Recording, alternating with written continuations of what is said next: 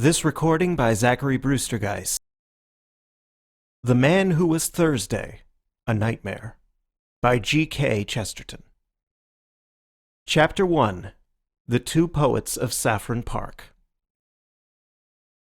The suburb of Saffron Park lay on the sunset side of London, as red and ragged as a cloud of sunset.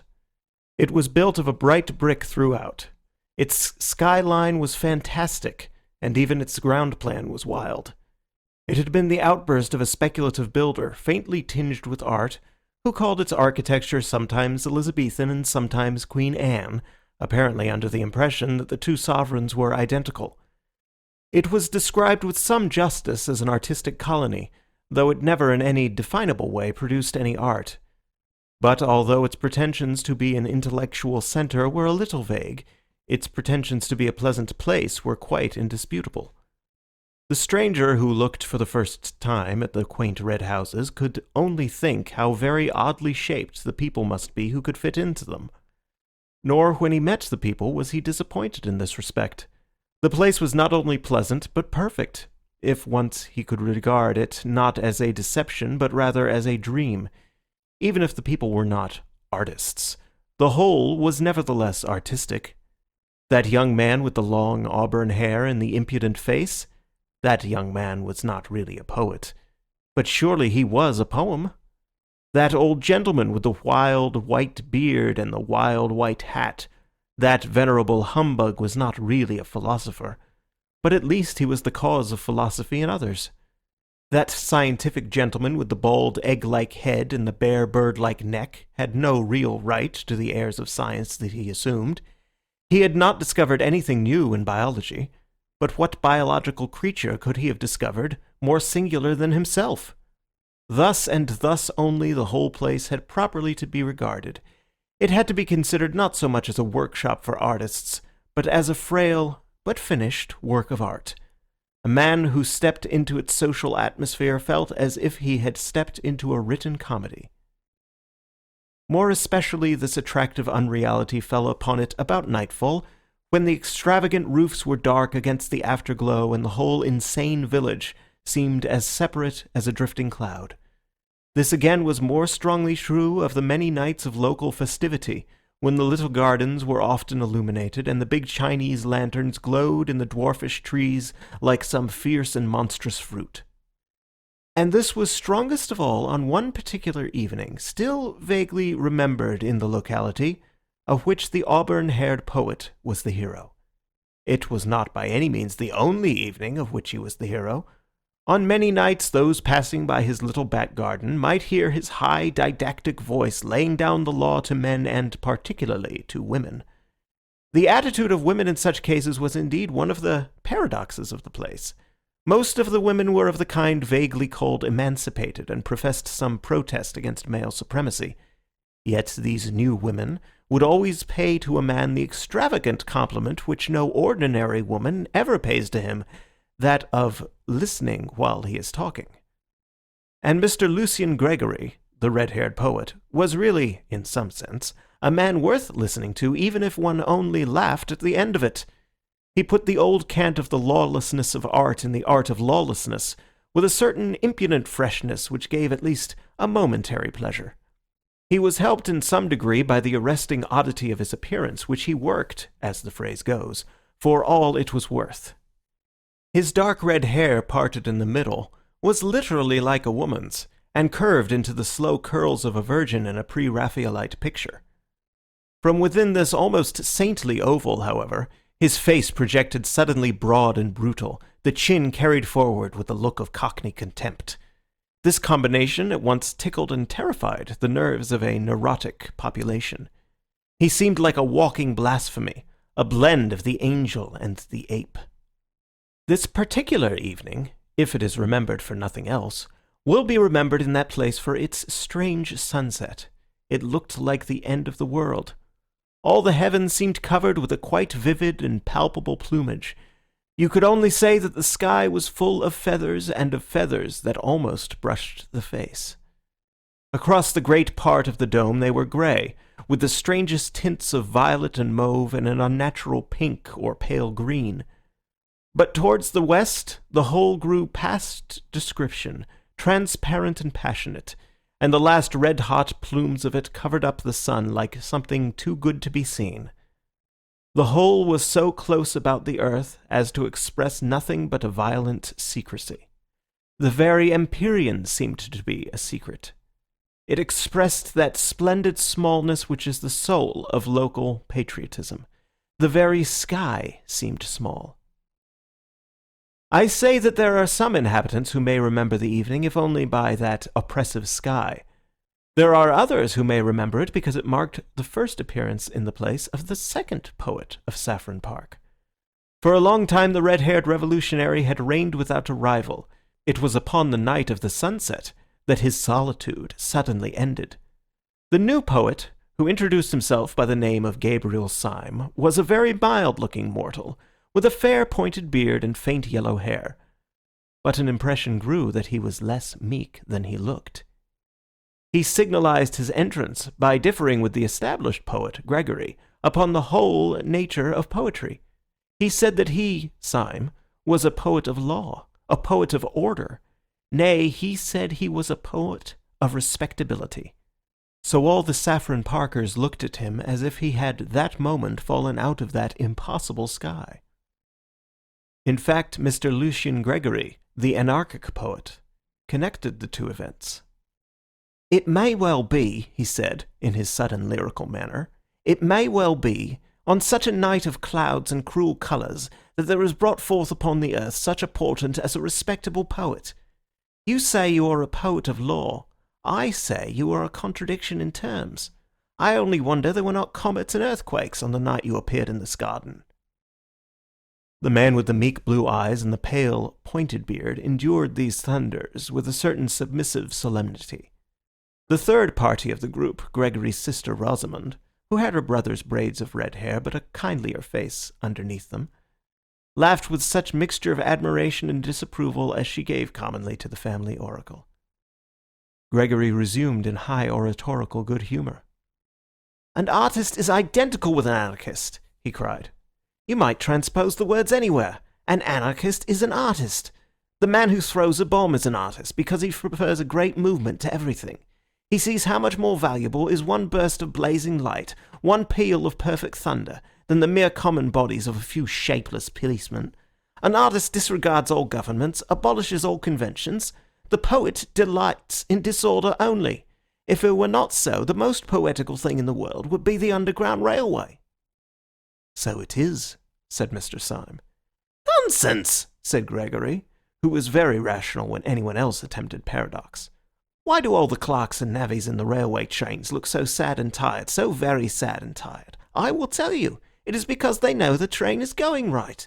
It is because they know that whatever place they have taken a ticket for, that place they will reach. It is because after they have passed Sloane Square, they know that the next station must be Victoria, and nothing but Victoria. Oh, their wild rapture! Oh, their eyes like stars, and their souls again in Eden, if the next station were unaccountably Baker Street." "It is you who are unpoetical," replied the poet Syme. "If what you say of clerks is true, they can only be as prosaic as your poetry. The rare, strange thing is to hit the mark. The gross, obvious thing is to miss it. We feel it is epical when man with one wild arrow strikes a distant bird. Is it not also epical when man with one wild engine strikes a distant station? Chaos is dull, because in chaos the train might indeed go anywhere, to Baker Street or to Baghdad. But man is a magician, and his whole magic is in this, that he does say Victoria, and lo, it is Victoria. No, take your books of mere poetry and prose. Let me read a timetable with tears of pride. Take your Byron, who commemorates the defeats of man. Give me Bradshaw, who commemorates his victories. Give me Bradshaw, I say." "Must you go?" inquired Gregory sarcastically. "I tell you," went on Syme with passion, "that every time a train comes in, I feel that it has broken past batteries of besiegers, and that man has won a battle against chaos. You say contemptuously that when one has left Sloane Square, one must come to Victoria. I say that one might do 1,000 things instead, and that whenever I really come there, I have the sense of hairbreadth escape. And when I hear the guards shout out the word Victoria, it is not an unmeaning word. It is to me the cry of a herald announcing conquest. It is to me indeed Victoria. It is the victory of Adam." Gregory wagged his heavy red head with a slow and sad smile. "And even then," he said, "we poets always ask the question, and what is Victoria now that you have got there? You think Victoria is like the New Jerusalem. We know that the New Jerusalem will only be like Victoria. Yes, the poet will be discontented even in the streets of heaven. The poet is always in revolt." "There again," said Syme irritably. "What is there poetical about being in revolt? You might as well say that it is poetical to be seasick. Being sick is a revolt. Both being sick and being rebellious may be the wholesome thing on certain desperate occasion, but I'm hanged if I can see why they are poetical. Revolt in the abstract is revolting. It's mere vomiting." The girl winced for a flash at the unpleasant word, but Syme was too hot to heed her.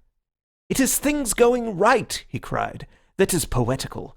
Our digestions, for instance, going sacredly and silently right, that is the foundation of all poetry. Yes, the most poetical thing, more poetical than the flowers, more poetical than the stars, the most poetical thing in the world is not being sick." "Really," said Gregory superciliously, "the examples you choose—" "I beg your pardon," said Syme grimly. "I forgot we had abolished all conventions." For the first time a red patch appeared on Gregory's forehead. "You don't expect me," he said, "to revolutionize society on this lawn?" Syme looked straight into his eyes and smiled sweetly. "No, I don't," he said. "But I suppose that if you were serious about your anarchism, that is exactly what you would do." Gregory's big bull's eyes blinked suddenly like those of an angry lion, and one could almost fancy that his red mane rose. "Don't you think, then," he said in a dangerous voice, "that I am serious about my anarchism?" "I beg your pardon?" said Syme. "Am I not serious about my anarchism?" cried Gregory, with knotted fists. "My dear fellow," said Syme, and strolled away. With surprise, but with a curious pleasure, he found Rosamund Gregory still in his company. "Mr. Syme," she said, "do the people who talk like you and my brother often mean what they say? Do you mean what you say now?" Syme smiled. "Do you?" he asked. "What do you mean?" asked the girl, with grave eyes. "My dear Miss Gregory," said Syme gently, "there are many kinds of sincerity and insincerity. When you say thank you for the salt, do you mean what you say? No. When you say the world is round, do you mean what you say? No. It is true, but you don't mean it. Now, sometimes a man like your brother really finds the thing he does mean. It may be only a half-truth, quarter-truth, tenth truth, but then he says more than he means from sheer force of meaning it." She was looking at him from under level brows. Her face was grave and open, and there had fallen upon it the shadow of that unreasoning responsibility which is at the bottom of the most frivolous woman, the maternal watch which is as old as the world. "Is he really an anarchist, then?" she asked. "Only in that sense that I speak of," replied Syme, "or, if you prefer it, in that nonsense." She drew her broad brows together and said abruptly, "He wouldn't really use bombs or that sort of thing?" Syme broke into a great laugh that seemed too large for his slight and somewhat dandified figure. "Good Lord, no," he said. "That has to be done anonymously." And at that the corners of her own mouth broke into a smile, and she thought with a simultaneous pleasure of Gregory's absurdity and of his safety. Syme strolled with her to a seat in the corner of the garden and continued to pour out his opinions. For he was a sincere man, and in spite of his superficial airs and graces, at root a humble one. And it is always the humble man who talks too much. The proud man watches himself too closely. He defended respectability with violence and exaggeration. He grew passionate in his praise of tidiness and propriety. All the time there was a smell of lilac all round him. Once he heard very faintly in some distant street a barrel organ begin to play, and it seemed to him that his heroic words were moving to a tiny tune from under or beyond the world. He stared and talked at the girl's red hair and amused face for what seemed to be a few minutes, and then, feeling that the groups in such a place should mix, rose to his feet. To his astonishment, he discovered the whole garden empty. Everyone had gone long ago, and he went himself with a rather hurried apology. He left with a sense of champagne in his head, which he could not afterwards explain. In the wild events which were to follow, this girl had no part at all. He never saw her again until all his tale was over. And yet, in some indescribable way, she kept recurring like a motive in music through all his mad adventures afterwards, and the glory of her strange hair ran like a red thread through those dark and ill-drawn tapestries of the night. For what followed was so improbable that it might well have been a dream. When Syme went out into the starlit street, he found it for the moment empty. Then he realized, in some odd way, that the silence was rather a living silence than a dead one. Directly outside the door stood a street lamp, whose gleam gilded the leaves of the tree that bent out over the fence behind him. About a foot from the lamp-post stood a figure almost as rigid and motionless as the lamp-post itself. The tall hat and long frock coat were black.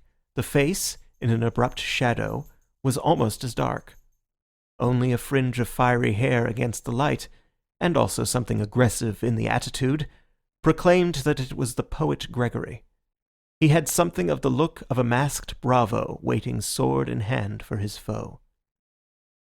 He made a sort of doubtful salute, which Syme somewhat more formally returned. "I was waiting for you," said Gregory. "Might I have a moment's conversation?" "Certainly. About what?" asked Syme in a sort of weak wonder. Gregory struck out with his stick at the lamp-post and then at the tree. "About this and this," he cried. "About order and anarchy. There is your precious order, that lean iron lamp, ugly and barren. And there is anarchy, rich, living, reproducing itself. There is anarchy, splendid in green and gold." "All the same," replied Syme patiently. "Just at present you only see the tree by the light of the lamp. I wonder when you would ever see the lamp by the light of the tree."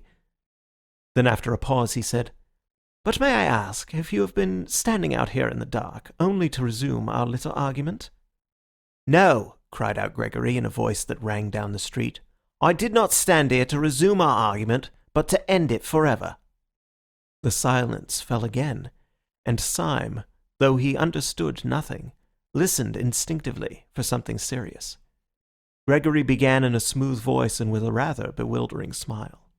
"Mr. Syme," he said, "this evening you succeeded in doing something rather remarkable. You did something to me that no man born of woman has ever succeeded in doing before." "Indeed." "Now I remember," resumed Gregory reflectively, "one other person succeeded in doing it. The captain of a penny steamer, if I remember correctly, at Southend. You have irritated me." "I am very sorry," replied Syme with gravity. "I am afraid my fury and your insult are too shocking to be wiped out even with an apology," said Gregory very calmly. "No duel could wipe it out. If I struck you dead, I could not wipe it out. There is only one way by which that insult can be erased, and that way I choose. I am going, at the possible sacrifice of my life and honour, to prove to you that you were wrong in what you said." "In what I said?" "You said I was not serious about being an anarchist." "There are degrees of seriousness," replied Syme. "I have never doubted that you were perfectly sincere in this sense, that you thought what you said well worth saying, that you thought a paradox might wake men up to a neglected truth." Gregory stared at him steadily and painfully. "And in no other sense?" he asked. "You think me serious? You think me a flaneur who lets fall occasional truths? You do not think that in a deeper, more deadly sense I am serious." Syme struck his stick violently on the stones of the road. "Serious!" he cried. "Good Lord, is this street serious? Are those damned Chinese lanterns serious? Is the whole caboodle serious? One comes here and talks a pack of bosh, and perhaps some sense as well, but I should think very little of a man who didn't keep something in the background of his life that was more serious than all this talking, something more serious whether it was religion or only drink." "Very well," said Gregory, his face darkening. "You shall see something more serious than either drink or religion." Syme stood waiting with his usual air of mildness until Gregory again opened his lips. "You spoke just now of having a religion. Is it really true that you have one?" "Oh," said Syme with a beaming smile, "we are all Catholics now." "Then may I ask you to swear, by whatever gods or saints your religion involves, that you will not reveal what I am now going to tell you to any son of Adam, and especially not to the police? Will you swear that? If you will take upon yourself this awful abnegations, if you will consent to burden your soul with a vow that you should never make and a knowledge you should never dream about, I will promise you in return—" "You will promise me in return?" inquired Syme as the other paused. "I will promise you a very entertaining evening." Syme suddenly took off his hat. "Your offer," he said, "is far too idiotic to be declined. You say that a poet is always an anarchist. I disagree, but I hope at least that he is always a sportsman. Permit me, here and now, to swear as a Christian, and promise as a good comrade and a fellow artist, that I will not report anything of this, whatever it is, to the police. And now, in the name of Colney Hatch, what is it?" "I think," said Gregory, with placid irrelevancy, "that we will call a cab." He gave 2 long whistles, and a hansom came rattling down the road. The two got into it in silence. Gregory gave through the trap the address of an obscure public house on the Chiswick bank of the river. The cab whisked itself away again, and in it these two fantastics quitted their fantastic town.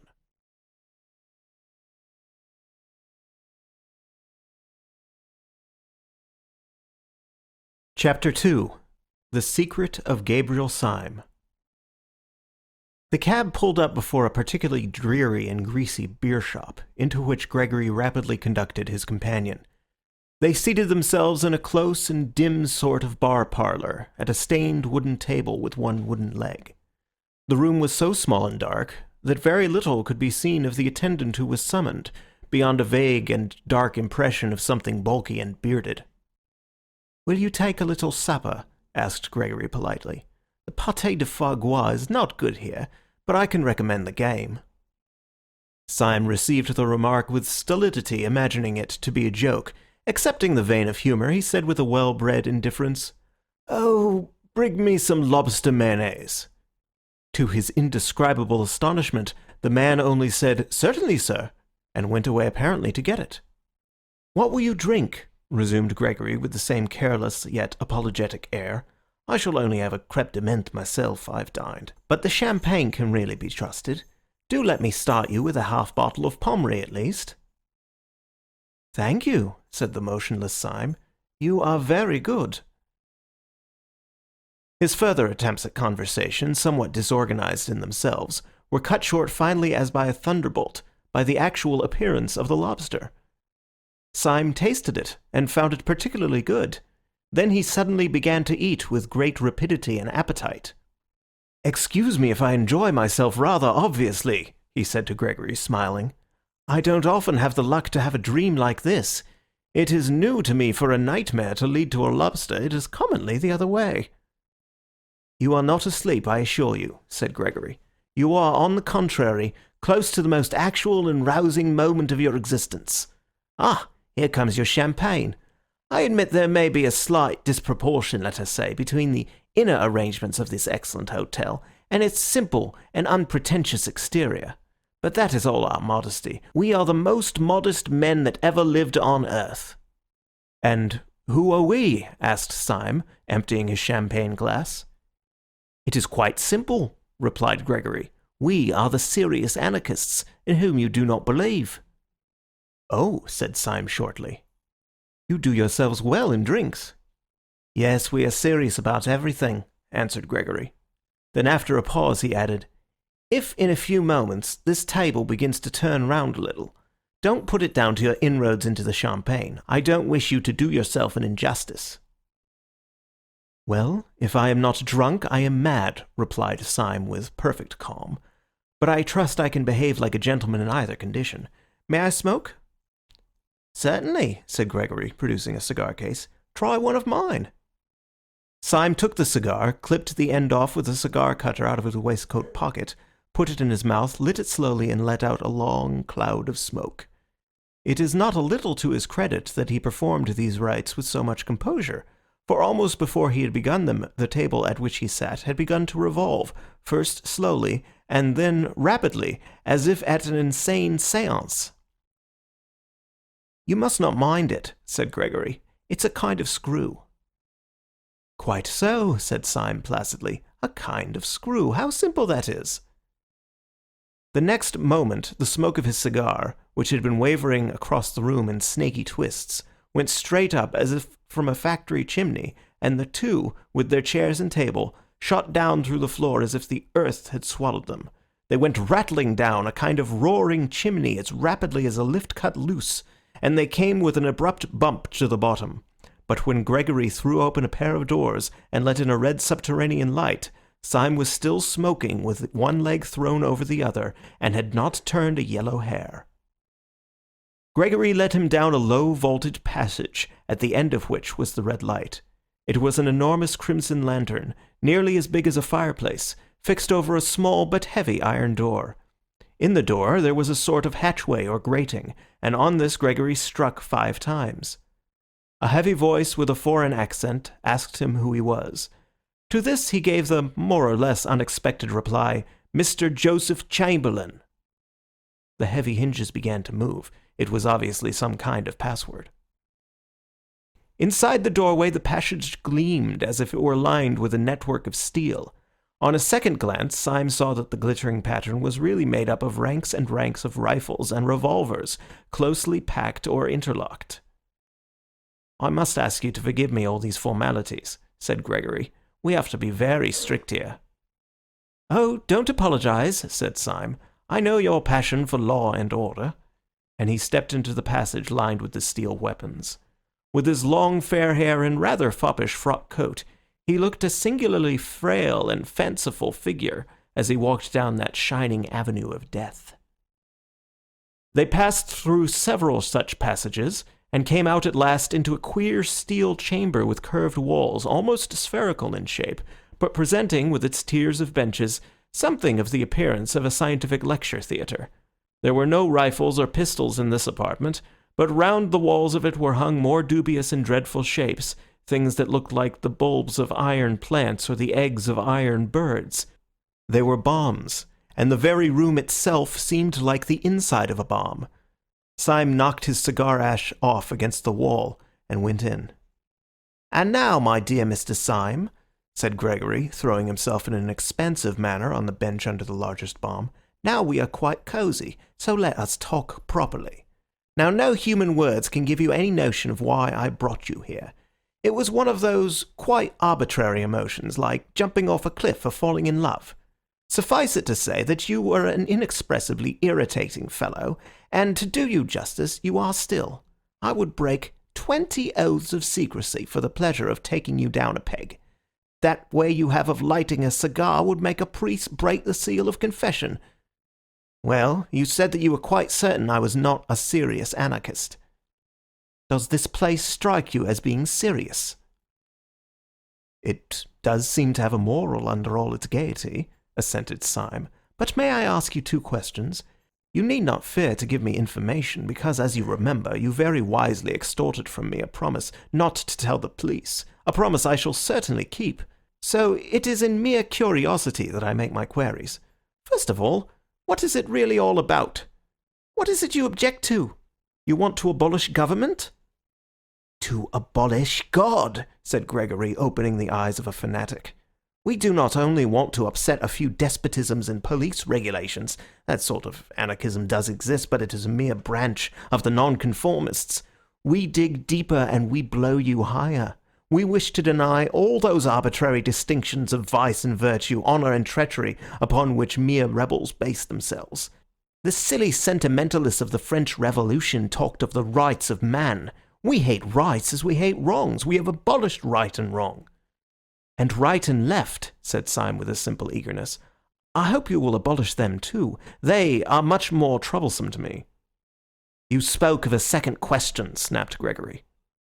With pleasure, resumed Syme. In all your present acts and surroundings there is a scientific attempt at secrecy. I have an aunt who lived over a shop, but this is the first time I have found people living from preference under a public house. You have a heavy iron door. You cannot pass it without submitting to the humiliation of calling yourself Mr. Chamberlain.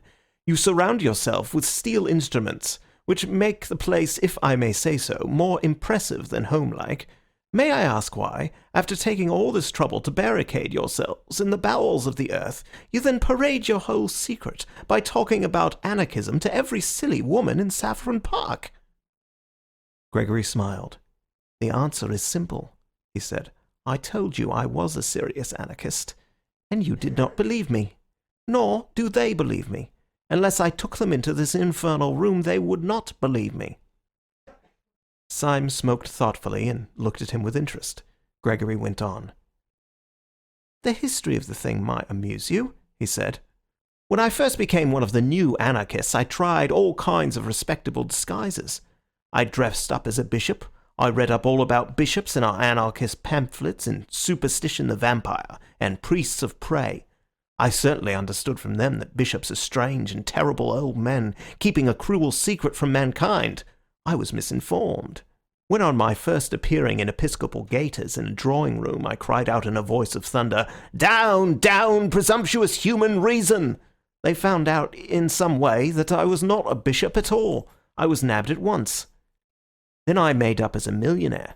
But I defended capital with so much intelligence that a fool could see that I was quite poor. Then I tried being a major. Now I am a humanitarian myself, but I have, I hope, enough intellectual breadth to understand the position of those who, like Nietzsche, admire violence, the proud, mad war of nature and all that, you know. I threw myself into the major. I drew my sword and waved it constantly. I called out blood abstractedly, like a man calling for wine. I often said, "Let the weak perish. It is the law." Well, it seems majors don't do this. I was nabbed again. At last I went in despair to the president of the Central Anarchist Council, who is the greatest man in Europe. What is his name? Asked Syme. You would not know it, answered Gregory. That is his greatness. Caesar and Napoleon put all their genius into being heard of, and they were heard of. He puts all his genius into not being heard of, and he is not heard of. But you cannot be for 5 minutes in the room with him without feeling that Caesar and Napoleon would have been children in his hands. He was silent and even pale for a moment, and then resumed, But whenever he gives advice, it is always something as startling as an epigram, and yet as practical as the Bank of England. I said to him, what disguise will hide me from the world? What can I find more respectable than bishops and majors?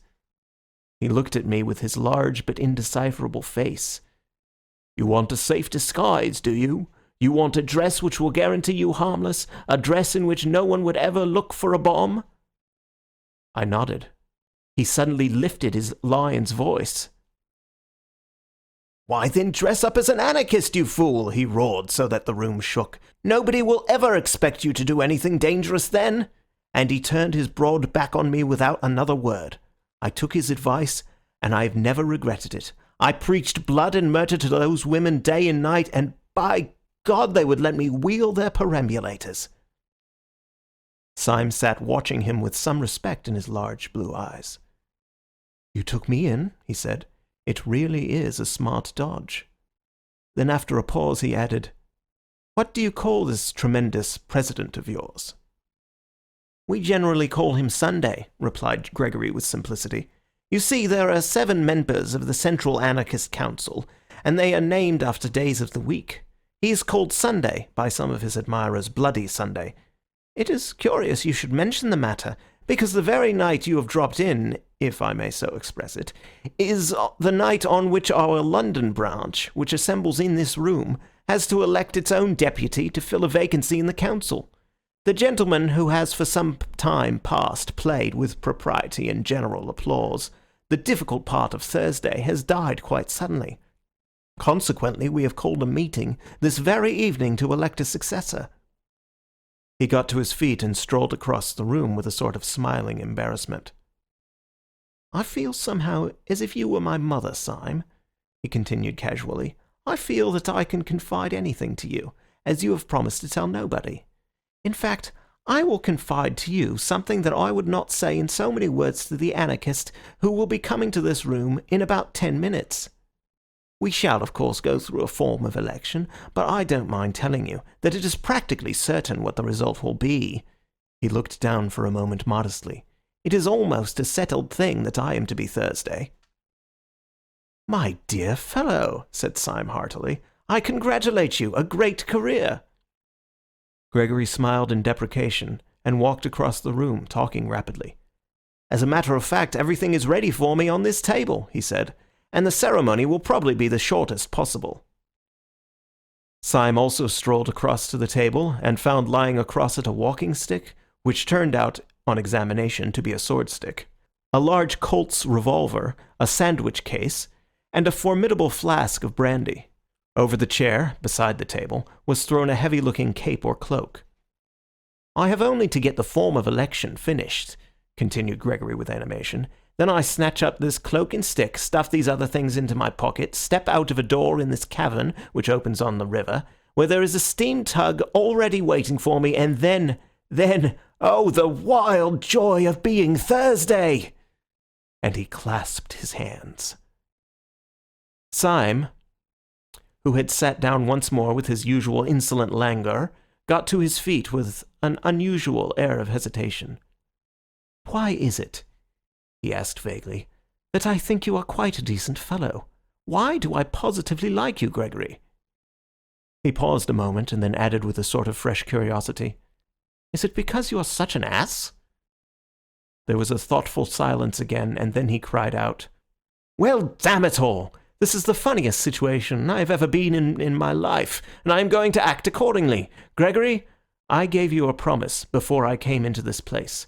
That promise I would keep under red-hot pincers. Would you give me, for my own safety, a little promise of the same kind?" "A promise?" asked Gregory, wondering. "Yes," said Syme very seriously. "A promise. I swore before God that I would not tell your secret to the police. Will you swear by humanity, or whatever beastly thing you believe in, that you will not tell my secret to the anarchists?" "Your secret?" asked the staring Gregory. "Have you got a secret?" "Yes," said Syme, "I have a secret." Then after a pause, "Will you swear?" Gregory glared at him gravely for a few moments, then said abruptly, "You must have bewitched me, but I feel a furious curiosity about you. Yes, I will swear not to tell the anarchists anything you tell me, but look sharp, for they will be here in a couple of minutes." Syme rose slowly to his feet and thrust his long, white hands into his long grey trousers pockets. Almost as he did so, there came 5 knocks on the outer grating, proclaiming the arrival of the first of the conspirators. "Well," said Syme slowly, "I don't know how to tell you the truth more shortly than by saying that your expedient of dressing up as an aimless poet is not confined to you or your president. We have known the dodge for some time at Scotland Yard." Gregory tried to spring up straight, but he swayed thrice. "What did you say?" he asked in an inhuman voice. "Yes," said Syme simply, "I am a police detective. But I think I hear your friends coming." From the doorway there came a murmur of "Mr. Joseph Chamberlain."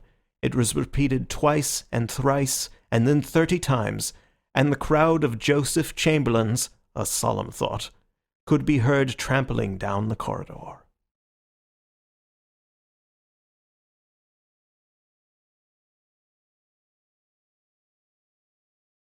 Chapter 3. The Man Who Was Thursday. Before one of the fresh faces could appear at the doorway, Gregory's stunned surprise had fallen from him. He was beside the table with a bound and a noise in his throat like a wild beast. He caught up the Colt's revolver and took aim at Syme. Syme did not flinch, but he put up a pale and polite hand. "Don't be such a silly man," he said, with the effeminate dignity of a curate. "Don't you see it's not necessary? Don't you see that we're both in the same boat? Yes, and jolly seasick." Gregory could not speak, but he could not fire either, and he looked his question. "Don't you see we've checkmated each other?" cried Syme. "I can't tell the police you are an anarchist. You can't tell the anarchists I'm a policeman. I can only watch you, knowing what you are. You can only watch me, knowing what I am. In short, it's a lonely intellectual duel, my head against yours. I'm a policeman deprived of the help of the police. You, my poor fellow, are an anarchist deprived of the help of that law and organization which is so essential to anarchy. The one solitary difference is in your favor. You are not surrounded by inquisitive policemen. I am surrounded by inquisitive anarchists. I cannot betray you, but I might betray myself. Come, come, wait and see me betray myself. I shall do it so nicely." Gregory put the pistol slowly down, still staring at Syme as if he were a sea monster. "I don't believe in immortality," he said at last. "But if, after all this, you were to break your word, God would make a hell only for you to howl in forever." "I shall not break my word," said Syme sternly, "nor will you break yours. Here are your friends." The mass of the anarchists entered the room heavily, with a slouching and somewhat weary gait. But one little man with a black beard and glasses, a man somewhat of the type of Mr. Tim Healy, detached himself and bustled forward with some papers in his hand. "Comrade Gregory," he said, "I suppose this man is a delegate." Gregory, taken by surprise, looked down and muttered the name of Syme, but Syme replied almost pertly, "I am glad to see that your gate is well enough guarded to make it hard for anyone to be here who was not a delegate."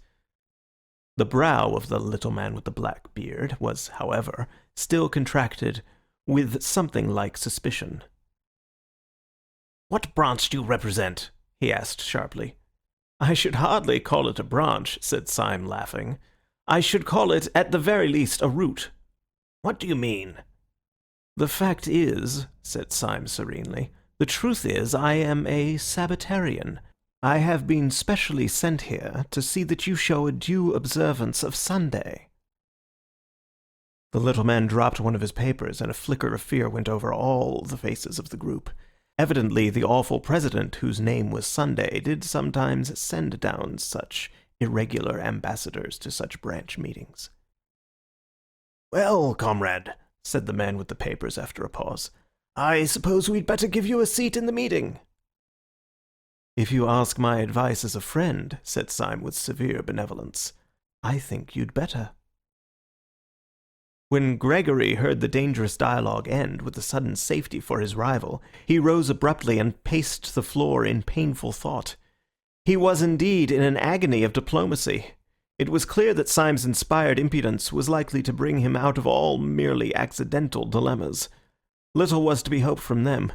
He could not himself betray Syme, partly from honor, but partly also because if he betrayed him, and for some reason failed to destroy him, the Syme who escaped would be a Syme freed from all obligation of secrecy, a Syme who would simply walk to the nearest police station. After all, it was only one night's discussion, and only one detective who would know of it. He would let out as little as possible of their plans that night, and then let Syme go and chance it. He strode across to the group of anarchists, which was already distributing itself along the benches. "I think it is time we began," he said. "The steam tug is waiting on the river already. I move that Comrade Buttons takes the chair."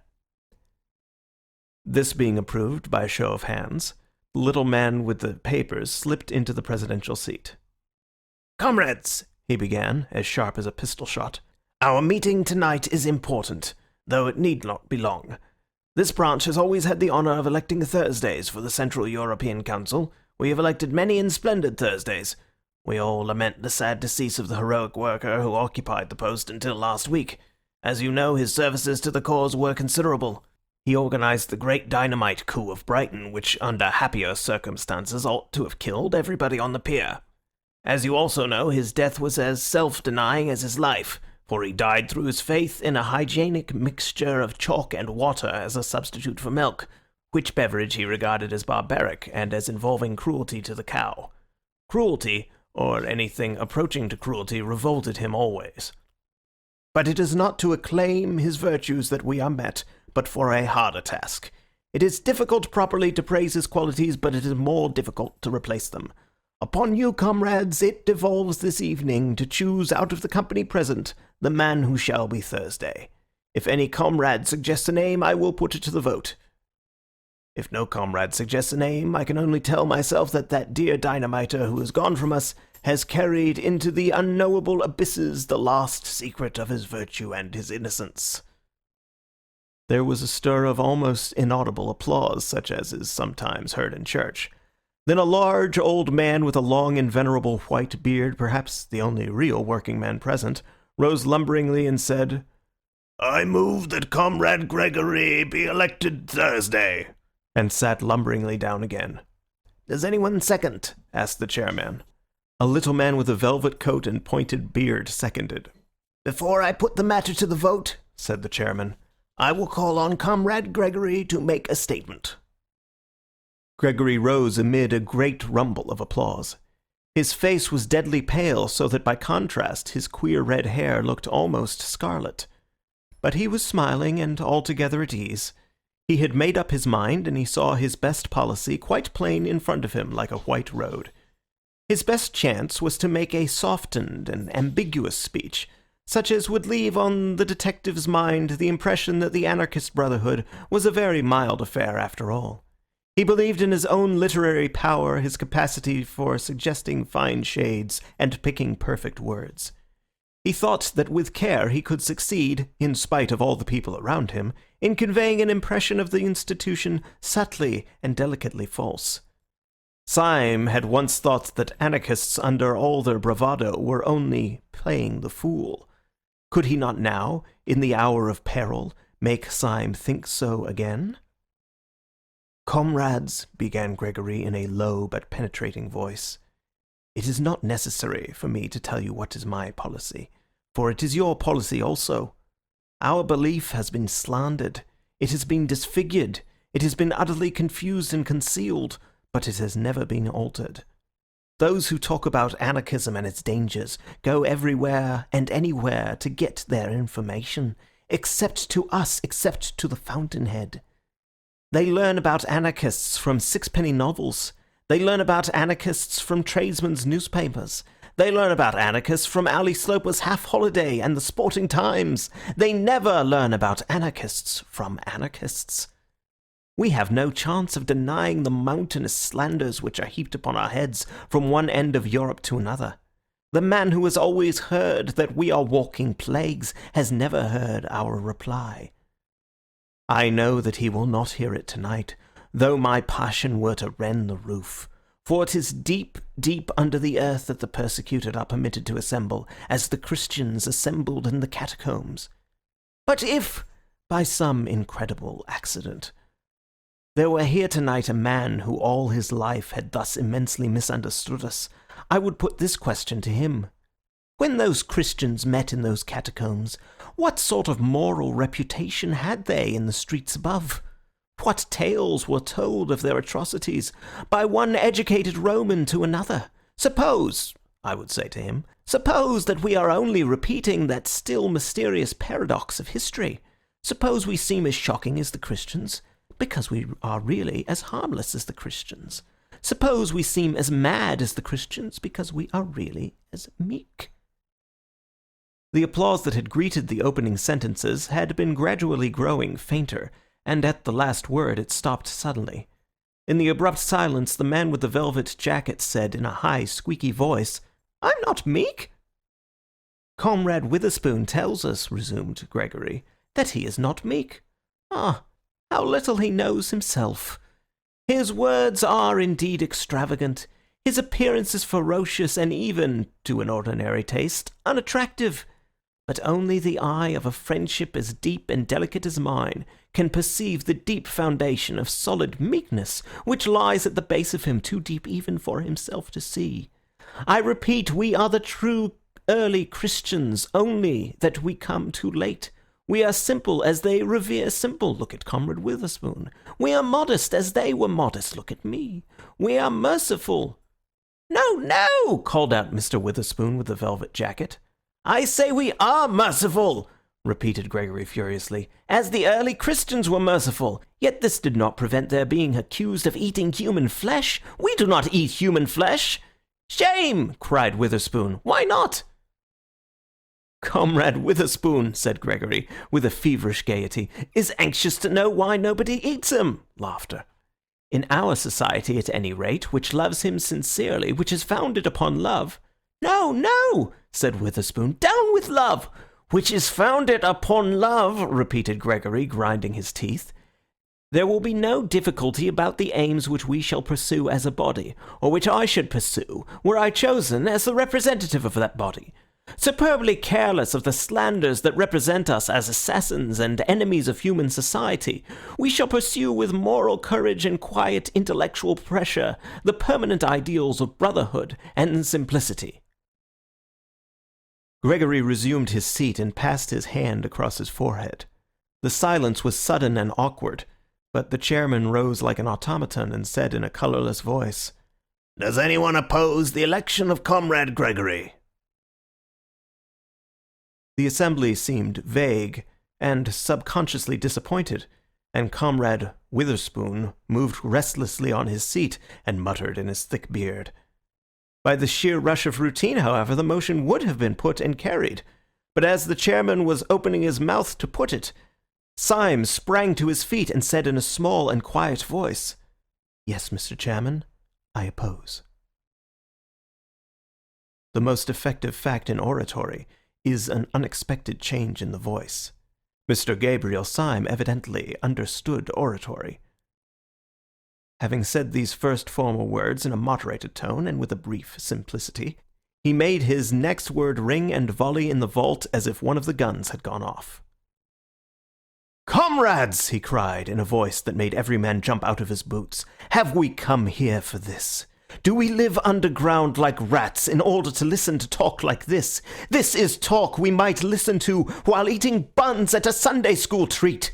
Do we line these walls with weapons and bar that door with death, lest anyone should come and hear Comrade Gregory saying to us, 'Be good and you will be happy. Honesty is the best policy, and virtue is its own reward'? There was not a word in Comrade Gregory's address to which a curate could not have listened with pleasure. Hear, hear. But I am not a curate. Loud cheers.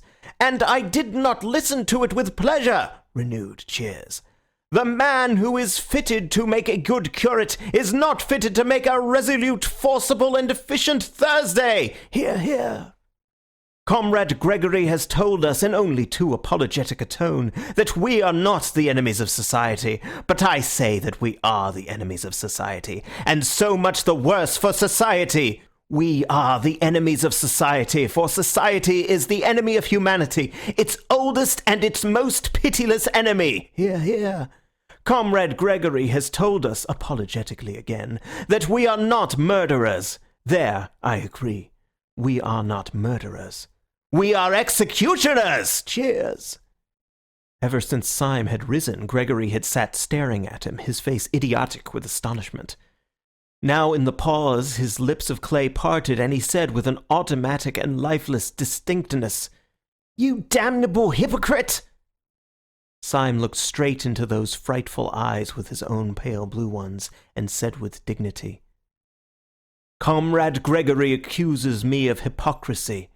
He knows as well as I do that I am keeping all my engagements and doing nothing but my duty. I do not mince words. I do not pretend to. I say that Comrade Gregory is unfit to be Thursday for all his amiable qualities. He is unfit to be Thursday because of his amiable qualities. We do not want the Supreme Council of Anarchy infected with a maudlin mercy. Hear, hear. This is no time for ceremonial politeness, neither is it a time for ceremonial modesty. I set myself against Comrade Gregory as I would set myself against all the governments of Europe, because the anarchist, who has given himself to anarchy, has forgotten modesty as much as he has forgotten pride. Cheers. I am not a man at all. I am a cause. Renewed cheers. I set myself against Comrade Gregory as impersonally and as calmly as I should choose one pistol rather than another out of that rack upon the wall. And I say that rather than have Gregory and his milk and water methods on the Supreme Council, I would offer myself for election. His sentence was drowned in a deafening cataract of applause. The faces that had grown fiercer and fiercer with approval as his tirade grew more and more uncompromising were now distorted with grins of anticipation or cloven with delighted cries.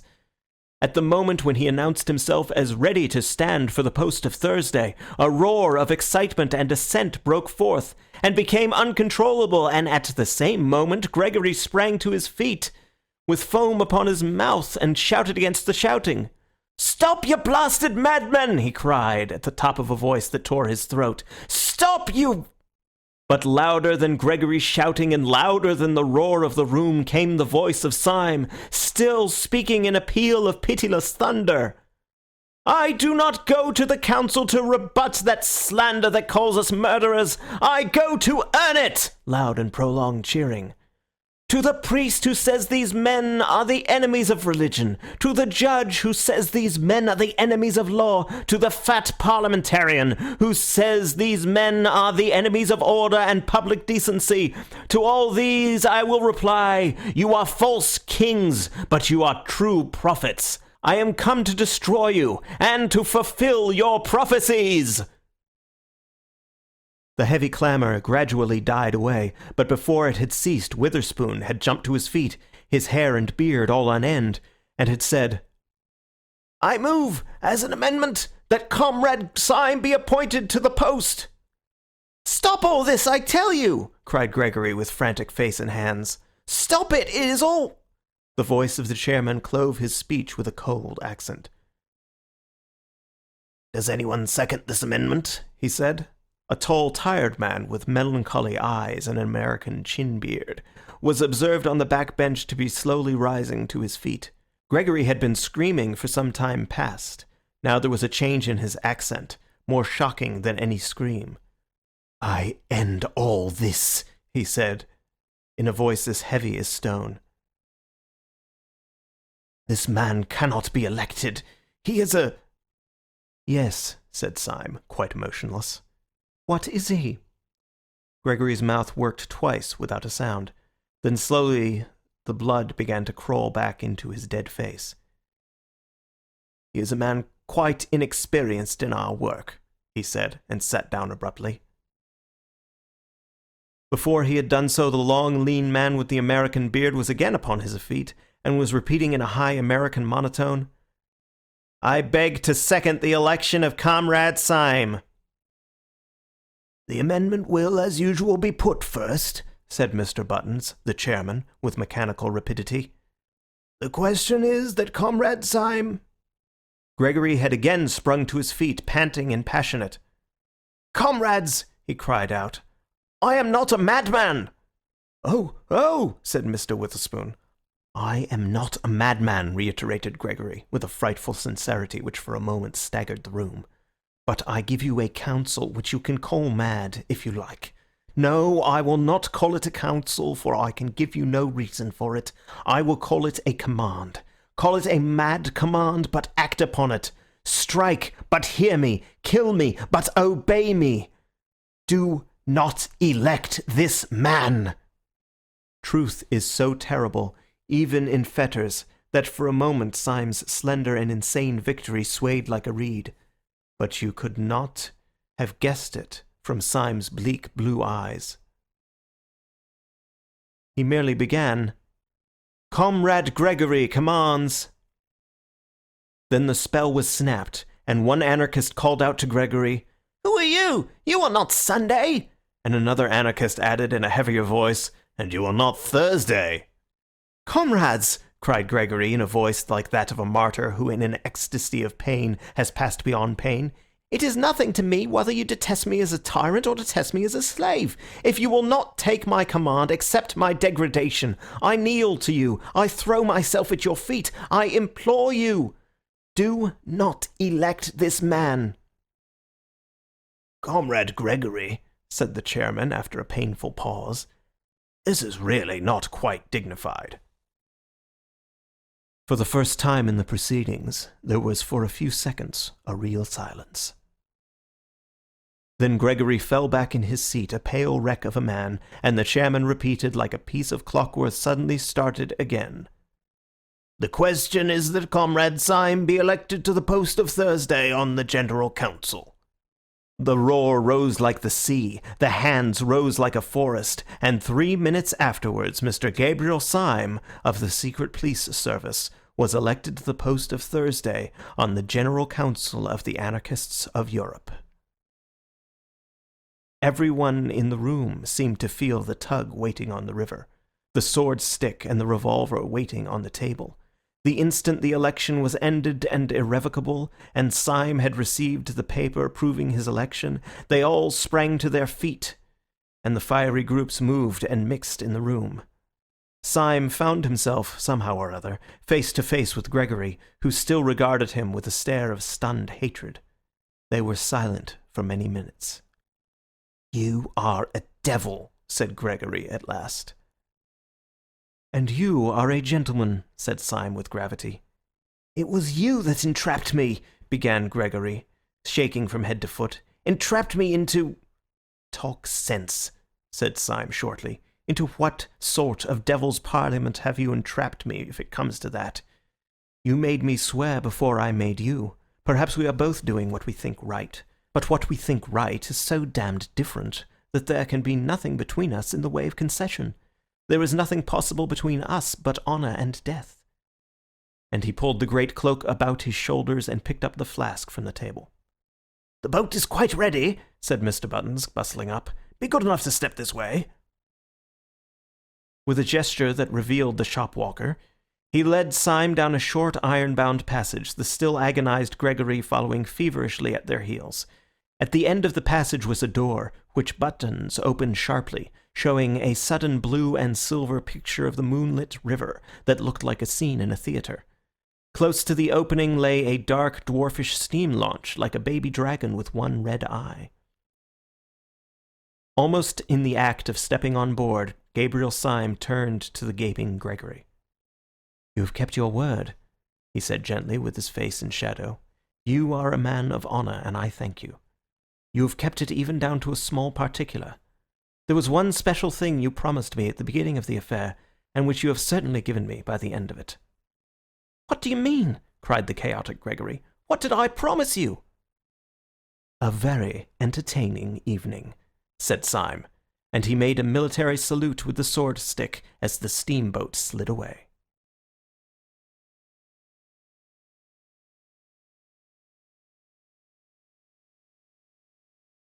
Chapter 4. The Tale of a Detective. Gabriel Syme was not merely a detective who pretended to be a poet. He was really a poet who had become a detective. Nor was his hatred of anarchy hypocritical. He was one of those who are driven early in life into too conservative an attitude by the bewildering folly of most revolutionists. He had not attained it by any tame tradition. His respectability was spontaneous and sudden, a rebellion against rebellion. He came of a family of cranks in which all the oldest people had all the newest notions. One of his uncles always walked about without a hat, and another had made an unsuccessful attempt to walk about with a hat and nothing else. His father cultivated art and self-realization. His mother went in for simplicity and hygiene. Hence the child, during his tenderer years, was wholly unacquainted with any drink between the extremes of absinthe and cocoa, of both of which he had a healthy dislike. The more his mother preached a more than Puritan abstinence, the more did his father expand into a more than pagan latitude, and by the time the former had come to enforcing vegetarianism, The latter had pretty well reached the point of defending cannibalism. Being surrounded with every conceivable kind of revolt from infancy, Gabriel had to revolt into something, so he revolted into the only thing left, sanity. But there was just enough in him of the blood of these fanatics to make even his protest for common sense a little too fierce to be sensible. His hatred of modern lawlessness had been crowned also by an accident. It happened that he was walking in a side street at the instant of a dynamite outrage. He had been blind and deaf for a moment, and then seen the smoke clearing, the broken windows and the bleeding faces. After that he went about as usual, quiet, courteous, rather gentle. But there was a spot on his mind that was not sane. He did not regard anarchists, as most of us do, as a handful of morbid men combining ignorance with intellectualism. He regarded them as a huge and pitiless peril, like a Chinese invasion.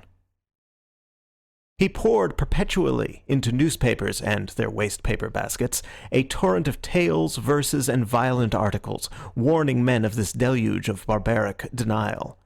But he seemed to be getting no nearer his enemy, and what was worse, no nearer a living. As he paced the Thames embankment, bitterly biting a cheap cigar and brooding on the advance of anarchy, there was no anarchist with a bomb in his pocket so savage or so solitary as he. Indeed, he always felt that government stood alone and desperate with its back to the wall. He was too quixotic to have cared for it otherwise. He walked on the embankment once under a dark red sunset. The red river reflected the red sky, and they both reflected his anger.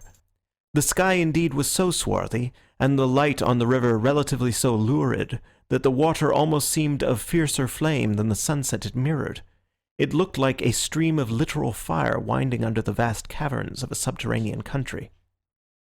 Syme was shabby in those days. He wore an old-fashioned black chimney-pot hat. He was wrapped in a yet more old-fashioned cloak, black and ragged, and the combination gave him the look of the early villains in Dickens and Bulwer Lytton. Also his yellow beard and hair were more unkempt and leonine than when they appeared long afterwards cut and pointed on the lawns of Saffron Park. A long, lean, black cigar, bought in Soho for twopence, stood out from between his tightened teeth, and altogether he looked a very satisfactory specimen of the anarchists upon whom he had vowed a holy war. Perhaps this was why a policeman on the embankment spoke to him and said, "Good evening." Syme, at a crisis of his morbid fears for humanity, seemed stung by the mere stolidity of the automatic official, a mere bulk of blue in the twilight. "A good evening, is it?" he said sharply. "You fellows would call the end of the world a good evening. Look at that bloody red sun and that bloody river. I tell you that if that were literally human blood, spilt and shining, you would still be standing here as solid as ever, looking out for some poor harmless tramp whom you could move on. You policemen are cruel to the poor, but I could forgive you even your cruelty if it were not for your calm." "If we are calm," replied the policeman, "it is the calm of organized resistance." "Eh?" said Syme, staring. "The soldier must be calm in the thick of the battle," pursued the policeman. "The composure of an army is the anger of a nation." "Good God, the board schools!" said Syme. "Is this undenominational education?" "No," said the policeman sadly. "I never had any of those advantages. The board schools came after my time. What education I had was very rough and old-fashioned, I'm afraid."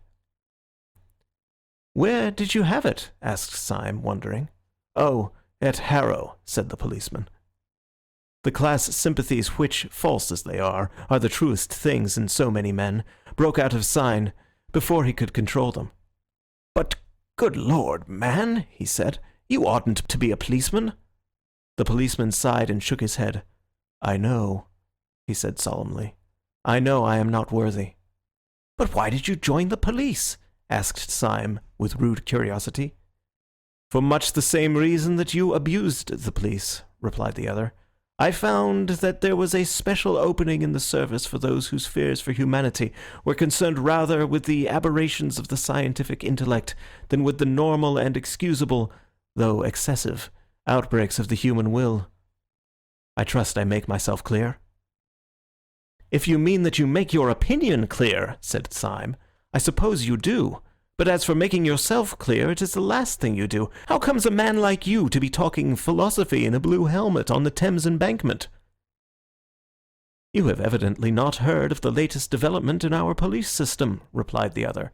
I am not surprised at it. We are keeping it rather dark from the educated class, because that class contains most of our enemies.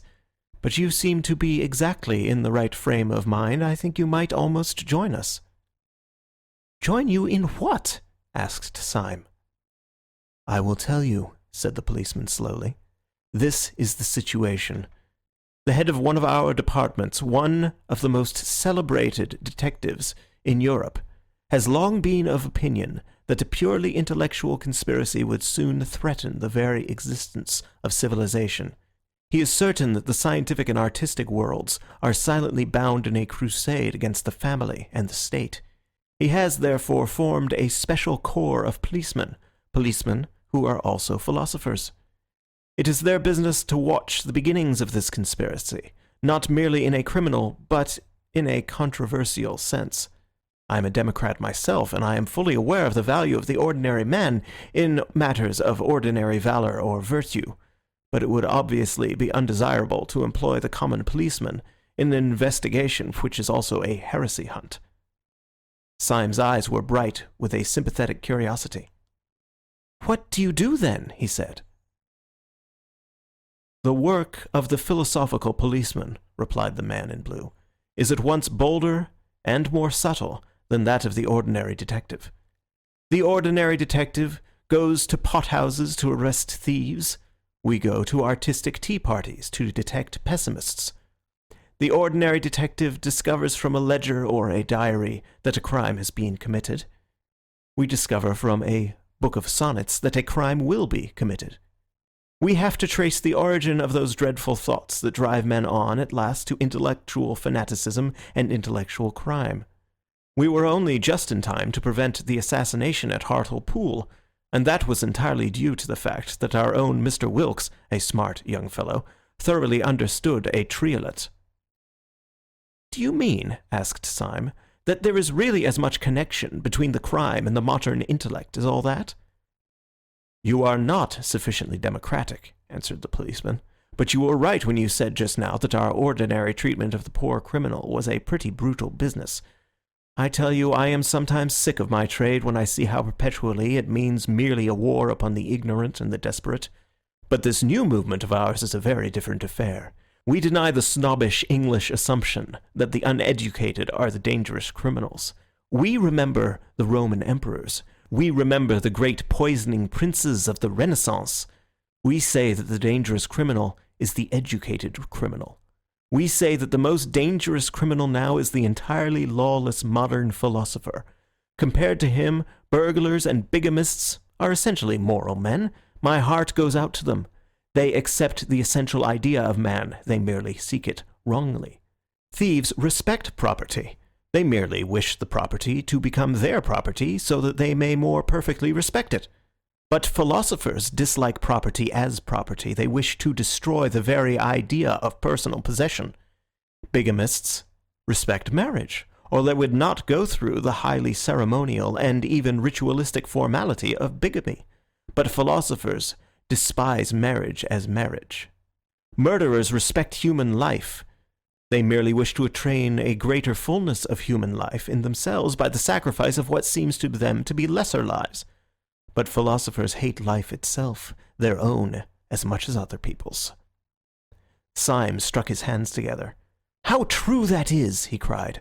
I have felt it from my boyhood, but could never state the verbal antithesis. The common criminal is a bad man, but at least he is, as it were, a conditional good man. He says that if only a certain obstacle be removed, say a wealthy uncle, he is then prepared to accept the universe and praise God. He is a reformer, but not an anarchist. He wishes to cleanse the edifice, but not destroy it. But the evil philosopher is not trying to alter things, but to annihilate them. Yes, the modern world has retained all those parts of police work which are really oppressive and ignominious, the harrying of the poor, the spying upon the unfortunate. It has given up its more dignified work, the punishment of powerful traitors in the state and powerful heresiarchs in the church. The moderns say we must not punish heretics. My only doubt is whether we have a right to punish anybody else." "But this is absurd!" cried the policeman, clasping his hands with an excitement uncommon in persons of his figure and costume. "But this is intolerable! I don't know what you're doing, but you're wasting your life. You shall join our special army against anarchy. Their armies are on our frontiers. Their bolt is ready to fall. A moment more, and you may lose the glory of working with us, perhaps the glory of dying with the last heroes of the world." "It is a chance not to be missed, certainly," assented Syme. "But I still do not quite understand. I know as well as anybody that the modern world is full of lawless little men and mad little movements, but beastly as they are, they generally have the one merit of disagreeing with each other. How can you talk of their leading one army or hurling one bolt? What is this anarchy?" "Do not confuse it," replied the constable, "with those chance dynamite outbreaks from Russia or from Ireland, which are really the outbreaks of oppressed, if mistaken, men. This is a vast philosophic movement consisting of an outer and an inner ring. You might even call the outer ring the laity and the inner ring the priesthood. I prefer to call the outer ring the innocent section, the inner ring the supremely guilty section. The outer ring, the main mass of their supporters, are merely anarchists. That is, men who believe that rules and formulas have destroyed human happiness. They believe that all the evil results of human crime are the results of the system that has called it crime. They do not believe that the crime creates the punishment. They believe that the punishment has created the crime. They believe that if a man seduced 7 women, he would naturally walk away as blameless as the flowers of spring. They believe that if a man picked a pocket, he would naturally feel exquisitely good. These I call the innocent section." "Oh," said Syme. "Naturally, therefore, these people talk about a happy time coming, the paradise of the future, mankind freed from the bondage of vice and the bondage of virtue, and so on. And so also the men of the inner circle speak, the sacred priesthood. They also speak to applauding crowds of the happiness of the future and of mankind freed at last, but in their mouths." And the policeman lowered his voice. "In their mouths these happy phrases have a horrible meaning. They are under no illusions. They are too intellectual to think that man upon this earth can ever be quite free of original sin and the struggle, and they mean death. When they say that mankind shall be free at last, they mean that mankind shall commit suicide. When they talk of a paradise without right or wrong, they mean the grave. They have but 2 objects, to destroy first humanity and then themselves. That is why they throw bombs instead of firing pistols. The innocent rank and file are disappointed because the bomb has not killed the king, but the high priesthood are happy because it has killed somebody." "How can I join you?" asked Syme with a sort of passion. "I know for a fact that there is a vacancy at the moment," said the policeman. "As I have the honor to be somewhat in the confidence of the chief whom I have spoken, you should really come and see him, or rather I should not say see him. Nobody ever sees him. But you can talk to him if you like." "Telephone?" inquired Syme with interest. "No," said the policeman placidly. "He has a fancy for always sitting in a pitch-dark room. He says it makes his thoughts brighter. Do come along." Somewhat dazed and considerably excited, Syme allowed himself to be led to a side door in the long row of buildings of Scotland Yard. Almost before he knew what he was doing, he had been passed through the hands of about 4 intermediate officials, and was suddenly shown into a room, the abrupt blackness of which startled him like a blaze of light. It was not the ordinary darkness, in which forms can be faintly traced. It was like going suddenly stone blind. "Are you the new recruit?" asked a heavy voice. And in some strange way, though there was not the shadow of a shape in the gloom, Syme knew 2 things. First, that it came from a man of massive stature, and second, that the man had his back to him. "Are you the new recruit?" said the invisible chief, who seemed to have heard all about it. "All right. You are engaged." Syme, quite swept off his feet, made a feeble fight against this irrevocable phrase. "I really have no experience," he began. "No one has any experience," said the other, "of the Battle of Armageddon." "But I am really unfit." "You are willing. That is enough," said the unknown. "Well, really," said Syme, "I don't know any profession of which mere willingness is the final test." "I do," said the other. "Martyrs. I am condemning you to death. Good day." Thus it was that when Gabriel Syme came out again into the crimson light of evening in his shabby black hat and shabby lawless cloak, he came out a member of the new detective corps for the frustration of the great conspiracy.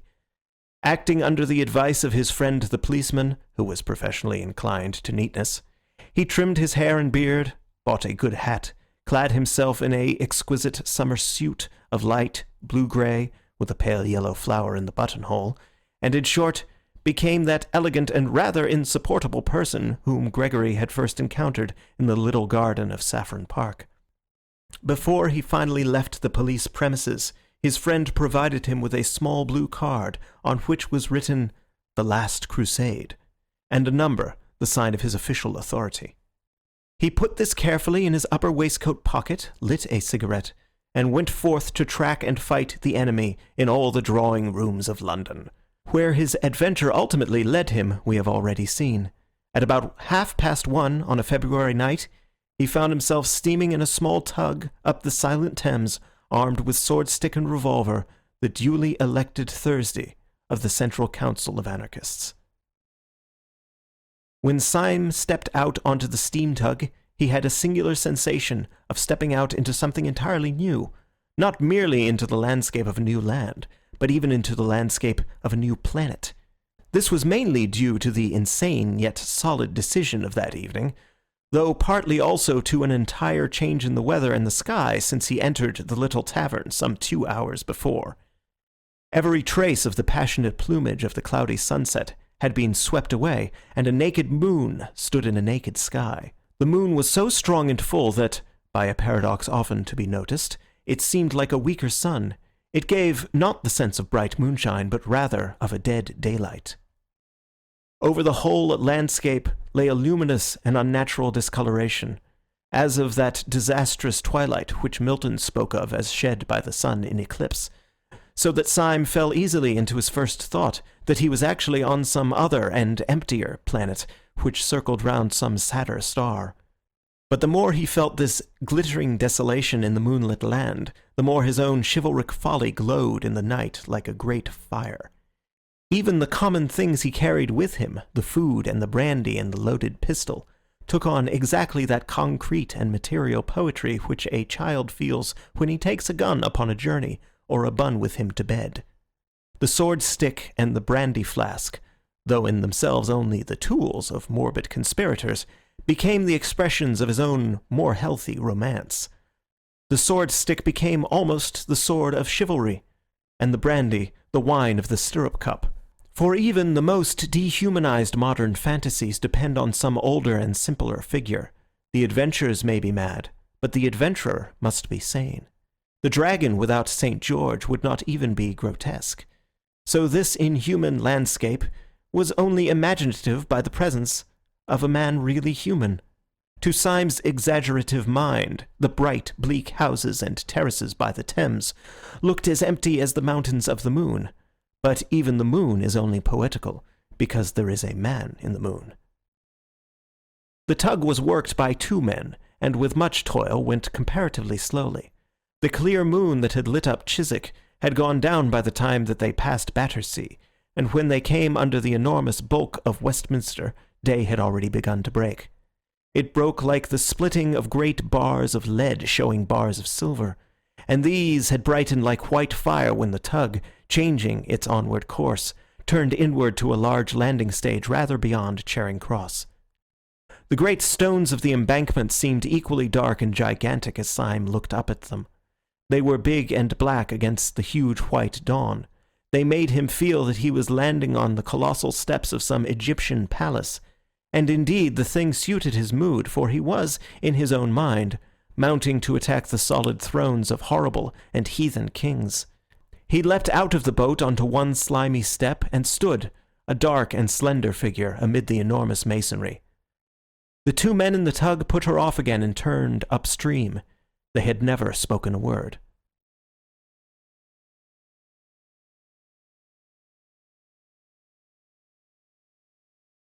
Chapter 5. The Feast of Fear.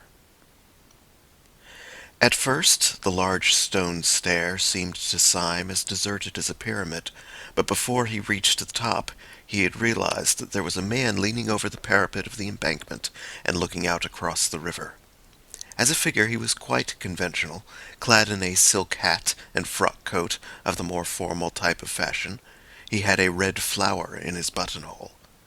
As Syme drew nearer to him step by step, he did not even move a hair. And Syme could come close enough to notice, even in the dim, pale morning light, that his face was long, pale, and intellectual, and ended in a small triangular tuft of dark beard at the very point of the chin, all else being clean-shaven. This scrap of hair almost seemed a mere oversight. The rest of the face was of the type that is best shaven, clear-cut, ascetic, and in its way noble. Syme drew closer and closer, noting all this, and still the figure did not stir.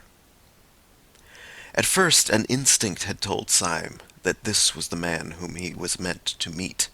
Then, seeing that the man made no sign, he had concluded that he was not. And now again he had come back to a certainty that the man had something to do with his mad adventure, for the man remained more still than would have been natural if a stranger had come so close. He was as motionless as a waxwork, and got on the nerves, somewhat in the same way. Syme looked again and again at the pale, dignified and delicate face, and the face still looked blankly across the river. Then he took out of his pocket the note from Buttons proving his election, and put it before that sad and beautiful face. Then the man smiled, and his smile was a shock, for it was all on one side, going up in the right cheek and down in the left. There was nothing, rationally speaking, to scare anyone about this. Many people have this nervous trick of a crooked smile, and in many it is even attractive. But in all Syme's circumstances, with the dark dawn and the deadly errand, and the loneliness on the great dripping stones, there was something unnerving in it. There was the silent river and the silent man, a man of even classic face. And there was the last nightmare touch that his smile suddenly went wrong. The spasm of smile was instantaneous, and the man's face dropped at once into its harmonious melancholy. He spoke without further explanation or inquiry, like a man speaking to an old colleague.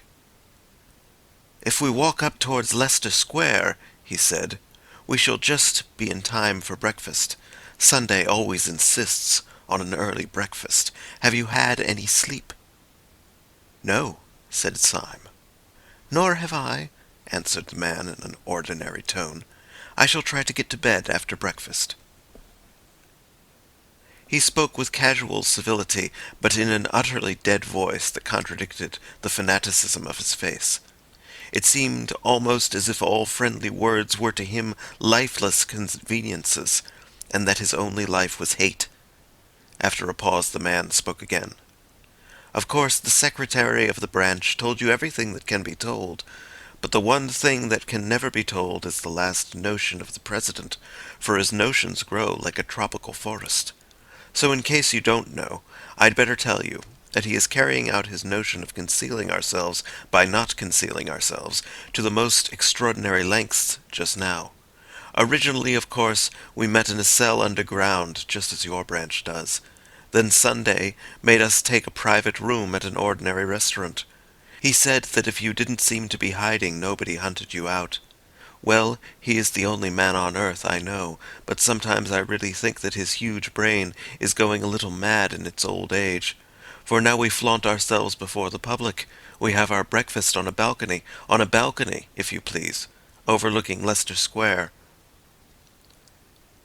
"And what do the people say?" asked Syme. "It's quite simple what they say," answered his guide. "They say we are a lot of jolly gentlemen who pretend they are anarchists." "It seems to me a very clever idea," said Syme. "Clever! God blast your impudence, clever!" cried out the other in a sudden, shrill voice, which was as startling and discordant as his crooked smile. "When you've seen Sunday for a split second, you'll leave off calling him clever." With this they emerged out of a narrow street and saw the early sunlight filling Leicester Square. It will never be known, I suppose, why this square itself should look so alien and in some ways so continental. It will never be known whether it was the foreign look that attracted the foreigners, or the foreigners who gave it the foreign look. But on this particular morning the effect seemed singularly bright and clear. Between the open square and the sunlit leaves and the statue and the Saracenic outlines of the Alhambra, it looked the replica of some French or even Spanish public place. And this effect increased in Syme the sensation, which in many shapes he had had through the whole adventure, the eerie sensation of having strayed into a new world. As a fact, he had bought bad cigars around Leicester Square ever since he was a boy, but as he turned that corner and saw the trees and the Moorish cupolas, he could have sworn that he was turning into an unknown place de something or other in some foreign town. At one corner of the square there projected a kind of angle of a prosperous but quiet hotel, the bulk of which belonged to a street behind. In the wall there was one large French window, probably the window of a large coffee-room, and outside this window, almost literally overhanging the square, was a formidably buttressed balcony, big enough to contain a dining table. In fact, it did contain a dining table, or more strictly a breakfast table, and round the breakfast table, glowing in the sunlight and evident to the street, were a group of noisy and talkative men, all dressed in the insolence of fashion, with white waistcoats and expensive buttonholes. Some of their jokes could almost be heard across the square. Then the grave secretary gave his unnatural smile, and Syme knew that this boisterous breakfast party was the secret conclave of the European dynamiters. Then, as Syme continued to stare at them, he saw something that he had not seen before. He had not seen it literally because it was too large to see. At the nearest end of the balcony, blocking up a great part of the perspective, was the back of a great mountain of a man. When Syme had seen him, his first thought was that the weight of him must break down the balcony of stone. His vastness did not lie only in the fact that he was abnormally tall and quite incredibly fat. This man was planned enormously in his original proportions, like a statue carved deliberately as colossal. His head, crowned with white hair, as seen from behind, looked bigger than a head ought to be. The ears that stood out from it looked larger than human ears. He was enlarged terribly to scale, and this sense of size was so staggering that when Syme saw him, all the other figures seemed quite suddenly to dwindle and become dwarfish. They were still sitting there as before with their flowers and frock coats, but now it looked as if the big man was entertaining 5 children to tea. As Syme and the guide approached the side door of the hotel, a waiter came out smiling with every tooth in his head. "The gentlemen are up there, sir," he said. "They do talk, and they do laugh at what they talk. They do say they will throw bombs at the king." And the waiter hurried away with a napkin over his arm, much pleased with the singular frivolity of the gentleman upstairs. The 2 men mounted the stairs in silence. Syme had never thought of asking whether the monstrous man who almost filled and broke the balcony was the great president of whom the others stood in awe. He knew it was so, with an unaccountable but instantaneous certainty. Syme indeed was one of those men who are open to all the more nameless psychological influences, in a degree a little dangerous to mental health. Utterly devoid of fear and physical dangers, he was a great deal too sensitive to the smell of spiritual evil. Twice already that night little unmeaning things had peeped out at him almost pruriently, and given him a sense of drawing nearer and nearer to the headquarters of hell. And this sense became overpowering as he drew nearer to the great president. The form it took was a childish and yet hateful fancy. As he walked across the inner room towards the balcony, the large face of Sunday grew larger and larger, and Syme was gripped with a fear that when he was quite close, the face would be too big to be possible, and that he would scream aloud. He remembered that as a child he would not look at the mask of Memnon in the British Museum because it was a face, and so large. By an effort braver than that of leaping over a cliff, he went to an empty seat at the breakfast table and sat down.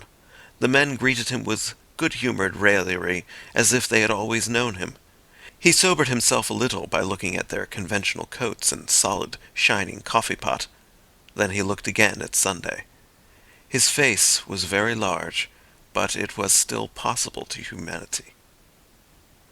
In the presence of the President, the whole company looked sufficiently commonplace. Nothing about them caught the eye at first, except that by the President's caprice they had been dressed up with a festive respectability which gave the meal the look of a wedding breakfast. One man indeed stood out at even a superficial glance. He at least was the common or garden dynamiter. He wore indeed the high white collar and satin tie that were the uniform of the occasion.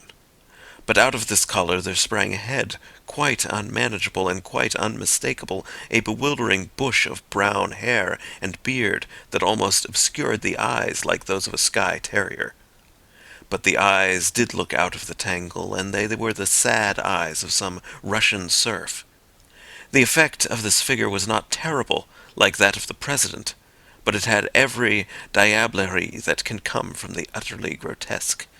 If out of that stiff tie and collar there had come abruptly the head of a cat or a dog, it could not have been a more idiotic contrast. The man's name, it seemed, was Gogol. He was a Pole, and in this circle of days he was called Tuesday. His soul and speech were incurably tragic. He could not force himself to play the prosperous and frivolous part demanded of him by President Sunday. And indeed, when Syme came in, the President, with that daring disregard of public suspicion which was his policy, was actually chaffing Gogol upon his inability to assume conventional graces. "Our friend Tuesday," said the President, in a deep voice, at once of quietude and volume, "our friend Tuesday doesn't seem to grasp the idea. He dresses up like a gentleman, but he seems to be too great a soul to behave like one. He insists on the ways of the stage conspirator. Now, if a gentleman goes about London in a top hat and a frock coat, no one need know that he is an anarchist. But if a gentleman puts on a top hat and a frock coat, and then goes about on his hands and knees, well, he may attract attention. That's what Brother Gogol does. He goes about on his hands and knees with such inexhaustible diplomacy that by this time he finds it quite difficult to walk upright." "I am not good at concealment," said Gogol sulkily, with a thick foreign accent. "I am not ashamed of the cause." "Yes, you are, my boy, and so is the cause of you," said the President good-naturedly. "You hide as much as anybody. But you can't do it, you see. You're such an ass. You try to combine two inconsistent methods. When a householder finds a man under his bed, he will probably pause to note the circumstance. But if he finds a man under his bed in a top hat, you will agree with me, my dear Tuesday, that he is not likely even to forget it. Now, when you are found under Admiral Biffin's bed—" "I am not good at deception," said Tuesday gloomily, flushing. "Right, my boy, right," said the President with a ponderous heartiness. "You aren't good at anything." While this stream of conversation continued, Syme was looking more steadily at the men around him. As he did so, he gradually felt all his sense of something spiritually queer return. He had thought at first that they were all of common stature and costume, with the evident exception of the hairy Gogol. But as he looked at the others, he began to see in each of them exactly what he had seen in the man by the river, a demoniac detail somewhere. That lopsided laugh, which would suddenly disfigure the fine face of his original guide, was typical of all these types. Each man had something about him, perceived perhaps at the 10th or 20th glance, which was not normal, and which seemed hardly human. The only metaphor he could think of was this, that they all looked as men of fashion and presence would look, with the additional twist given in a false and curved mirror. Only the individual examples will express this half-concealed eccentricity.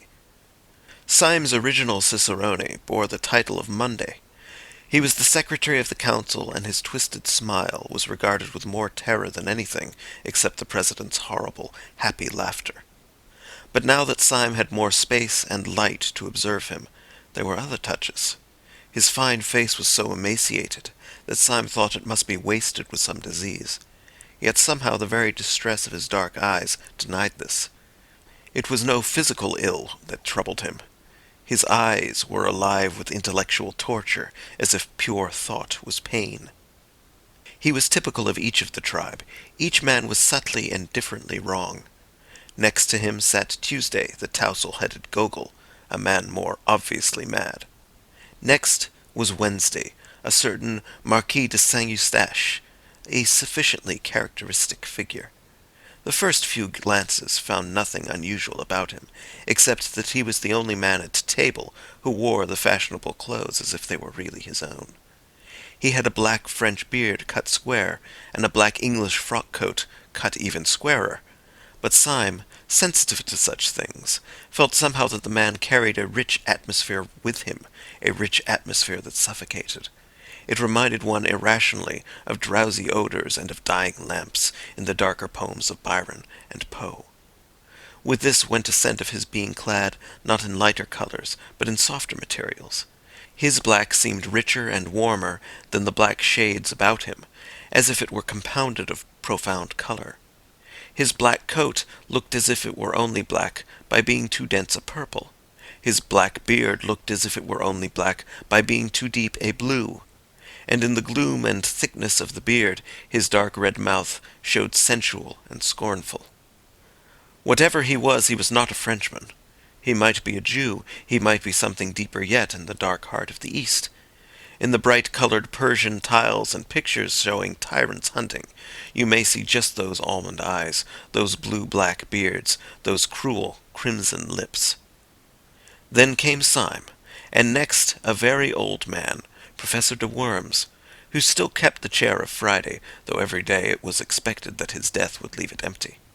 Save for his intellect, he was in the last dissolution of senile decay. His face was as grey as his long grey beard, his forehead was lifted and fixed finally in a furrow of mild despair. In no other case, not even that of Gogol, did the bridegroom brilliancy of the morning dress express a more painful contrast. For the red flower in his buttonhole showed up against a face that was literally discolored like lead. The whole hideous effect was as if some drunken dandies had put their clothes upon a corpse. When he rose or sat down, which was with long labor and peril, something worse was expressed than mere weakness, something indefinably connected with the horror of the whole scene. It did not express decrepitude merely, but corruption. Another hateful fancy crossed Syme's quivering mind. He could not help thinking that whenever the man moved, a leg or arm might fall off. Right at the end sat the man called Saturday, the simplest and the most baffling of all. He was a short, square man with a dark, square face, clean-shaven, a medical practitioner going by the name of Bull. He had that combination of savoir-faire with a sort of well-groomed coarseness which is not uncommon in young doctors. He carried his fine clothes with confidence rather than ease, and he mostly wore a set smile. There was nothing whatever odd about him, except that he wore a pair of dark, almost opaque spectacles. It may have been merely a crescendo of nervous fancy that had gone before, but those black discs were dreadful to Syme. They reminded him of half-remembered ugly tales, of some story about pennies being put on the eyes of the dead. Syme's eye always caught the black glasses and the blind grin. Had the dying professor worn them, or even the pale secretary, they would have been appropriate. But on the younger and grosser man, they seemed only an enigma. They took away the key of the face. You could not tell what his smile or his gravity meant. Partly from this, and partly because he had a vulgar virility wanting in most of the others, it seemed to Syme that he might be the wickedest of all those wicked men. Syme even had the thought that his eyes might be covered up, because they were too frightful to see.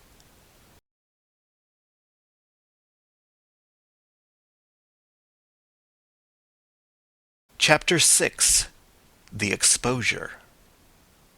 Such were the 6 men who had sworn to destroy the world. Again and again Syme strove to pull together his common sense in their presence. Sometimes he saw for an instant that these notions were subjective, that he was only looking at ordinary men, one of whom was old, another nervous, another short-sighted. The sense of an unnatural symbolism always settled back on him again. Each figure seemed to be somehow on the borderland of things, just as their theory was on the borderland of thought. He knew that each one of these men stood at the extreme end, so to speak, of some wild road of reasoning. He could only fancy, as in some old-world fable, that if a man went westward to the end of the world he would find something, say a tree, that was more or less than a tree possessed by a spirit, and that if he went east to the end of the world he would find something else that was not wholly itself, a tower, perhaps, of which the very shape was wicked. So these figures seemed to stand up, violent and unaccountable, against an ultimate horizon, visions from the verge. The ends of the earth were closing in. Talk had been going on steadily as he took in the scene, and not the least of the contrasts of that bewildering breakfast table was the contrast between the easy and unobtrusive tone of talk and its terrible purport.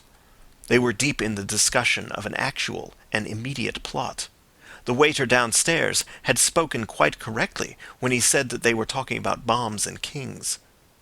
Only 3 days afterwards, the Tsar was to meet the President of the French Republic in Paris, and over their bacon and eggs upon their sunny balcony, these beaming gentlemen had decided how both should die. Even the instrument was chosen. The black-bearded Marquis, it appeared, was to carry the bomb. Ordinarily speaking, the proximity of this positive and objective crime would have sobered Syme, and cured him of all his merely mystical tremors. He would have thought of nothing but the need of saving at least 2 human bodies from being ripped in pieces with iron and roaring gas. But the truth was that by this time he had begun to feel a third kind of fear, more piercing and practical than either his moral revulsion or his social responsibility. Very simply, he had no fear to spare for the French president or the Tsar. He had begun to fear for himself. Most of the talkers took little heed of him, debating now with their faces closer together and almost uniformly grave, save when for an instant the smile of the secretary ran aslant across his face as the jagged lightning runs aslant across the sky. But there was one persistent thing which first troubled Syme and at last terrified him. The president was always looking at him, steadily and with a great and baffling interest. The enormous man was quite quiet, but his blue eyes stood out of his head, and they were always fixed on Syme. Syme felt moved to spring up and leap over the balcony. When the president's eyes were on him, he felt as if he were made of glass. He had hardly the shred of a doubt that in some silent and extraordinary way Sunday had found out that he was a spy. He looked over the edge of the balcony and saw policemen standing abstractedly just beneath, staring at the bright railings and the sunlit trees. Then there fell upon him the great temptation that was to torment him for many days. In the presence of these powerful and repulsive men, who were the princes of anarchy, he had almost forgotten the frail and fanciful figure of the poet Gregory, the mere aesthete of anarchism.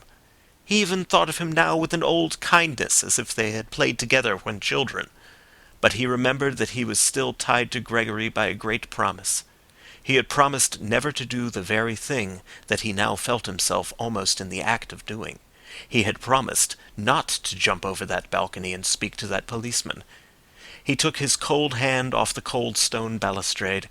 His soul swayed in a vertigo of moral indecision. He had only to snap the thread of a rash vow made to a villainous society, and all his life could be as open and sunny as the square beneath him. He had, on the other hand, only to keep his antiquated honour and be delivered inch by inch into the power of this great enemy of mankind, whose very intellect was a torture chamber. Whenever he looked down into the square, he saw the comfortable policeman, a pillar of common sense and common order.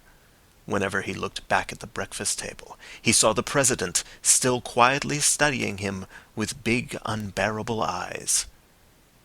In all the torrent of his thought there were two thoughts that never crossed his mind. First, it never occurred to him to doubt that the president and his council could crush him if he continued to stand alone. The place might be public, the project might seem impossible, but Sunday was not the man who would carry himself thus easily without having, somehow or somewhere, set open his iron trap. Either by anonymous poison or sudden street accident, by hypnotism or by fire from hell, Sunday could certainly strike him. If he defied the man, he was probably dead, either struck stiff there in his chair or long afterwards as by an innocent ailment. If he called in the police promptly, arrested everyone, told all and set against them the whole energy of England, he would probably escape. Certainly not otherwise.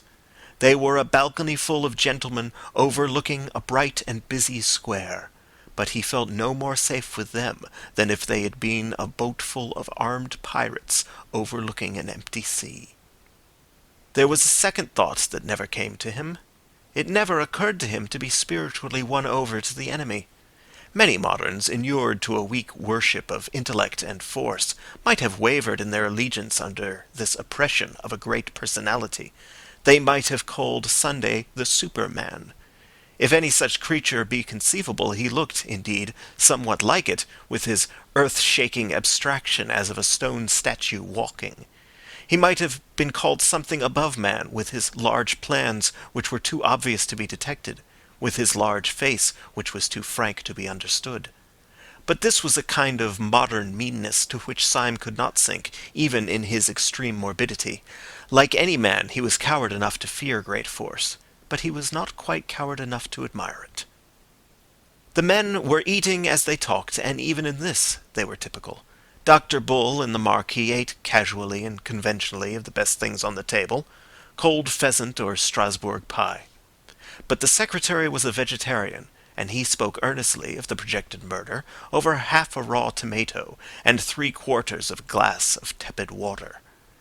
The old professor had such slops as suggested a sickening second childhood. And even in this, President Sunday preserved his curious predominance of mere mass, for he ate like 20 men. He ate incredibly, with a frightful freshness of appetite, so that it was like watching a sausage factory. Yet continually, when he had swallowed a dozen crumpets or drunk a quart of coffee, he would be found with his great head on one side staring at Syme. "I have often wondered," said the Marquis, taking a great bite out of a slice of bread and jam, "whether it wouldn't be better for me to do it with a knife. Most of the best things have been brought off with a knife, and it would be a new emotion to get a knife into a French president and wriggle it round." "You are wrong," said the secretary, drawing his black brows together. "The knife was merely the expression of the old personal quarrel with a personal tyrant. Dynamite is not only our best tool, but our best symbol. It is as perfect a symbol of us as incense is of the prayers of the Christians. It expands. It only destroys because it broadens. Even so, thought only destroys because it broadens. A man's brain is a bomb," he cried out, loosening suddenly his strange passion and striking his own skull with violence. "My brain feels like a bomb night and day. It must expand. It must expand. A man's brain must expand if it breaks up the universe." "I don't want the universe broken up just yet," drawled the Marquis. "I want to do a lot of beastly things before I die. I thought of one yesterday in bed." "No, if the only end of the thing is nothing," said Dr. Bull with his sphinx-like smile, "it hardly seems worth doing." The old professor was staring at the ceiling with dull eyes. "Every man knows in his heart," he said, "that nothing is worth doing."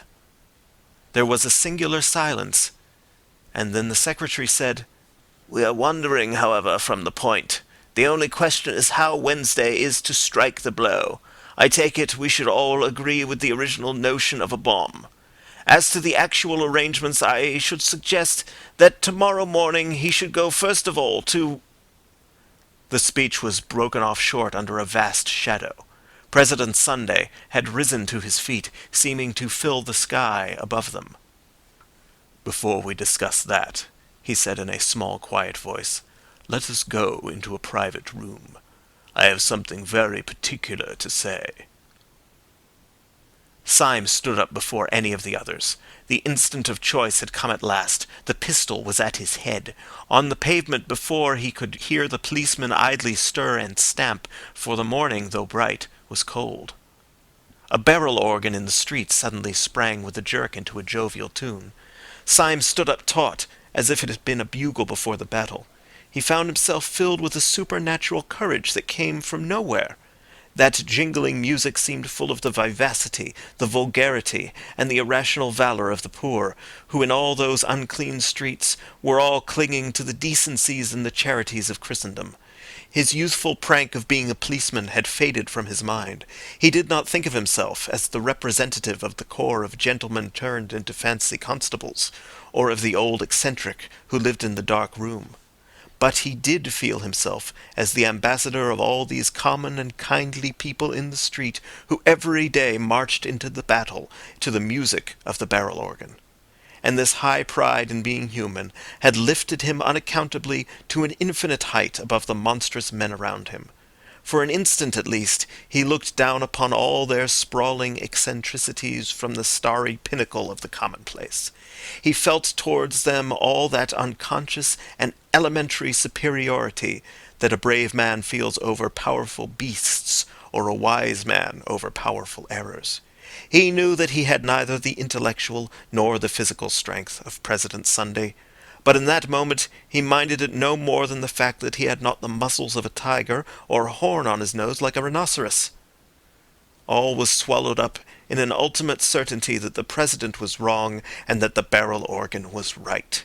There clanged in his mind that unanswerable and terrible truism in the Song of Roland: "Païen en tort et chrétien en droit," which in the old nasal French has the clang and groan of great iron. This liberation of his spirit from the load of his weakness went with a quite clear decision to embrace death. If the people of the barrel organ could keep their old world obligations, so could he. This very pride in keeping his word was that he was keeping it to miscreants. It was his last triumph over these lunatics, to go down into their dark room and die for something that they could not even understand. The barrel organ seemed to give the marching tune with the energy and the mingled noises of a whole orchestra, and he could hear deep and rolling, under all the trumpets of the pride of life, the drums of the pride of death. The conspirators were already filling through the open window and into the rooms behind. Syme went last, outwardly calm, but with all his brain and body throbbing with romantic rhythm. The President led them down an irregular side stair, such as might be used by servants, and into a dim, cold, empty room, with a table and benches, like an abandoned boardroom. When they were all in, he closed and locked the door. The first to speak was Gogol, the irreconcilable, who seemed bursting with inarticulate grievance. "So, he cried, with an obscure excitement, his heavy Polish accent becoming almost impenetrable. "You say you not hide. You say you show himself. It is on nothings. When you want talk important, you run yourselves in a dark box." The President seemed to take the foreigner's incoherent satire with entire good humour. "You can't get hold of it yet, Gogol," he said in a fatherly way. "When once they have heard us talking nonsense on that balcony, they will not care where we go afterwards. If we had come here first, we should have had the whole staff at the keyhole. You don't seem to know anything about mankind." "I die for them," cried the Pole in thick excitement, "and I slay their oppressors. I care not for these games of concealment. I would smite the tyrant in the open square." I see, said the President, nodding kindly as he seated himself at the top of a long table. "You die for mankind first, and then you get up and smite their oppressors, so that's all right. And now may I ask you to control your beautiful sentiments and sit down with the other gentlemen at this table. For the first time this morning something intelligent is going to be said." Syme, with the perturbed promptitude he had shown since the original summons, sat down first. Gogol sat down last, grumbling in his brown beard about compromise. No one except Syme seemed to have any notion of the blow that was about to fall. As for him, he had merely the feeling of a man mounting the scaffold with the intention, at any rate, of making a good speech. "Comrades," said the President, suddenly rising, "we have spun out this farce long enough. I have called you down here to tell you so simple and shocking that even the waiters upstairs, long inured to our levities, might hear some new seriousness in my voice. Comrades, we were discussing plans and naming places. I propose, before saying anything else, that those plans and places should not be voted by this meeting, but should be left wholly in the control of some one reliable member. I suggest Comrade Saturday, Dr. Bull." They all stared at him. Then they all started in their seats, for the next words, though not loud, had a living and sensational emphasis. Sunday struck the table. "Not one word more about the plans and places must be said at this meeting. Not one tiny detail more about what we mean to do must be mentioned in this company." Sunday had spent his life in astonishing his followers, but it seemed as if he had never really astonished them until now. They all moved feverishly in their seats, except Syme. He sat stiff in his, with his hand in his pocket and on the handle of his loaded revolver.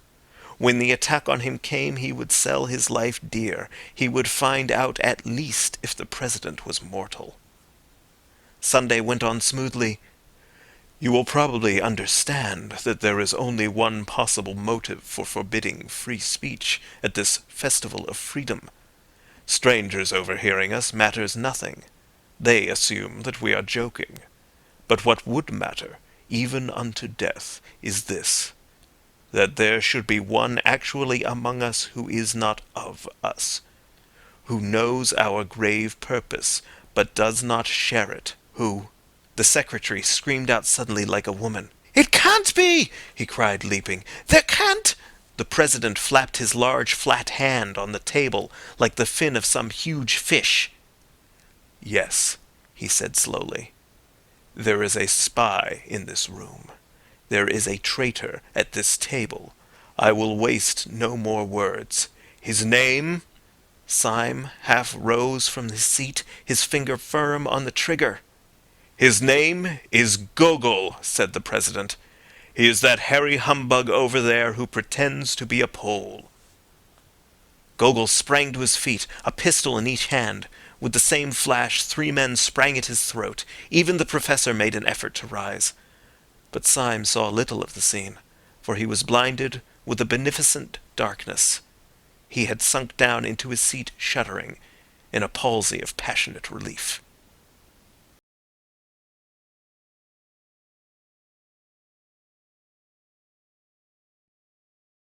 Chapter 7. The Unaccountable Conduct of Professor de Worms. "Sit down," said Sunday in a voice that he used once or twice in his life, a voice that made men drop drawn swords. The 3 who had risen fell away from Gogol, and that equivocal person himself resumed his seat. "Well, my man," said the President briskly, addressing him as one addresses a total stranger, "will you oblige me by putting your hand in your upper waistcoat pocket and showing me what you have there?" The alleged Pole was a little pale under his tangle of dark hair, but he put 2 fingers into the pocket with apparent coolness and pulled out a blue strip of card.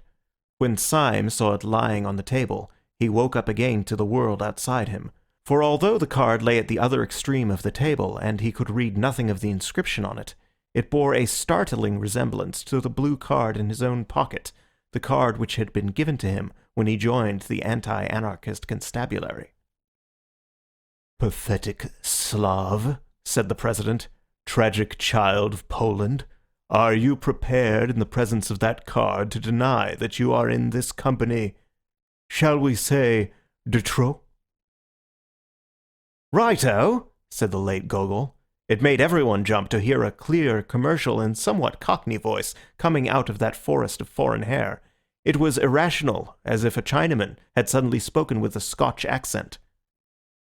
I gather that you fully understand your position, said Sunday. You bet, answered the Pole. I see it's a fair cop. All I say is I don't believe any Pole could have imitated my accent like I did his. I concede the point, said Sunday. I believe your own accent to be inimitable, though I shall practice it in my bath. Do you mind leaving your beard with your card? Not a bit, answered Gogol, and with one finger he ripped off the whole of his shaggy head covering, emerging with thin red hair and a pale pert face. It was hot, he added. I will do you the justice to say, said Sunday, not without a sort of brutal admiration, that you seem to have kept pretty cool under it. Now listen to me. I like you.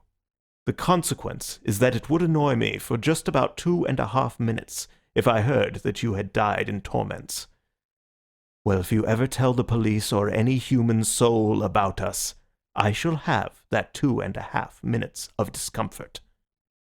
On your discomfort I will not dwell. Good day. Mind the step. The red-haired detective who had masqueraded as Gogol rose to his feet without a word, and walked out of the room with an air of perfect nonchalance. Yet the astonished Syme was able to realize that this ease was suddenly assumed, for there was a slight stumble outside the door, which showed that the departing detective had not minded the step. Time is flying, said the President in his gayest manner, after glancing at his watch, which, like everything about him, seemed bigger than it ought to be. I must go off at once. I have to take the chair at a humanitarian meeting. The secretary turned to him with working eyebrows. Would it not be better, he said a little sharply, to discuss further the details of our project now that the spy has left us? No, I think not, said the President with a yawn like an unobtrusive earthquake. Leave it as it is. Let Saturday settle it. I must be off. Breakfast here next Sunday. But the late Laodiceans had whipped up the almost naked nerves of the secretary. He was one of those men who are conscientious even in crime. I must protest, President, that the thing is irregular, he said. It is a fundamental rule of our society that all plans shall be debated in full council. Of course, I fully appreciate your forethought when in the actual presence of a traitor. Secretary, said the President seriously, if you'd take your head home and boil it for a turnip, it might be useful. I can't say, but it might. The secretary reared back in a kind of equine anger. I really fail to understand, he began in high offence.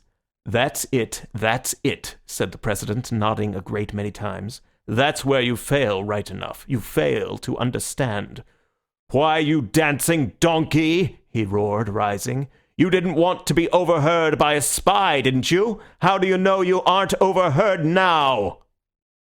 And with these words, he shouldered his way out of the room, shaking with incomprehensible scorn. 4 of the men left behind gaped after him without any apparent glimmering of his meaning. Syme alone had even a glimmering, and such as it was, it froze him to the bone. If the last words of the President meant anything, they meant that he had not, after all, passed unsuspected. They meant that while Sunday could not denounce him like Gogol, he still could not trust him like the others. The other 4 got to their feet, grumbling more or less, and betook themselves elsewhere to find lunch, for it was already well past midday. The Professor went last, very slowly and painfully. Syme sat long after the rest had gone, revolving his strange position. He had escaped a thunderbolt, but he was still under a cloud. At last he rose and made his way out of the hotel into Leicester Square. The bright, cold day had grown increasingly colder, and when he came out into the street, he was surprised by a few flakes of snow. While he still carried the sword stick and the rest of Gregory's portable luggage, he had thrown the cloak down and left it somewhere, perhaps on the steam tug, perhaps on the balcony. Hoping, therefore, that the snow shower might be slight, he stepped back out of the street for a moment and stood up under the doorway of a small and greasy hairdresser's shop, the front window of which was empty, except for a sickly wax lady in evening dress. Snow, however, was beginning to thicken and fall fast, and Syme, having found one glance at the wax lady quite sufficient to depress his spirits, stared out instead into the white and empty street. He was considerably astonished to see, standing quite still outside the shop and staring into the window, a man. His top hat was loaded with snow, like the hat of Father Christmas. The white drift was rising round his boots and ankles, but it seemed as if nothing could tear him away from the contemplation of the colourless wax doll in dirty evening dress. That any human being could stand in such weather looking into such a shop was a matter of sufficient wonder to Syme, but his idle wonder turned suddenly into a personal shock, for he realized that the man standing there was the paralytic old Professor de Worms. It scarcely seemed the place for a person of his years and infirmities. Syme was ready to believe anything about the perversions of this dehumanized brotherhood, but even he could not believe that the professor had fallen in love with that particular wax lady. He could only suppose that the man's malady, whatever it was, involved some momentary fits of rigidity or trance. He was not inclined, however, to feel in this case any very compassionate concern. On the contrary, he rather congratulated himself that the professor's stroke and his elaborate and limping walk would make it easy to escape from him and leave him miles behind. For Syme thirsted first and last to get clear of the whole poisonous atmosphere, if only for an hour. Then he could collect his thoughts, formulate his policy, and decide finally whether he should or should not keep faith with Gregory. He strolled away through the dancing snow, turned up 2 or 3 streets, down through 2 or 3 others, and entered a small Soho restaurant for lunch. He partook reflectively of 4 small and quaint courses, drank half a bottle of red wine, and ended up over black coffee and a black cigar, still thinking. He had taken his seat in the upper room of the restaurant, which was full of the chink of knives and the chatter of foreigners. He remembered that in old days he'd imagined that all these harmless and kindly aliens were anarchists. He shuddered, remembering the real thing. But even the shudder had the delightful shame of escape. The wine, the common food, the familiar place, the faces of natural and talkative men, made him almost feel as if the Council of the 7 Days had been a bad dream. And although he knew it was nevertheless an objective reality, it was at least a distant one. Tall houses and populous streets lay between him and his last sight of the shameful 7. He was free in free London and drinking wine among the free. With a somewhat easier action, he took his hat and stick and strolled down the stair into the shop below. When he entered that lower room, he stood stricken and rooted to the spot. At a small table, close up to the blank window and the white street of snow, sat the old anarchist professor over a glass of milk, with his lifted, livid face and pendant eyelids. For an instant, Syme stood as rigid as the stick he leant upon. Then, with a gesture as of blind hurry, he brushed past the professor, dashing open the door and slamming it behind him, and stood outside in the snow. "Can that old corpse be following me?" he asked himself, biting his yellow moustache. "I stopped too long up in that room so that even such leaden feet could catch me up. One comfort is, with a little brisk walking I can put a man like that as far away as Timbuktu. Oh, am I too fanciful? Was he really following me? Surely Sunday would not be such a fool as to send a lame man." He set off at a smart pace, twisting and whirling his stick in the direction of Covent Garden. As he crossed the great market, the snow increased, growing blinding and bewildering as the afternoon began to darken. The snowflakes tormented him like a swarm of silver bees. Getting into his eyes and beard, they added their unremitting futility to his already irritated nerves. And by the time that he had come at a swinging pace to the beginning of Fleet Street, he lost patience, and finding a Sunday tea shop, turned into it to take shelter. He ordered another cup of black coffee as an excuse. Scarcely had he done so when Professor de Worms hobbled heavily into the shop, sat down with difficulty, and ordered a glass of milk. Syme's walking stick had fallen from his hand with a great clang which confessed the concealed steel. But the professor did not look round. Syme, who was commonly a cool character, was literally gasping as a rustic gapes at a conjuring trick. He had seen no cab following. He had heard no wheels outside the shop. To all mortal appearances, the man had come on foot. But the old man could only walk like a snail, and Syme had walked like the wind. He started up and snatched the stick, half crazy with the contradiction in mere arithmetic, and swung out of the swinging doors, leaving his coffee untasted. An omnibus going to the bank went rattling by with an unusual rapidity. He had a violent run of 100 yards to reach it, but he managed to spring, swaying upon the splashboard, and, pausing for an instant to pant, he climbed on to the top. When he had been seated for about half a minute, he heard behind him a sort of heavy and asthmatic breathing. Turning sharply, he saw rising gradually higher and higher up the omnibus steps a top hat, soiled and dripping with snow, and under the shadow of its brim the short-sighted face and shaky shoulders of Professor de Worms. He let himself into a seat with characteristic care, and wrapped himself up to the chin in the mackintosh rug. Every movement of the old man's tottering figure and vague hands, every uncertain gesture and panic-stricken pause, seemed to put it beyond question that he was helpless, that he was in the last imbecility of the body. He moved by inches. He let himself down with little gasps of caution. And yet, unless the philosophical entities called time and space have no vestige even of a practical existence, it appeared quite unquestionable that he had run after the omnibus. Syme sprang erect upon the rocking car, and after staring wildly at the wintry sky that grew gloomier every moment, he ran down the steps. He had repressed an elemental impulse to leap over the side. Too bewildered to look back or to reason, he rushed into one of the little courts at the side of Fleet Street, as a rabbit rushes into a hole. He had a vague idea, if this incomprehensible old jack-in-the-box was really pursuing him, that in the labyrinth of little streets he could soon throw him off the scent. He dived in and out of those crooked lanes, which were more like cracks than thoroughfares, and by the time he had completed about 20 alternate angles and described an unthinkable polygon, he paused to listen for any sound of pursuit. There was none.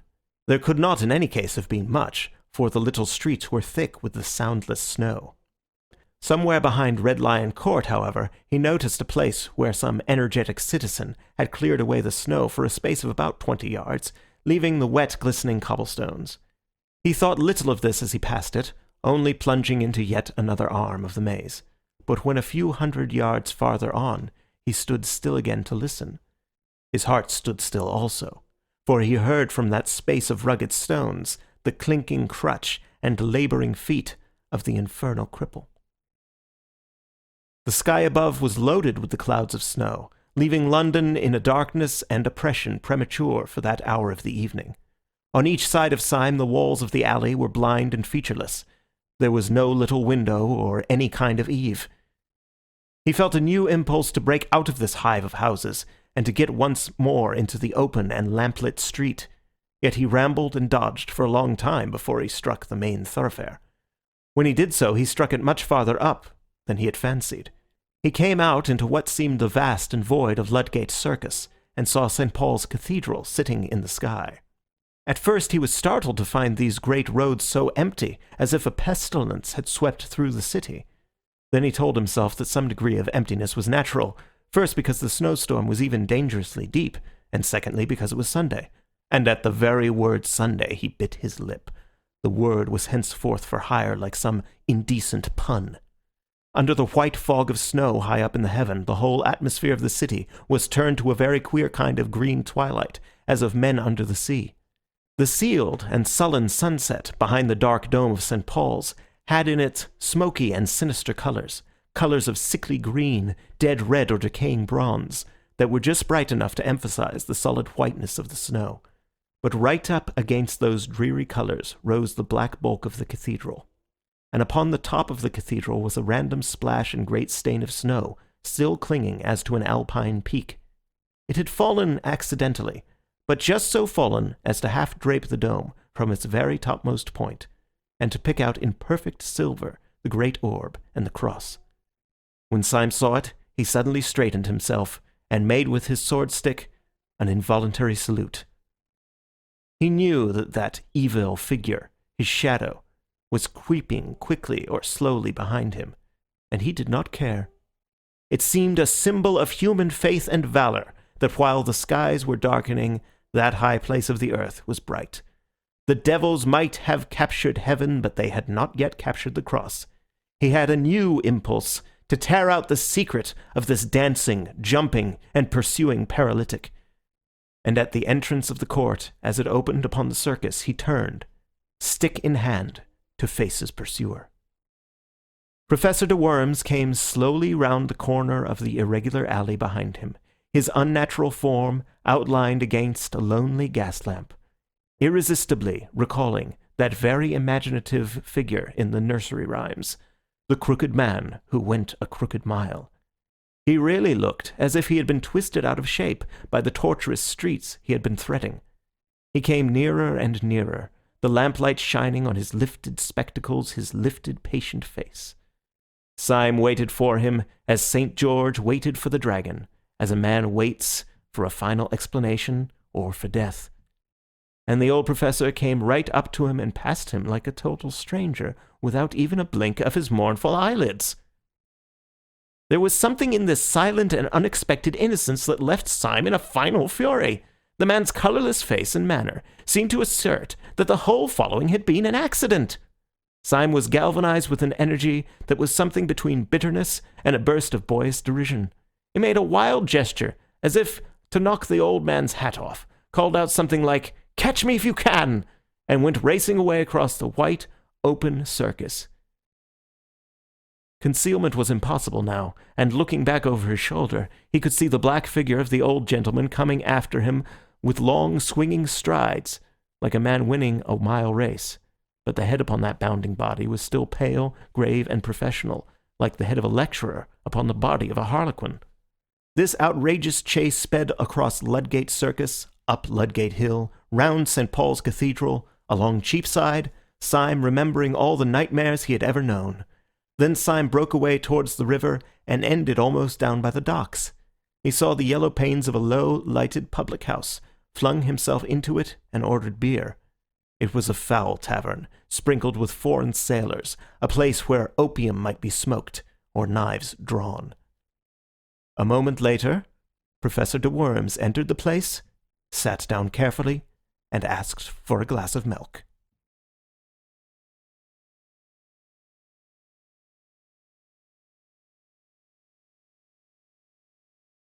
Chapter 8. The Professor Explains.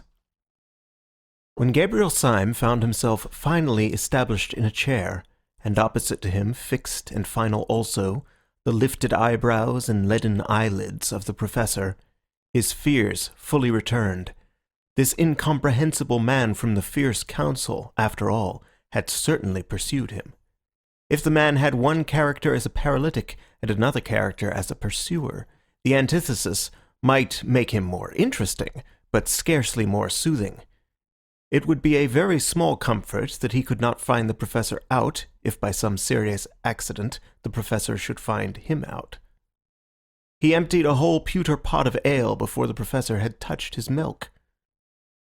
One possibility, however, kept him hopeful and yet helpless.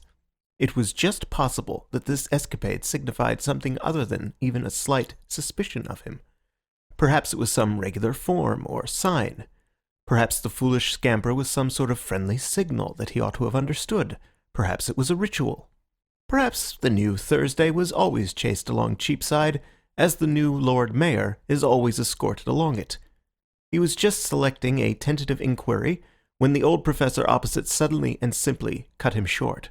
Before Syme could ask the first diplomatic question, the old anarchist had asked suddenly, without any sort of preparation, "Are you a policeman?" Whatever else Syme had expected, he had never expected anything so brutal and actual as this. Even his great presence of mind could only manage a reply with an air of rather blundering jocularity. "A policeman?" he said, laughing vaguely. "Whatever made you think of a policeman in connection with me?" "The process was simple enough," answered the professor patiently. "I thought you looked like a policeman. I think so now." "Did I take a policeman's hat by mistake out of the restaurant?" asked Syme, smiling wildly. "Have I by any chance got a number stuck on me somewhere? Have my boots got that watchful look? Why must I be a policeman? Do let me be a postman." The old professor shook his head with a gravity that gave no hope, but Syme ran on with a feverish irony. "But perhaps I misunderstood the delicacies of your German philosophy. Perhaps policeman is a relative term. In an evolutionary sense, sir, the ape fades so gradually into the policeman that I myself can never detect the shade. The monkey is only the policeman that may be. Perhaps a maiden lady on Clapham Common is only the policeman that might have been. I don't mind being the policeman that might have been. I don't mind being anything in German thought." "Are you in the police service?" said the old man, ignoring all Syme's improvised and desperate raillery. "Are you a detective?" Syme's heart turned to stone, but his face never changed. "Your suggestion is ridiculous," he began. "Why on earth—" The old man struck his palsied hand passionately on the rickety table, nearly breaking it. "Do you hear me ask a plain question, you pattering spy?" he shrieked in a high, crazy voice. "Are you or are you not a police detective?"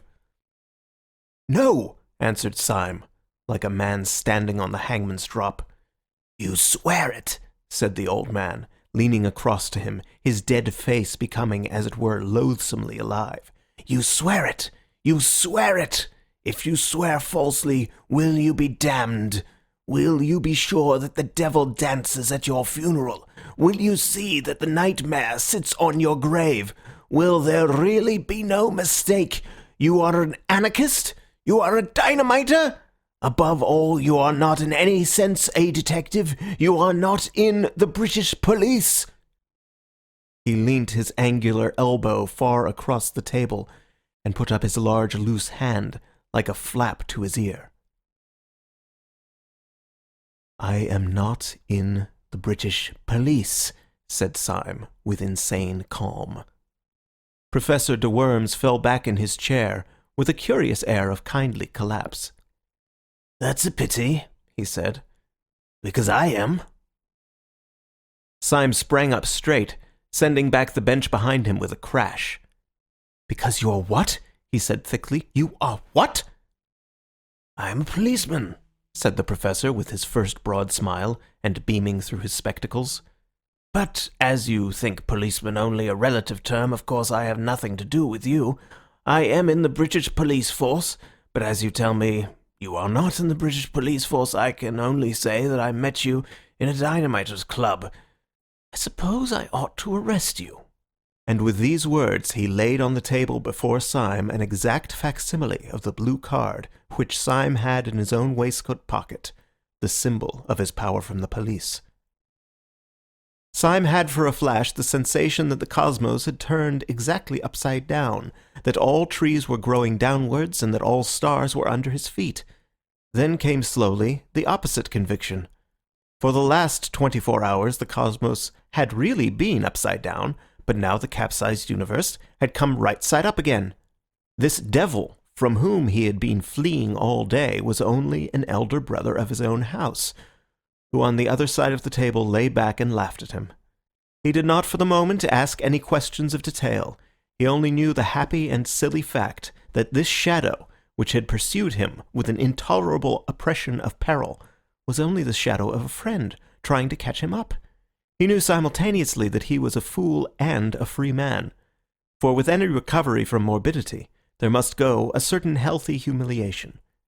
There comes a certain point in such conditions when only three things are possible. First, a perpetuation of satanic pride, secondly, tears, and third, laughter.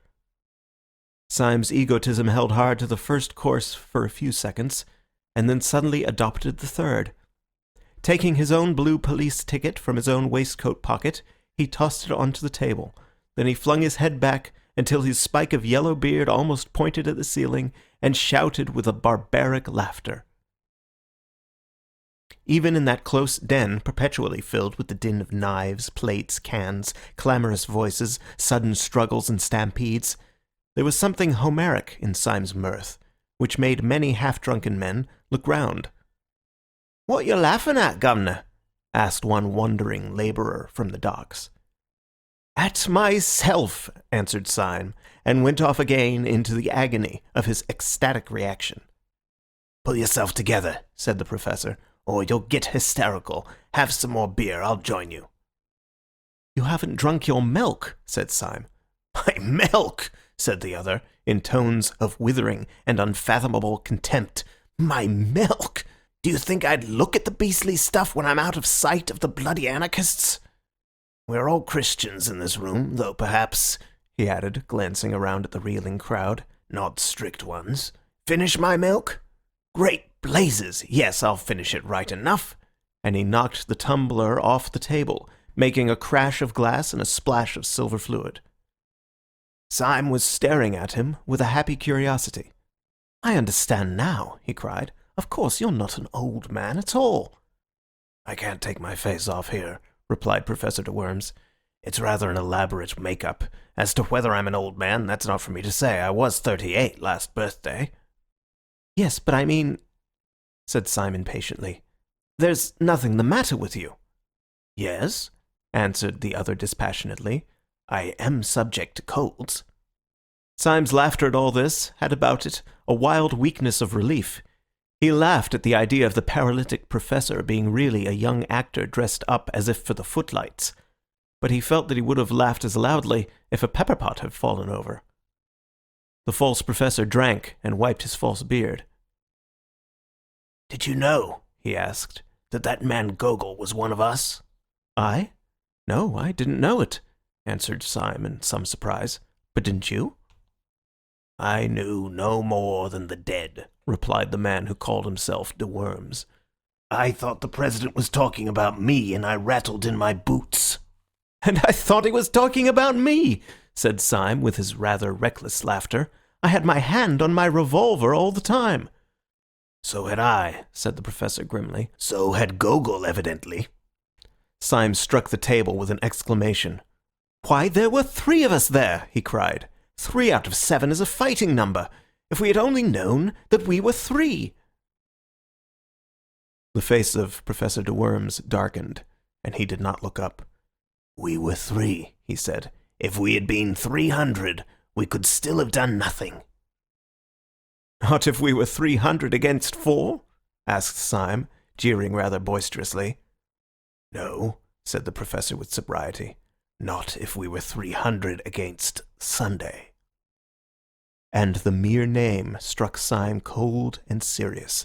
His laughter had died in his heart before it could die on his lips. The face of the unforgettable president sprang into his mind as startling as a coloured photograph, and he remarked this difference between Sunday and all his satellites, that their faces, however fierce or sinister, became gradually blurred by memory like other human faces, whereas Sunday's seemed almost to grow more actual during absence, as if a man's painted portrait should slowly come alive.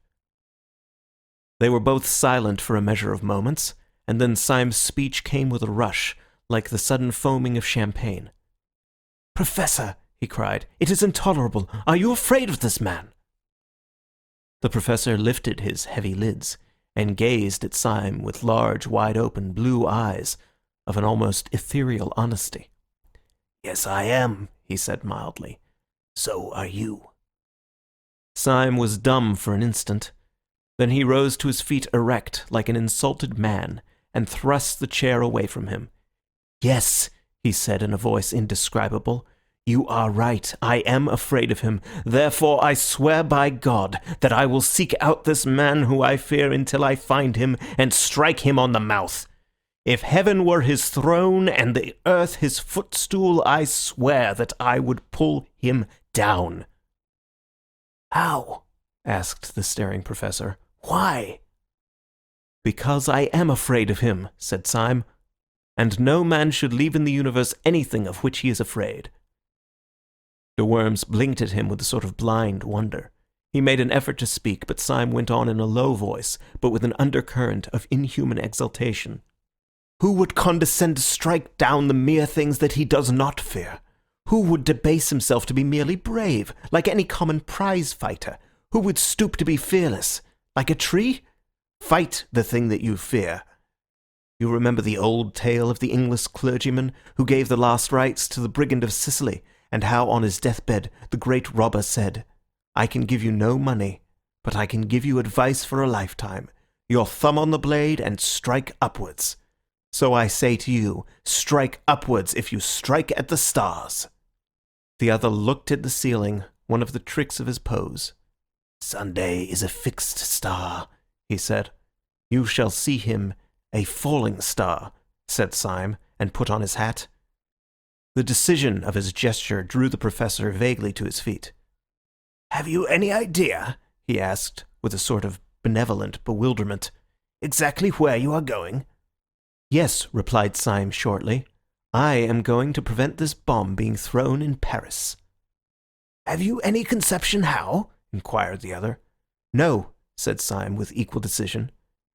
"You remember, of course," resumed the soi-disant de Worms, pulling his beard and looking out of the window, "that when we broke up rather hurriedly, the whole arrangements for the atrocity were left in the private hands of the Marquis and Dr. Bull. The Marquis is by this time probably crossing the Channel, but where he will go and what he will do, it is doubtful whether even the President knows. Certainly we don't know. The only man who does know is Dr. Bull." "Confound it!" cried Syme, "and we don't know where he is." "Yes," said the other, in his curious, absent-minded way. "I know where he is myself." "Will you tell me?" asked Syme, with eager eyes. "I will take you there," said the professor, and took down his own hat from a peg. Syme stood looking at him with a sort of rigid excitement. "What do you mean?" he asked sharply. "Will you join me? Will you take the risk?" "Young man," said the professor pleasantly, "I am amused to observe that you think I am a coward. As to that, I will say only one word, and that shall be entirely in the manner of your own philosophical rhetoric. You think that it is possible to pull down the President. I know that it is impossible, and I am going to try it." And opening the tavern door, which let in a blast of bitter air, they went out together into the dark streets by the docks. Most of the snow was melted or trampled to mud, but here and there a clot of it still showed grey, rather than white, in the gloom. The small streets were sloppy and full of pools, which reflected the flaming lamps irregularly and by accident, like fragments of some other and fallen world. Syme felt almost dazed as he stepped through this growing confusion of lights and shadows. But his companion walked on with a certain briskness, towards where, at the end of the street, an inch or two of the lamplit river looked like a bar of flame. "Where are you going?" Syme inquired. "Just now," answered the professor, "I am going just round the corner to see whether Dr. Bull has gone to bed. He is hygienic and retires early." "Dr. Bull?" exclaimed Syme. "Does he live round the corner?" "No," answered his friend. "As a matter of fact, he lives some way off on the other side of the river, but we can tell from here whether he has gone to bed." Turning the corner as he spoke, and facing the dim river flecked with flame, he pointed with his stick to the other bank. On the Surrey side at this point, there ran out into the Thames, seeming almost to overhang it, a bulk and cluster of those tall tenements dotted with lighted windows, and rising like factory chimneys to an almost insane height. Their special poise and position made one block of buildings especially look like a Tower of Babel with 100 eyes. Syme had never seen any of the skyscraping buildings in America, so he could only think of the buildings in a dream. Even as he stared, the highest light in this innumerably lighted turret abruptly went out, as if this black Argus had winked at him with one of his innumerable eyes. Professor de Worms swung round on his heel and struck his stick against his boot. "We are too late," he said. "The hygienic doctor has gone to bed." "What do you mean?" asked Syme. "Does he live over there, then?"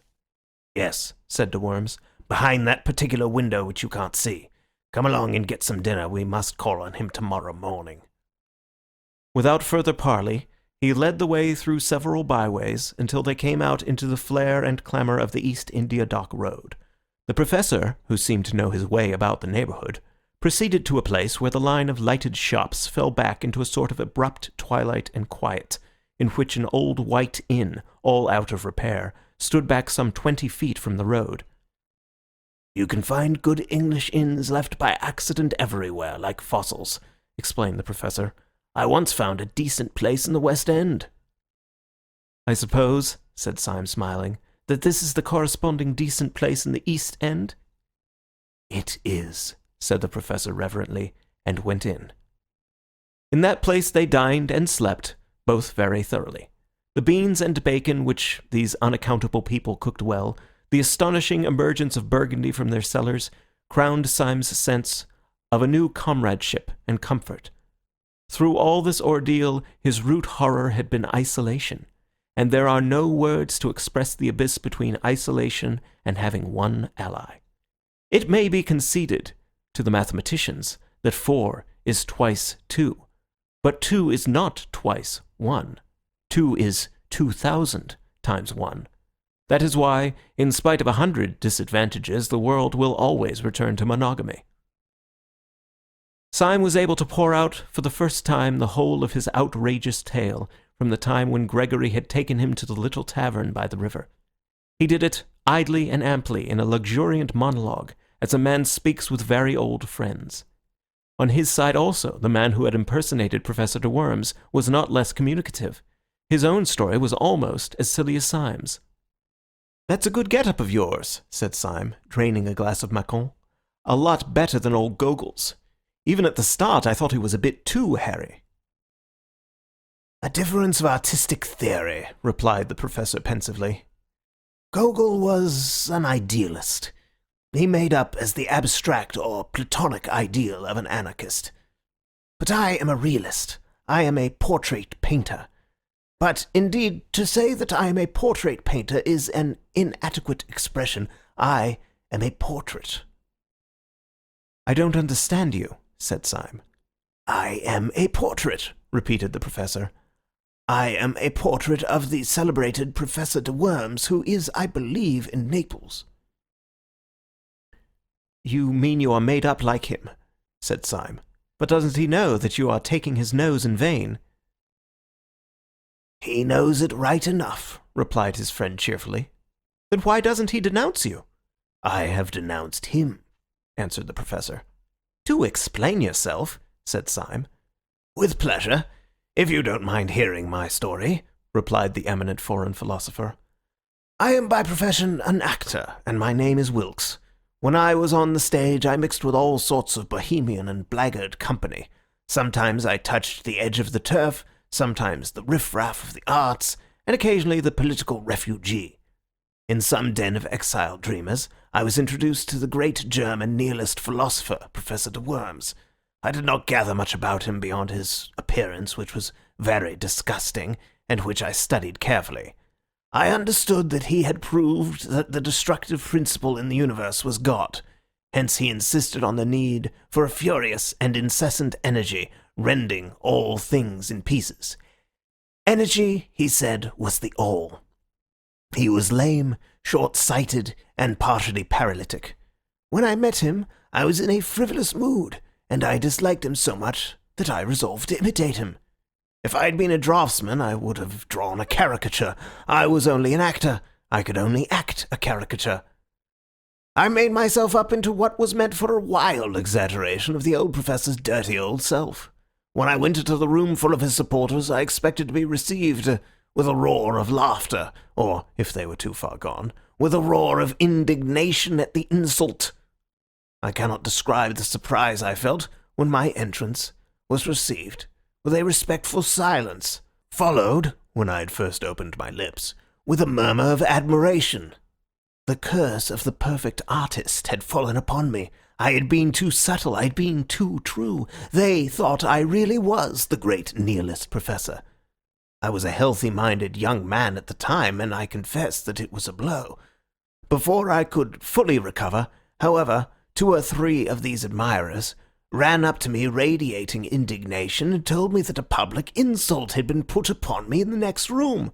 I inquired its nature. It seemed that an impertinent fellow had dressed himself up as a preposterous parody of myself.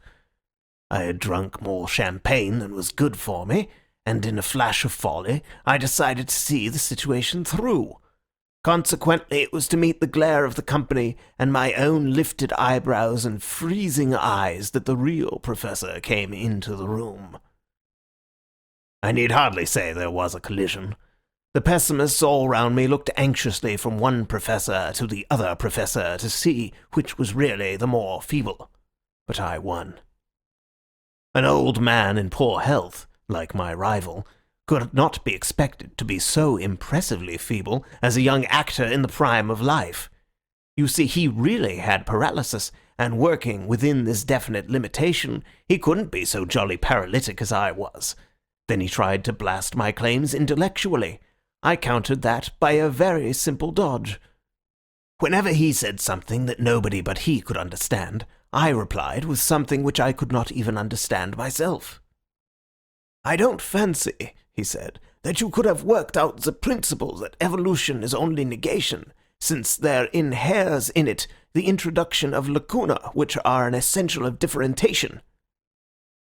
I replied quite scornfully, "You read all that up in Pinkworts. The notion that involution function eugenically was exposed long ago by Glump. It is unnecessary for me to say that there never were such people as Pinkworts and Glump.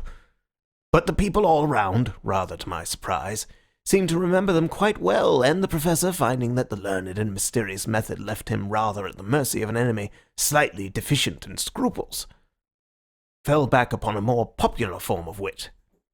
"I see," he sneered. "You prevail like the false pig in Aesop."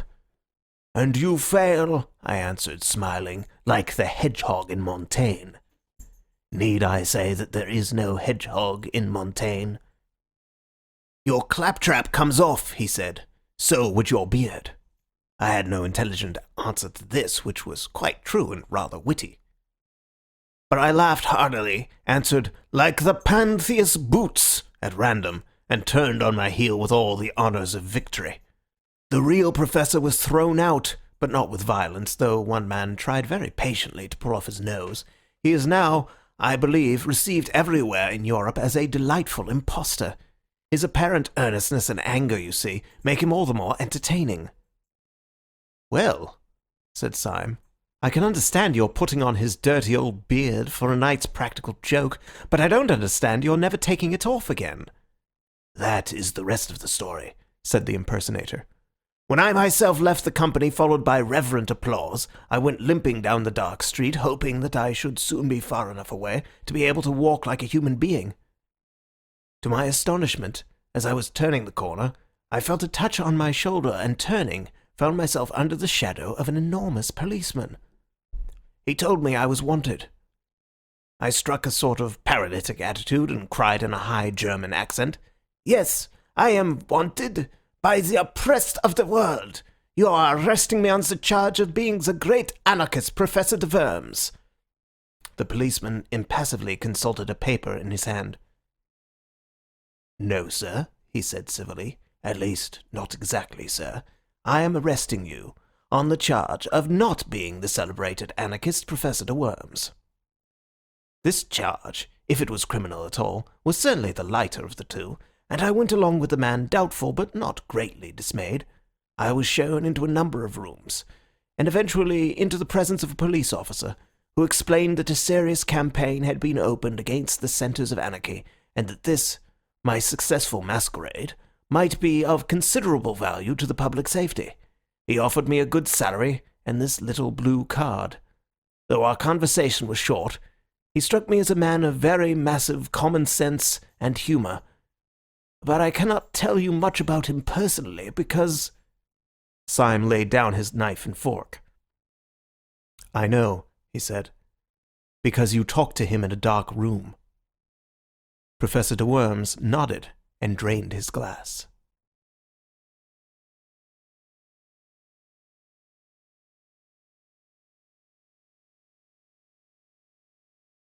Chapter 9. The Man in Spectacles. "Burgundy is a jolly thing," said the Professor sadly, as he set his glass down. "You don't look as if it were," said Syme. "You drink it as if it were medicine." "You must excuse my manner," said the Professor dismally. "My position is rather a curious one.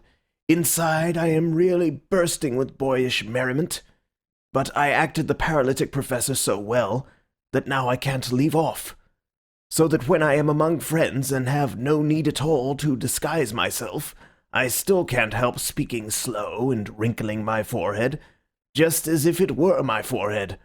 I can be quite happy, you understand, but only in a paralytic sort of way.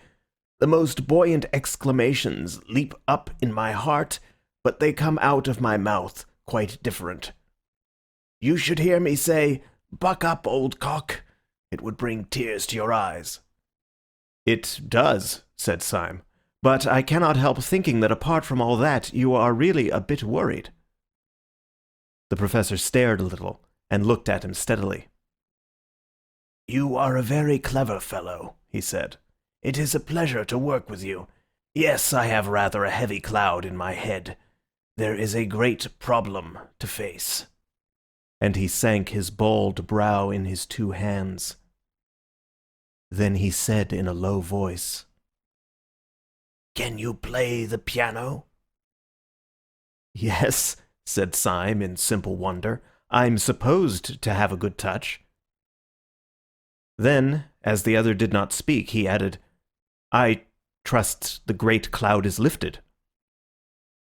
After a long silence, the Professor said out of the cavernous shadow of his hands, "It would have done just as well if you could work a typewriter." "Thank you," said Syme. "You flatter me."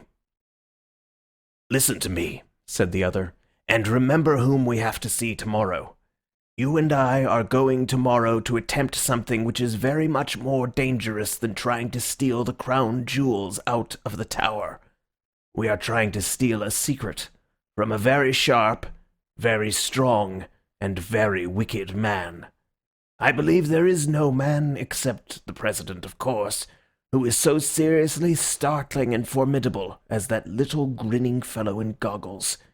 He has not perhaps the white-hot enthusiasm unto death, the mad martyrdom for anarchy, which marks the Secretary. But then that very fanaticism in the Secretary has a human pathos, and is almost a redeeming trait. But the little doctor has a brutal sanity that is more shocking than the Secretary's disease. Don't you notice his detestable virility and vitality? He bounces like an india-rubber ball. Depend on it, Sunday was not asleep. I wonder if he ever sleeps.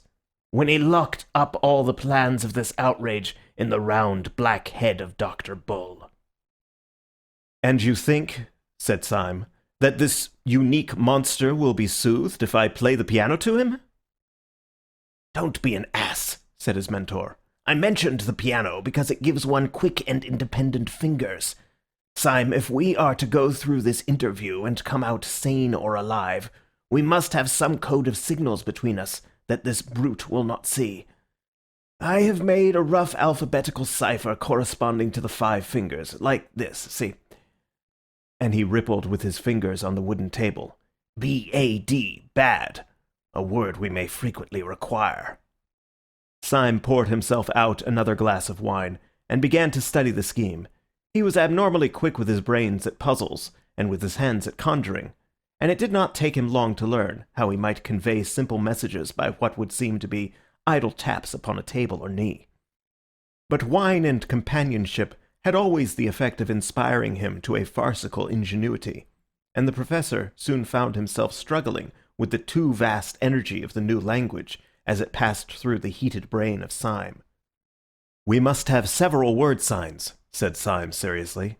"Words that we are likely to want, fine shades of meaning. My favorite word is coeval. What's yours?" "Do stop playing the goat," said the Professor plaintively. "You don't know how serious this is." "Lush, too," said Syme, shaking his head sagaciously. "We must have lush. Word applied to grass, don't you know?" "Do you imagine," asked the Professor furiously, "that we are going to talk to Dr. Bull about grass?" "There are several ways in which the subject could be approached," said Syme reflectively, "and the word introduced without appearing forced. We might say, 'Dr. Bull, as a revolutionist, you remember that a tyrant once advised us to eat grass, and indeed many of us, looking on the fresh, lush grass of summer—'" "Do you understand," said the other, "that this is a tragedy?" "Perfectly," replied Syme. "Always be comic in a tragedy. What the deuce else can you do? I wish this language of yours had a wider scope. I suppose we could not extend it from the fingers to the toes. That would involve pulling off our boots and socks during the conversation, which, however unobtrusively performed—" "Syme," said his friend with a stern simplicity, "go to bed." Syme, however, sat up in bed for a considerable time mastering the new code. He was awakened next morning while the east was still sealed with darkness, and found his grey-bearded ally standing like a ghost beside his bed. Syme sat up in bed blinking, then slowly collected his thoughts, threw off the bedclothes, and stood up. It seemed to him in some curious way that all the safety and sociability of the night before fell with the bedclothes off him, and he stood up in an air of cold danger. He still felt an entire trust and loyalty towards his companion, but it was the trust between two men going to the scaffold. "Well," said Syme with a forced cheerfulness as he pulled on his trousers, "I dreamt of that alphabet of yours. Did it take you long to make it up?" The Professor made no answer, but gazed in front of him with eyes the colour of a wintry sea. So Syme repeated his question. "I say, did it take you long to invent all this? I'm considered good at these things, and it was a good hour's grind. Did you learn it all on the spot?" The Professor was silent. His eyes were wide open, and he wore a fixed but very small smile. "How long did it take you?" The Professor did not move. "Confound you, can't you answer?" called out Syme, in a sudden anger that had something like fear underneath. Whether or no the Professor could answer, he did not. Syme stood staring back at the stiff face like parchment and the blank blue eyes. His first thought was that the Professor had gone mad, but his second thought was more frightful. After all, what did he know about this queer creature, whom he had heedlessly accepted as a friend? What did he know except that the man had been at the anarchist breakfast and had told him a ridiculous tale? How improbable it was that there should be another friend there beside Gogol.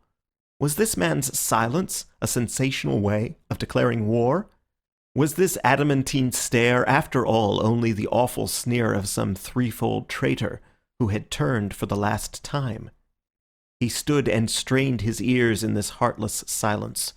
He almost fancied he could hear dynamiters come to capture him, shifting softly in the corridor outside.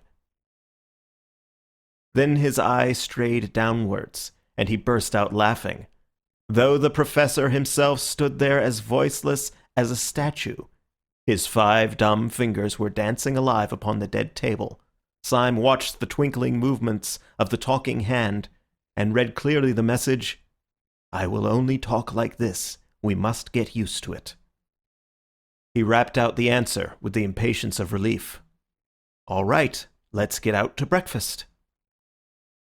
They took their hats and sticks in silence, but as Syme took his sword stick, he held it hard.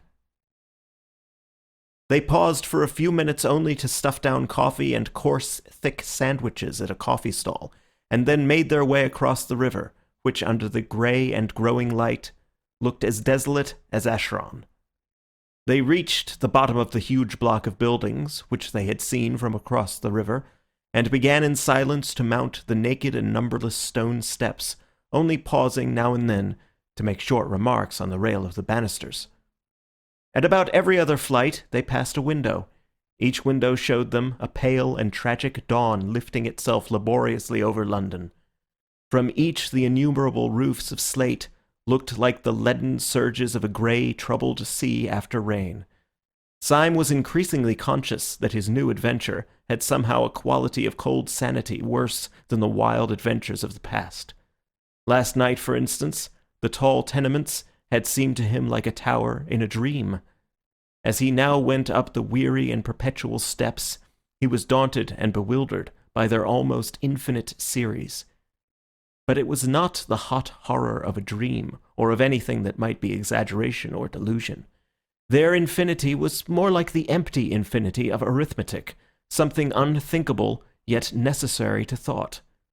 Or it was like the stunning statements of astronomy about the distance of the fixed stars. He was ascending the house of reason, a thing more hideous than unreason itself. By the time they reached Dr. Bull's landing, a last window showed them a harsh white dawn, edged with banks of a kind of coarse red, more like red clay than red cloud, and when they entered Dr. Bull's bare garret, it was full of light. Syme had been haunted by a half-historic memory in connection with these empty rooms and that austere daybreak. The moment he saw the garret and Dr. Bull sitting writing at a table, he remembered what the memory was: the French Revolution. There should have been the black outline of a guillotine against that heavy red and white of the morning. Dr. Bull was in his white shirt and black breeches only. His cropped, dark head might well have just come out of its wig. He might have been Marat or a more slipshod Robespierre. Yet when he was seen properly, the French fancy fell away. The Jacobins were idealists. There was about this man a murderous materialism. His position gave him a somewhat new appearance. The strong white light of morning coming from one side, creating sharp shadows, made him seem both more pale and more angular than he had looked at the breakfast on the balcony. Thus the two black glasses that encased his eyes might really have been black cavities in his skull, making him look like a death's head. And indeed, if ever Death himself sat writing at a wooden table, it might have been he. He looked up and smiled brightly enough as the men came in, and rose with the resilient rapidity of which the professor had spoken. He set chairs for both of them, and going to a peg behind the door, proceeded to put on a coat and waistcoat of rough dark tweed. He buttoned it up neatly, and came back to sit down at his table. The quiet good humour of his manner left his two opponents helpless. It was with some momentary difficulty that the professor broke silence and began, "I'm sorry to disturb you so early, comrade," said he, with a careful resumption of the slow de Worms manner. "You have no doubt made all the arrangements for the Paris affair?" Then he added with infinite slowness, "We have information which renders intolerable anything in the nature of a moment's delay." Dr. Bull smiled again, but continued to gaze on them without speaking. The professor resumed, a pause before each weary word. "Please do not think me excessively abrupt, but I advise you to alter those plans, or, if it is too late for that, to follow your agent with all the support you can get for him. Comrade Syme and I have had an experience which it would take more time to recount than we can afford if we are to act on it. I will, however, relate the occurrence in detail, even at the risk of losing time, if you really feel that it is essential to the understanding of the problem we have to discuss." He was spinning out his sentences, making them intolerably long and lingering, in the hope of maddening the practical little doctor into an explosion of impatience which might show his hand. But the little doctor continued only to stare and smile, and the monologue was uphill work. Syme began to feel a new sickness and despair.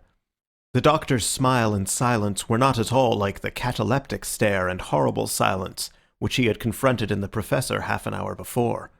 About the professor's make-up and all his antics, there was always something merely grotesque, like a gollywog. Syme remembered those wild woes of yesterday as one remembers being afraid of bogey in childhood. But here was daylight. Here was a healthy, square-shouldered man in tweeds, Not awed, save for the accident of his ugly spectacles, not glaring or grinning at all, but smiling steadily and not saying a word. The whole had a sense of unbearable reality.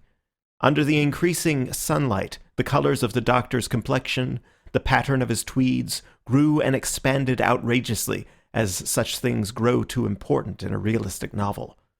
But his smile was quite slight, the pose of his head polite. The only uncanny thing was his silence.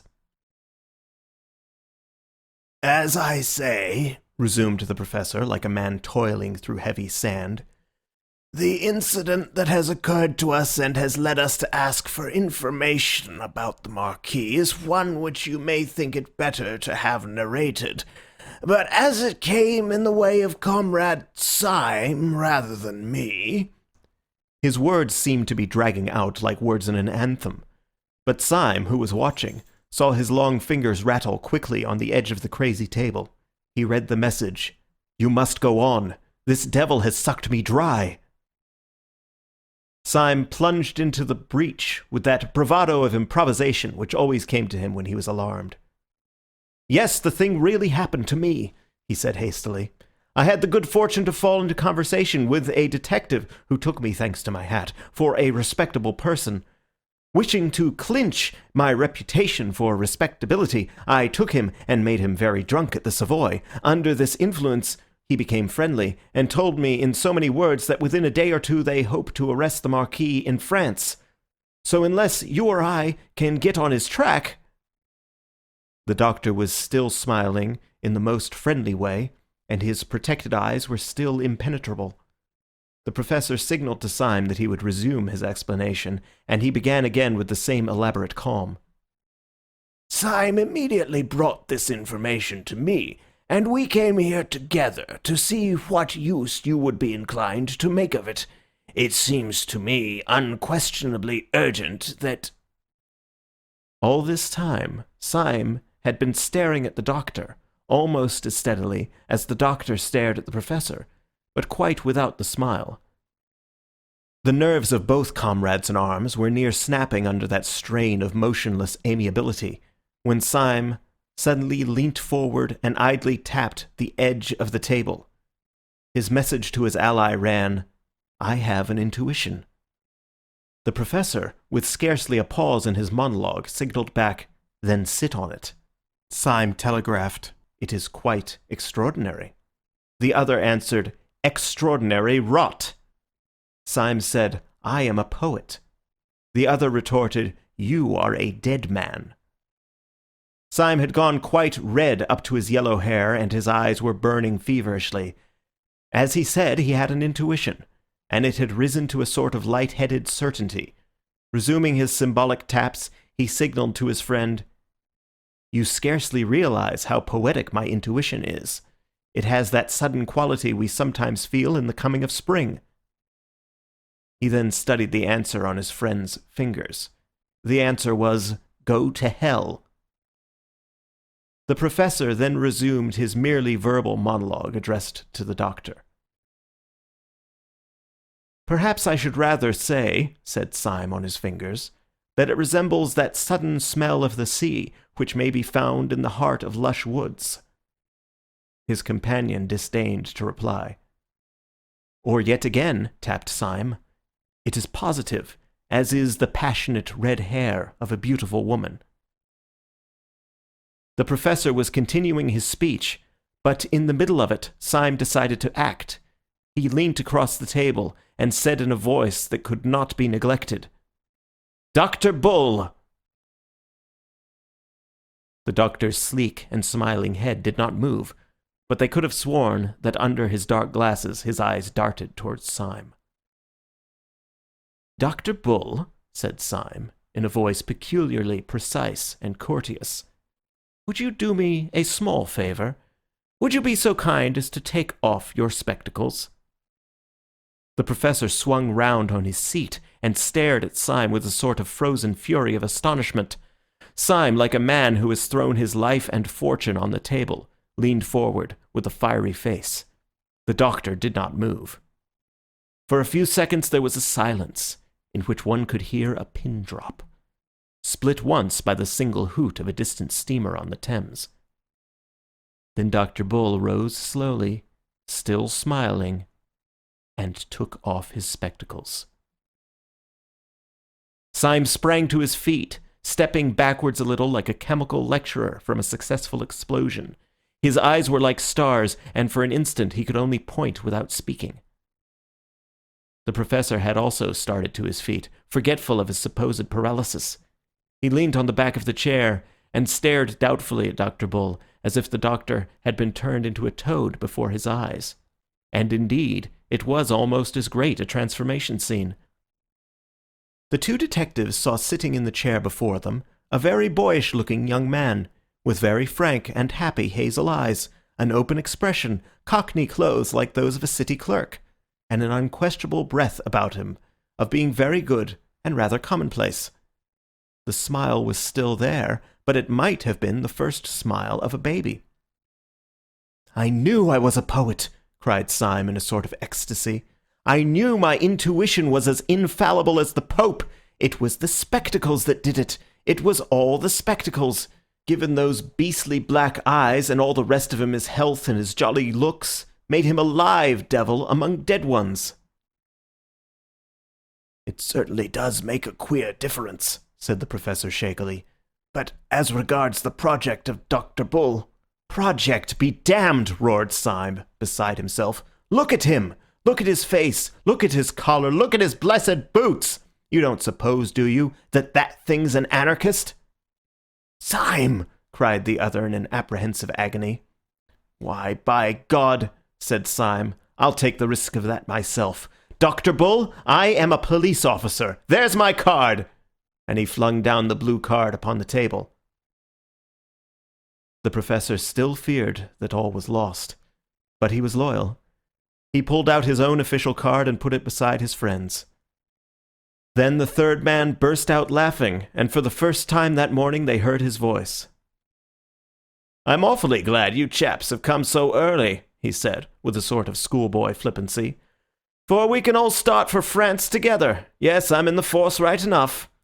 And he flicked a blue card towards them lightly, as a matter of form. Clapping a brisk bowler on his head and resuming his goblin glasses, the doctor moved so quickly towards the door that the others instinctively followed him. Syme seemed a little distrait, and as he passed under the doorway he suddenly struck his stick on the stone passage so that it rang. "But Lord God Almighty!" he cried out. "If this is all right, there were more damned detectives than there were damned dynamiters at the damned council!" "We might have fought easily," said Bull. "We were 4 against 3. The professor was descending the stairs, but his voice came up from below. "No," said the voice. "We were not 4 against 3. We were not so lucky. We were 4 against 1. The others went down the stairs in silence. The young man called Bull, with an innocent courtesy characteristic of him, insisted on going last until they reached the street, but there his own robust rapidity asserted itself unconsciously, and he walked quickly on ahead towards a railway inquiry office, talking to the others over his shoulder. "It is jolly to get some pals," he said. "I've been half dead with the jumps being quite alone. I nearly flung my arms round Gogol and embraced him, which would have been imprudent. I hope you won't despise me for having been in a blue funk." "All the blue devils in blue hell," said Syme, "contributed to my blue funk, but the worst devil was you and your infernal goggles." The young man laughed delightedly. "Wasn't it a rag?" he said. "Such a simple idea. Not my own. I haven't got the brains. You see, I wanted to go into the detective service, especially the anti-dynamite business. But for that purpose, they wanted someone to dress up as a dynamiter, and they all swore by blazes that I could never look like a dynamiter. They said my very walk was respectable, and that seen from behind I looked like the British Constitution. They said I looked too healthy and too optimistic and too reliable and benevolent. They called me all sorts of names at Scotland Yard. They said that if I had been a criminal, I might have made my fortune by looking so like an honest man. But as I had the misfortune to be an honest man, there was not even the remotest chance of my assisting them by ever looking like a criminal. But at last I was brought before some old josser who was high up in the force, and who seemed to have no end of a head on his shoulders. And there the others all talked hopelessly. One asked whether a bushy beard would hide my nice smile. Another said that if they blacked my face, I might look like a Negro anarchist. But this old chap chipped in with a most extraordinary remark. "A pair of smoked spectacles will do it," he said positively. "Look at him now. He looks like an angelic office boy. Put him on a pair of smoked spectacles, and children will scream at the sight of him." And so it was, by George! When once my eyes were covered, all the rest, smile and big shoulders and short hair, made me look like a perfect little devil. As I say, it was simple enough that when it was done, like miracles. But that wasn't the really miraculous part of it. There was one really staggering thing about the business, and my head still turns at it. "What was that?" asked Syme. "I'll tell you," answered the man in spectacles. "This big pot in the police, who sized me up so that he knew how the goggles would go with my hair and socks. By God, he never saw me at all." Syme's eyes suddenly flashed on him. "How was that?" he asked. "I thought you talked to him." "So I did," said Bull brightly. "But we talked in a pitch-dark room like a coal cellar. There, you would never have guessed that." "I could not have conceived it," said Syme gravely. "It is indeed a new idea," said the Professor. Their new ally was, in practical matters, a whirlwind. At the inquiry office he asked with businesslike brevity about the trains for Dover. Having got his information, he bundled the company into a cab and put them and himself inside a railway carriage before they had properly realized the breathless process. They were already on the Calais boat before conversation flowed freely. "I had already arranged," he explained, "to go to France for my lunch, but I am delighted to have someone to lunch with me. You see, I had to send that beast the Marquis over with his bomb because the President had his eye on me, though God knows how. I'll tell you the story some day. It was perfectly choking. Whenever I tried to slip out of it, I saw the President somewhere, smiling out of the bow window of a club, or taking off his hat to me from the top of an omnibus. I tell you, you can say what you like. That fellow sold himself to the devil. He can be in 6 places at once." "So you sent the Marquis off, I understand?" asked the Professor. "Was it long ago? Shall we be in time to catch him?" "Yes," answered the new guide. "I've timed it all. He'll still be at Calais when we arrive." "But when we do catch him at Calais," said the Professor, "what are we going to do?" At this question, the countenance of Dr. Bull fell for the first time. He reflected a little, and then said, "Theoretically, I suppose we ought to call the police." "Not I," said Syme. "Theoretically, I ought to drown myself first. I promised a poor fellow, who was a real modern pessimist, on my word of honour not to tell the police. I'm no hand at casuistry, but I can't break my word to a modern pessimist. It's like breaking one's word to a child." "I'm in the same boat," said the Professor. "I tried to tell the police, and I couldn't because of some silly oath I took. You see, when I was an actor, I was a sort of all-round beast. Perjury or treason is the only crime I haven't committed. If I did that, I shouldn't know the difference between right and wrong." "I've been through all that," said Dr. Bull, "and I've made up my mind. I gave my promise to the secretary. You know him, man who smiles upside down. My friends, that man is the most utterly unhappy man that was ever human. It may be his digestion, or his conscience, or his nerves, or his philosophy of the universe, but he's damned, he's in hell. Well, I can't turn on a man like that and hunt him down. It's like whipping a leper. I may be mad, but that's how I feel, and there's jolly well the end of it."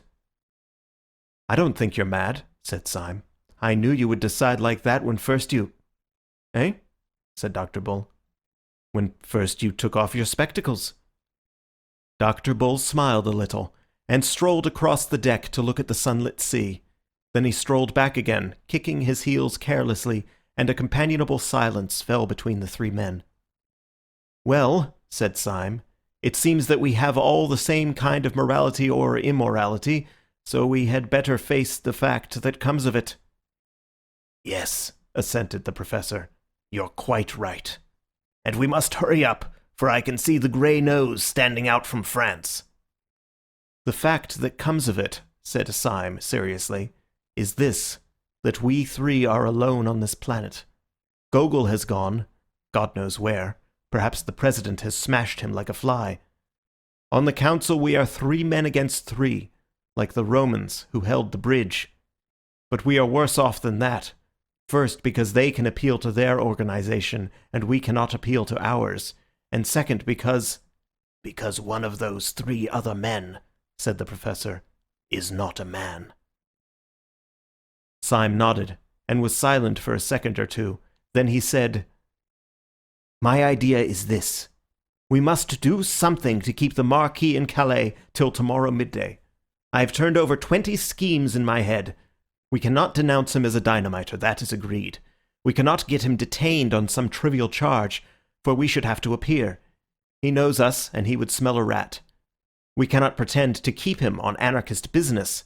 He might swallow much in that way, but not the notion of stopping in Calais while the Tsar went safely through Paris. We might try to kidnap him and lock him up ourselves, but he is a well-known man here. He has a whole bodyguard of friends. He is very strong and brave, and the event is doubtful. The only thing I can see to do is actually to take advantage of the very things that are in the Marquis's favour. I am going to profit by the fact that he is a highly respected nobleman. I am going to profit by the fact that he has many friends and moves in the best society." "What the devil are you talking about?" asked the Professor. "The Symes are first mentioned in the 14th century," said Syme, "but there is a tradition that one of them rode behind Bruce at Bannockburn. Since 1350 the tree is quite clear." "He's gone off his head," said the little doctor, staring.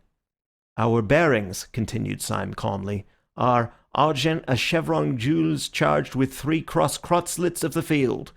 The motto varies." The Professor seized Syme roughly by the waistcoat. "We are just inshore," he said. "Are you seasick or joking in the wrong place?" "My remarks are almost painfully practical," answered Syme in an unhurried manner. "The house of Saint-Eustache is also very ancient. The Marquis cannot deny that he is a gentleman. He cannot deny that I am a gentleman.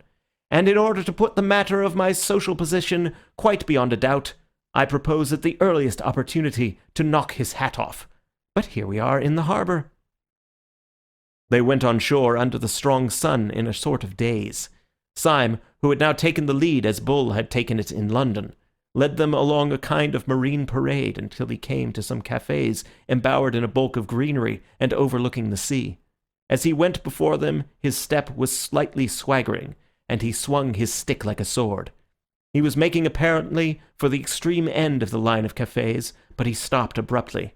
With a sharp gesture, he motioned them to silence, but he pointed with one gloved finger to a café table under a bank of flowering foliage, at which sat the Marquis de Saint-Eustache, his teeth shining in his thick black beard, and his bold brown face shadowed by a light yellow straw hat and outlined against the violet sea.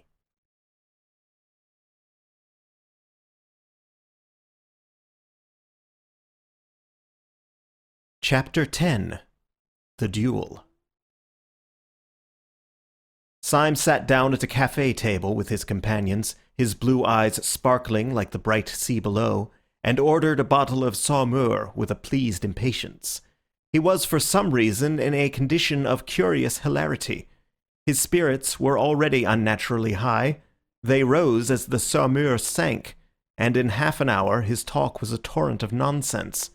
He professed to be making out a plan of the conversation which was going to ensue between himself and the deadly Marquis. He jotted it down wildly with a pencil. It was arranged like a printed catechism, with questions and answers, and was delivered with an extraordinary rapidity of utterance. I shall approach. Before taking off his hat, I shall take off my own. I shall say, "The Marquis de Saint-Eustache, I believe." He will say, "The celebrated Mr. Syme, I presume." He will say in the most exquisite French, "How are you?" I shall reply in the most exquisite Cockney, "Oh, just the Syme." "Oh, shut it," said the man in spectacles. "Pull yourself together and chuck away that bit of paper. What are you really going to do?" "But it was a lovely catechism," said Syme pathetically. "Do let me read it to you. It has only 43 questions and answers, and some of the Marquis's answers are wonderfully witty. I like to be just to my enemy." "But what's the good of it all?" asked Dr. Bull in exasperation. "It leads up to my challenge, don't you see?" said Syme, beaming, "when the Marquis has given the 39th reply, which runs." "Has it by any chance occurred to you," asked the Professor with a ponderous simplicity, "that the Marquis may not say all the 43 things you have put down for him? In that case, I understand, your own epigrams may appear somewhat more forced." Syme struck the table with a radiant face. "Why, how true that is," he said, "and I never thought of it. Sir, you have an intellect beyond the common. You will make a name." "Oh, you're as drunk as an owl," said the doctor. "It only remains," continued Syme, quite unperturbed, "to adopt some other method of breaking the ice, if I may so express it, between myself and the man I wish to kill. And since the course of a dialogue cannot be predicted by one of its parties alone, as you have pointed out with such recondite acumen, the only thing to be done, I suppose, is for the one party as far as possible to do all the dialogue by himself. And so I will, by George!" And he stood up suddenly, his yellow hair blowing in the slight sea breeze. A band was playing in a café chantant, hidden somewhere among the trees, and a woman had just stopped singing. On Syme's heated head, the bray of the brass band seemed like the jar and jingle of that barrel organ in Leicester Square, to the tune of which he had once stood up to die. He looked across to the little table where the Marquis sat. The man had two companions now, solemn Frenchmen in frock coats and silk hats, one of them with the red rosette of the Legion of Honour, evidently people of a solid social position. Besides these black cylindrical costumes, the Marquis, in his loose straw hat and light spring clothes, looked bohemian and even barbaric. But he looked the Marquis. Indeed, one might say that he looked the king, with his animal elegance, his scornful eyes, and his proud head lifted against the purple sea. But he was no Christian king, at any rate. He was rather some swarthy despot, half Greek, half Asiatic, who in the days when slavery seemed natural looked down on the Mediterranean, on his galley and his groaning slaves. Just so, Syme thought, would the brown gold face of such a tyrant have shone against the dark green olives and the burning blue. "Are you going to address the meeting?" asked the Professor peevishly, seeing that Syme still stood up without moving. Syme drained his last glass of sparkling wine. "I am," he said, pointing across to the Marquis and his companions. That meeting displeases me. I am going to pull that meeting's great, ugly, mahogany-coloured nose." He stepped across swiftly, if not quite steadily. The Marquis, seeing him, arched his black Assyrian eyebrows in surprise, but smiled politely. "You are Mr. Syme, I think," he said. Syme bowed. "And you are the Marquis de Saint-Eustache," he said gracefully. "Permit me to pull your nose." He leant over to do so, but the Marquis started backwards, upsetting his chair, and the two men in top hats held Syme back by the shoulders. "This man has insulted me," said Syme, with gestures of explanation. "Insulted you!" cried the gentleman with the red rosette. "When?" "Oh, just now," said Syme recklessly. "He insulted my mother." "Insulted your mother?" exclaimed the gentleman incredulously. "Well, anyhow," said Syme, conceding a point, "my aunt." "But how can the Marquis have insulted your aunt just now?" said the second gentleman, with some legitimate wonder. "He has been sitting here all the time." "Ah, it was what he said," said Syme darkly. "I said nothing at all," said the Marquis, "except something about the band. I only said that I liked Wagner played well." "It was an allusion to my family," said Syme firmly. "My aunt played Wagner badly. It was a painful subject. We are always being insulted about it." "This seems most extraordinary," said the gentleman who was Decoud, looking doubtfully at the Marquis. "Oh, I assure you," said Syme earnestly, "the whole of your conversation was simply packed with sinister allusions to my aunt's weaknesses." "This is nonsense," said the second gentleman. "I, for one, have said nothing for half an hour, except that I like the singing of that girl with the black hair." "Well, there you are again," said Syme indignantly. "My aunt's was red." "It seems to me," said the other, "that you are simply seeking a pretext to insult the Marquis." "By George," said Syme, facing round and looking at him, "what a clever chap you are!" The Marquis started up with eyes flaming like a tiger's. "Seeking a quarrel with me?" he cried. "Seeking a fight with me? By God, there was never a man who had to seek long. These gentlemen will perhaps act for me. There are still 4 hours of daylight. Let us fight this evening." Syme bowed with a quite beautiful graciousness. "Marquis," he said, "your action is worthy of your fame and blood. Permit me to consult for a moment with the gentleman in whose hands I shall place myself." In 3 long strides he rejoined his companions, and they, who had seen his champagne-inspired attack and listened to his idiotic explanations, were quite startled at the look of him, for now that he came back to them he was quite sober, a little pale, and he spoke in a low voice of passionate practicality. "I have done it," he said hoarsely. "I have fixed a fight on the beast. But look here and listen carefully. There is no time for talk. You are my seconds, and everything must come from you. Now you must insist, and insist absolutely, on the duel coming off after 7 tomorrow, so as to give me the chance of preventing him from catching the 7:45 for Paris. If he misses that, he misses his crime. He can't refuse to meet you on such a small point of time and place. But this is what he will do. He will choose a field somewhere near a wayside station where he can pick up the train. He is a very good swordsman, and he will trust to killing me in time to catch it. But I can fence well too, and I think I can keep him in play at any rate until the train is lost. Then perhaps he may kill me to console his feelings. You understand? Very well then, let me introduce you to some charming friends of mine." And leading them quickly across the parade, he presented them to the Marquis's seconds by 2 very aristocratic names of which they had not previously heard. Syme was subject to spasms of singular common sense, not otherwise a part of his character. They were, as he said of his impulse about the spectacles, poetic intuitions, and they sometimes rose to the exaltation of prophecy. He had correctly calculated in this case the policy of his opponent. When the Marquis was informed by his seconds that Syme could only fight in the morning, he must fully have realized that an obstacle had suddenly arisen between him and his bomb-throwing business in the capital. Naturally, he could not explain this objection to his friends, so he chose the course which Syme had predicted. He induced his seconds to settle on a small meadow not far from the railway, and he trusted to the fatality of the first engagement. When he came down very coolly to the field of honour, no one could have guessed that he had any anxiety about a journey. His hands were in his pockets, his straw hat on the back of his head, his handsome face brazen in the sun.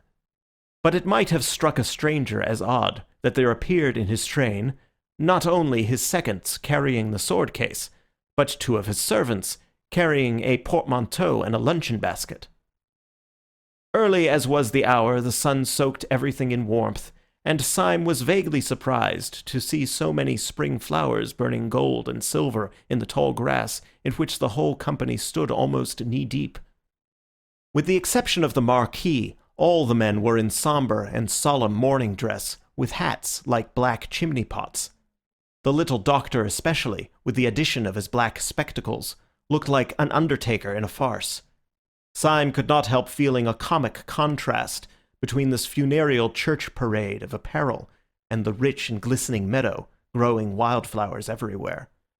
But indeed this comic contrast between the yellow blossoms and the black hats was but a symbol of the tragic contrast between the yellow blossoms and the black business. On his right was a little wood. Far away to his left lay the long curve of the railway line, which he was, so to speak, guarding from the Marquis, whose goal and escape it was. In front of him, behind the black group of his opponents, he could see, like a tinted cloud, a small almond bush in flower against the faint line of the sea. The member of the Legion of Honour, whose name it seemed was Colonel Ducroix, approached the Professor and Dr. Bull with great politeness, and suggested that the play should terminate with the first considerable hurt. Dr. Bull, however, having been carefully coached by Syme upon this point of policy, insisted with great dignity and in very bad French that it should continue until one of the combatants was disabled. Syme had made up his mind that he could avoid disabling the Marquis and prevent the Marquis from disabling him for at least 20 minutes. In 20 minutes, the Paris train would have gone by. "To a man of the well-known skill and valour of Monsieur de Saint-Eustache," said the Professor solemnly, "it must be a matter of indifference which method is adopted, and our principal has strong reasons for demanding the longer encounter, reasons the delicacy of which prevent me from being explicit, but for the just and honourable nature of which I can—" "Peste!" broke from the Marquis behind, whose face had suddenly darkened. "Let us stop talking and begin," and he slashed off the head of a tall flower with his stick. Syme understood his rude impatience, and instinctively looked over his shoulder to see whether the train was coming in sight, but there was no smoke on the horizon. Colonel Ducroix knelt down and unlocked the case, taking out a pair of twin swords, which took the sunlight and turned to two streaks of white fire. He offered one to the Marquis, who snatched it without ceremony, and another to Syme, who took it, bent it, and poised it, with as much delay as was consistent with dignity. Then the colonel took out another pair of blades, and taking one himself and giving another to Dr. Bull, proceeded to place the men. Both combatants had thrown off their coats and waistcoats, and stood sword in hand. The second stood on each side of the line of fight with drawn swords also, but still sombre in their dark frock coats and hats. The principals saluted. The colonel said quietly, "Engage," and the two blades touched and tingled. When the jar of the joined iron ran up Syme's arm, all the fantastic fears that have been the subject of this story fell from him like dreams from a man waking up in bed. He remembered them clearly and in order as mere delusions of the nerves, how the fear of the Professor had been the fear of the tyrannic accidents of nightmare, and how the fear of the doctor had been the fear of the airless vacuum of science. The first was the old fear that any miracle might happen, the second the more hopeless modern fear that no miracle can ever happen. But he saw that these fears were fancies, for he found himself in the presence of the great fact of the fear of death, with its coarse and pitiless common sense. He felt like a man who had dreamed all night of falling over precipices, and had woke up on the morning when he was to be hanged. For as soon as he had seen the sunlight run down the channel of his foe's foreshortened blade, and as soon as he had felt the two tongues of steel touch, vibrating like two living things, he knew that his enemy was a terrible fighter, and that probably his last hour had come. He felt a strange and vivid value in all the earth around him, in the grass under his feet. He felt the love of life in all living things. He could almost fancy that he heard the grass growing. He could almost fancy that even as he stood, fresh flowers were springing up and breaking into blossom in the meadow, flowers blood red and burning gold and blue, fulfilling the whole pageant of the spring. And whenever his eyes strayed for a flash from the calm, staring, hypnotic eyes of the Marquis, they saw the little tuft of almond tree against the skyline.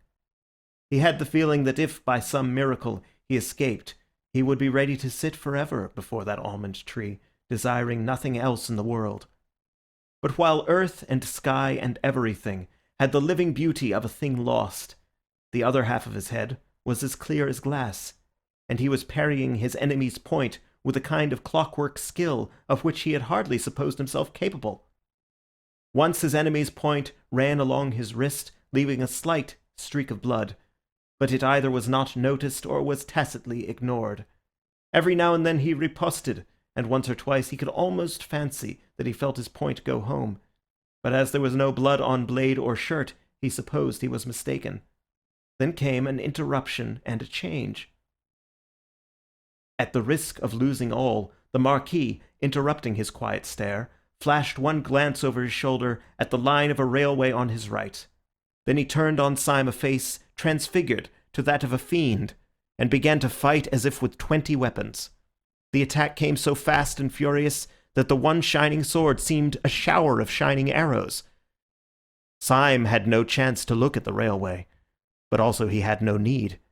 He could guess the reason of the Marquis's sudden madness of battle. The Paris train was in sight.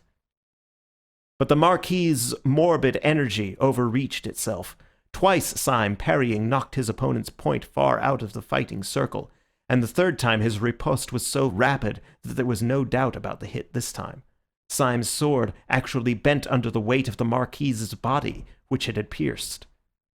Syme was as certain that he had stuck his blade into his enemy as a gardener that he has stuck his spade into the ground. Yet the Marquis sprang back from the stroke without a stagger, and Syme stood staring at his own sword point like an idiot. There was no blood on it at all. There was an instant of rigid silence, and then Syme in his turn fell furiously on the other, filled with a flaming curiosity. The Marquis was probably, in a general sense, a better fencer than he, as he had surmised at the beginning. But at the moment the Marquis seemed distraught and at a disadvantage. He fought wildly and even weakly, and he constantly looked away at the railway line, almost as if he feared the train more than the pointed steel. Syme, on the other hand, fought fiercely, but still carefully, in an intellectual fury, eager to solve the riddle of his own bloodless sword. For this purpose, he aimed less at the Marquis's body and more at his throat and head. A minute and a half afterwards, he felt his point enter the man's neck below the jaw. It came out clean. Half mad, he thrust again, and made what should have been a bloody scar on the Marquis's cheek, but there was no scar. For one moment the heaven of Syme again grew black with supernatural terrors. Surely the man had a charmed life. But this new spiritual dread was a more awful thing than had been the mere spiritual topsy-turvydom symbolized by the paralytic who pursued him. The professor was only a goblin. This man was a devil. Perhaps he was the devil. Anyhow, this was certain, that 3 times had a human sword been driven into him and made no mark. When Syme had that thought, he drew himself up, and all that was good in him sang high up in the air as a high wind sings in the trees. He thought of all the human things in his story, of the Chinese lanterns in Saffron Park, of the girl's red hair in the garden, of the honest, beer-swilling sailors down by the dock, of his loyal companions standing by. Perhaps he had been chosen as a champion of all these fresh and kindly things to cross swords with the enemy of all creation. After all, he said to himself, I am more than a devil. I am a man. I can do the one thing which Satan himself cannot do. I can die. And as the word went through his head, he heard a faint and far-off hoot, which would soon be the roar of the Paris train. He fell to fighting again with a supernatural levity, like a Mohammedan panting for paradise. As the train came nearer and nearer, he fancied he could see people putting up the floral arches in Paris. He joined in the growing noise and the glory of the great republic whose gate he was guarding against hell. His thoughts rose higher and higher with the rising roar of the train, which ended, as if proudly, in a long and piercing whistle. The train stopped. Suddenly, to the astonishment of everyone, the Marquis sprang back quite out of sword reach and threw down his sword. The leap was wonderful, and not the less wonderful because Syme had plunged his sword a moment before into the man's thigh. "Stop!" said the Marquis in a voice that compelled a momentary obedience. "I want to say something." "What is the matter?" asked Colonel Ducroix, staring. "Has there been foul play?" "There has been foul play somewhere," said Dr. Bull, who was a little pale. "Our principal has wounded the Marquis 4 times at least, and he is none the worse." The Marquis put up his hand with a curious air of ghastly patience. "Please let me speak," he said, It is rather important. Mr. Syme, he continued, turning to his opponent, we are fighting today, if I remember right, because you expressed a wish, which I thought irrational, to pull my nose. Would you oblige me by pulling my nose now, as quickly as possible? I have to catch a train. I protest that this is most irregular, said Dr. Bull indignantly. It is certainly somewhat opposed to precedent, said Colonel Ducroix, looking wistfully at his principal. There is, I think, one case on record, Captain Bellegarde and the Baron Zumpt, in which the weapons were changed in the middle of the encounter at the request of one of the combatants, but one can hardly call one's nose a weapon. Will you or will you not pull my nose? Said the Marquis in exasperation. Come, Mr. Syme, you wanted to do it, do it. You can have no conception of how important it is to me. Don't be so selfish. Pull my nose at once, when I ask you. And he bent slightly forward, with a fascinating smile. The Paris train, panting and groaning, had grated into a little station behind the neighbouring hill. Syme had the feeling he had more than once had in these adventures, the sense that a horrible and sublime wave lifted to heaven was just toppling over. Walking in a world he half understood, he took 2 paces forward and seized the Roman nose of this remarkable nobleman. He pulled it hard, and it came off in his hand. He stood for some seconds with a foolish solemnity, with the pasteboard proboscis still between his fingers, looking at it, while the sun and the clouds and the wooden hills looked down upon this imbecile scene. The Marquis broke the silence in a loud and cheerful voice. "If anyone has any use for my left eyebrow," he said, "he can have it. Colonel Ducroix, do accept my left eyebrow. It's the kind of thing that might come in useful any day." And he gravely tore off one of his swarthy Assyrian brows, bringing about half his brown forehead with it, and politely offered it to the colonel, who stood crimson and speechless with rage. "If I had known," he spluttered, "that I was acting for a poltroon who pads himself to fight—" "Oh, I know," said the Marquis, recklessly throwing various parts of himself right and left about the field. "You are making a mistake, but it can't be explained just now. I tell you the train has come into the station." "Yes," said Dr. Bull fiercely, "and the train shall go out of the station. It shall go out without you. We know well enough for what devil's work." The mysterious Marquis lifted his hands with a desperate gesture. He was a strange scarecrow standing there in the sun with half his old face peeled off and half another face glaring and grinning from underneath. "Will you drive me mad?" he cried. "The train!" "You shall not go by the train," said Syme firmly, and grasped his sword. The wild figure turned towards Syme, and seemed to be gathering itself for a sublime effort before speaking. "You great, fat, blasted, blear-eyed, blundering, thundering, brainless, god-forsaken, doddering, damned fool!" he said without taking breath. "You great, silly, pink-faced, tow-headed turnip! You shall not go by this train," repeated Syme. "And why the infernal blazes," roared the other, "should I want to go by the train?" "We know all," said the Professor sternly. "You are going to Paris to throw a bomb." "Going to Jericho to throw a Jabberwock!" cried the other, tearing his hair, which came off easily. "Have you all got softening of the brain that you don't realize what I am? Do you really think I wanted to catch that train? 20 Paris trains might go by for me. Damn Paris trains!" "Then what did you care about?" began the Professor. "What did I care about? I didn't care about catching the train. I cared about whether the train caught me, and now, by God, it has caught me." "I regret to inform you," said Syme with restraint, "that your remarks convey no impression to my mind. Perhaps if you were to remove the remains of your original forehead, and some portion of what once was your chin, your meaning would become clearer. Mental lucidity fulfills itself in many ways. What do you mean by saying that the train has caught you? It may be literary fancy, but somehow I feel that it ought to mean something." "It means everything," said the other, "and the end of everything. Sunday has us now in the hollow of his hand." Us? Repeated the professor, as if stupefied. What do you mean by us? The police, of course, said the Marquis, and tore off his scalp and half his face. The head which emerged was the blonde, well-brushed, smooth-haired head which is common in the English constabulary, but the face was terribly pale. I am Inspector Ratcliffe, he said, with a sort of haste that verged on harshness.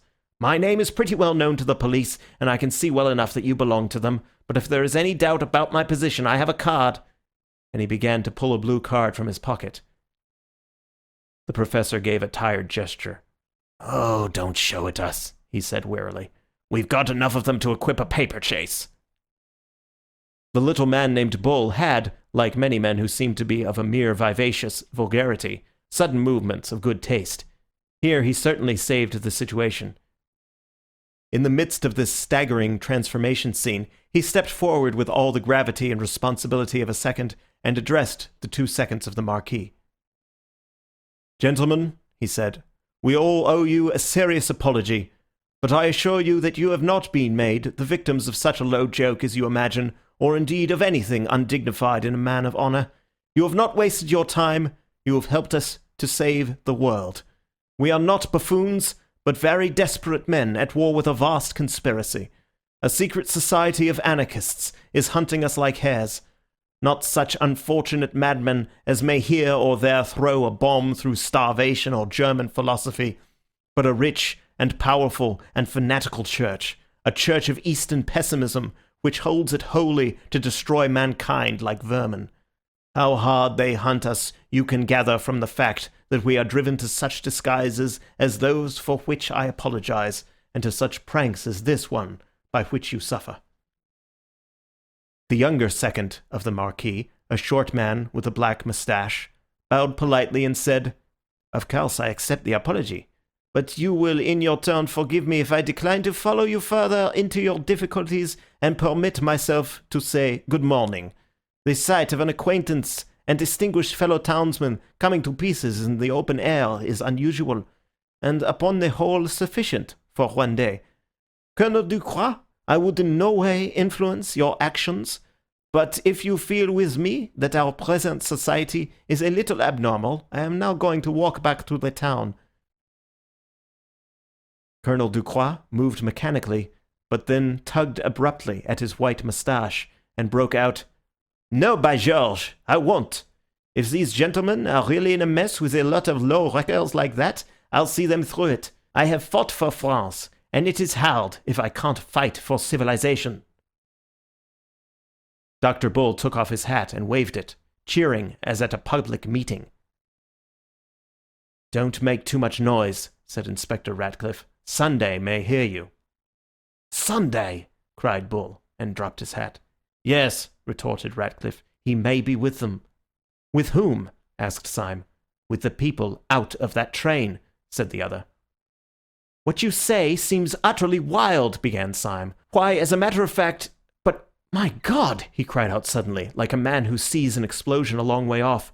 By God, if this is true, the whole bally lot of us on the Anarchist Council were against anarchy. Every born man was a detective except the president and his personal secretary. What can it mean? Mean, said the new policeman with incredible violence. It means that we are struck dead. Don't you know Sunday? Don't you know that his jokes are always so big and simple that one has never thought of them? Can you think of anything more like Sunday than this, that he should put all his powerful enemies on the Supreme Council and then take care that it was not supreme? I tell you, he has bought every trust, he has captured every cable, he has control of every railway line, especially of that railway line. And he pointed a shaking finger towards the small wayside station. The whole movement was controlled by him, half the world was ready to rise for him, but there were just 5 people, perhaps, who would have resisted him. And the old devil put them on the Supreme Council to waste their time in watching each other. Idiots that we are, he planned the whole of our idiocies. Sunday knew that the professor would chase Syme through London, and that Syme would find me in France, and he was combining great masses of capital and seizing great lines of telegraphy. while we 5 idiots were running after each other like a lot of confounded babies playing blind man's buff." "Well?" asked Syme with a sort of steadiness. "Well," replied the other with sudden serenity, "he has found us playing blind man's buff today in a field of great rustic beauty and extreme solitude. He has probably captured the world. It only remains to him to capture this field and all the fools in it. And since you really want to know what was my objection to the arrival of that train, I will tell you. My objection was that Sunday, or his secretary, has just this moment got out of it." Syme uttered an involuntary cry, and they all turned their eyes towards the far-off station. It was quite true that a considerable bulk of people seemed to be moving in their direction, but they were too distant to be distinguished in any way. "It was a habit of the late Marquis de Saint-Eustache," said the new policeman, producing a leather case, "always to carry a pair of opera glasses. Either the President or the Secretary is coming after us with that mob. They have caught us in a nice, quiet place where we are under no temptations to break our oaths by calling the police. Dr. Bull, I have a suspicion that you will see better through these than through your own highly decorative spectacles." He handed the field glasses to the doctor, who immediately took off his spectacles and put the apparatus to his eyes.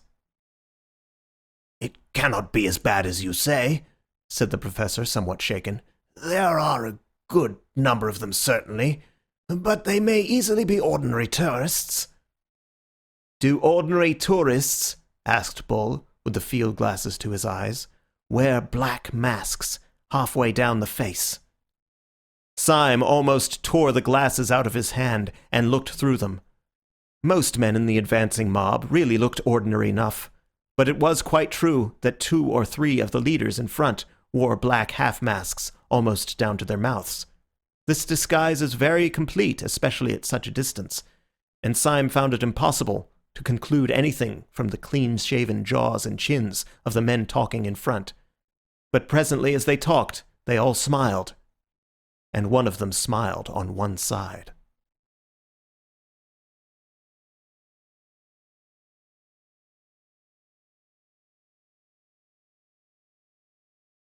Chapter 11. The criminals chase the police.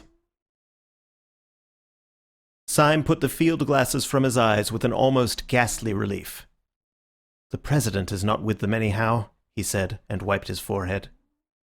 "But surely they are right away on the horizon," said the bewildered colonel, blinking and but half recovered from Bull's hasty though polite explanation.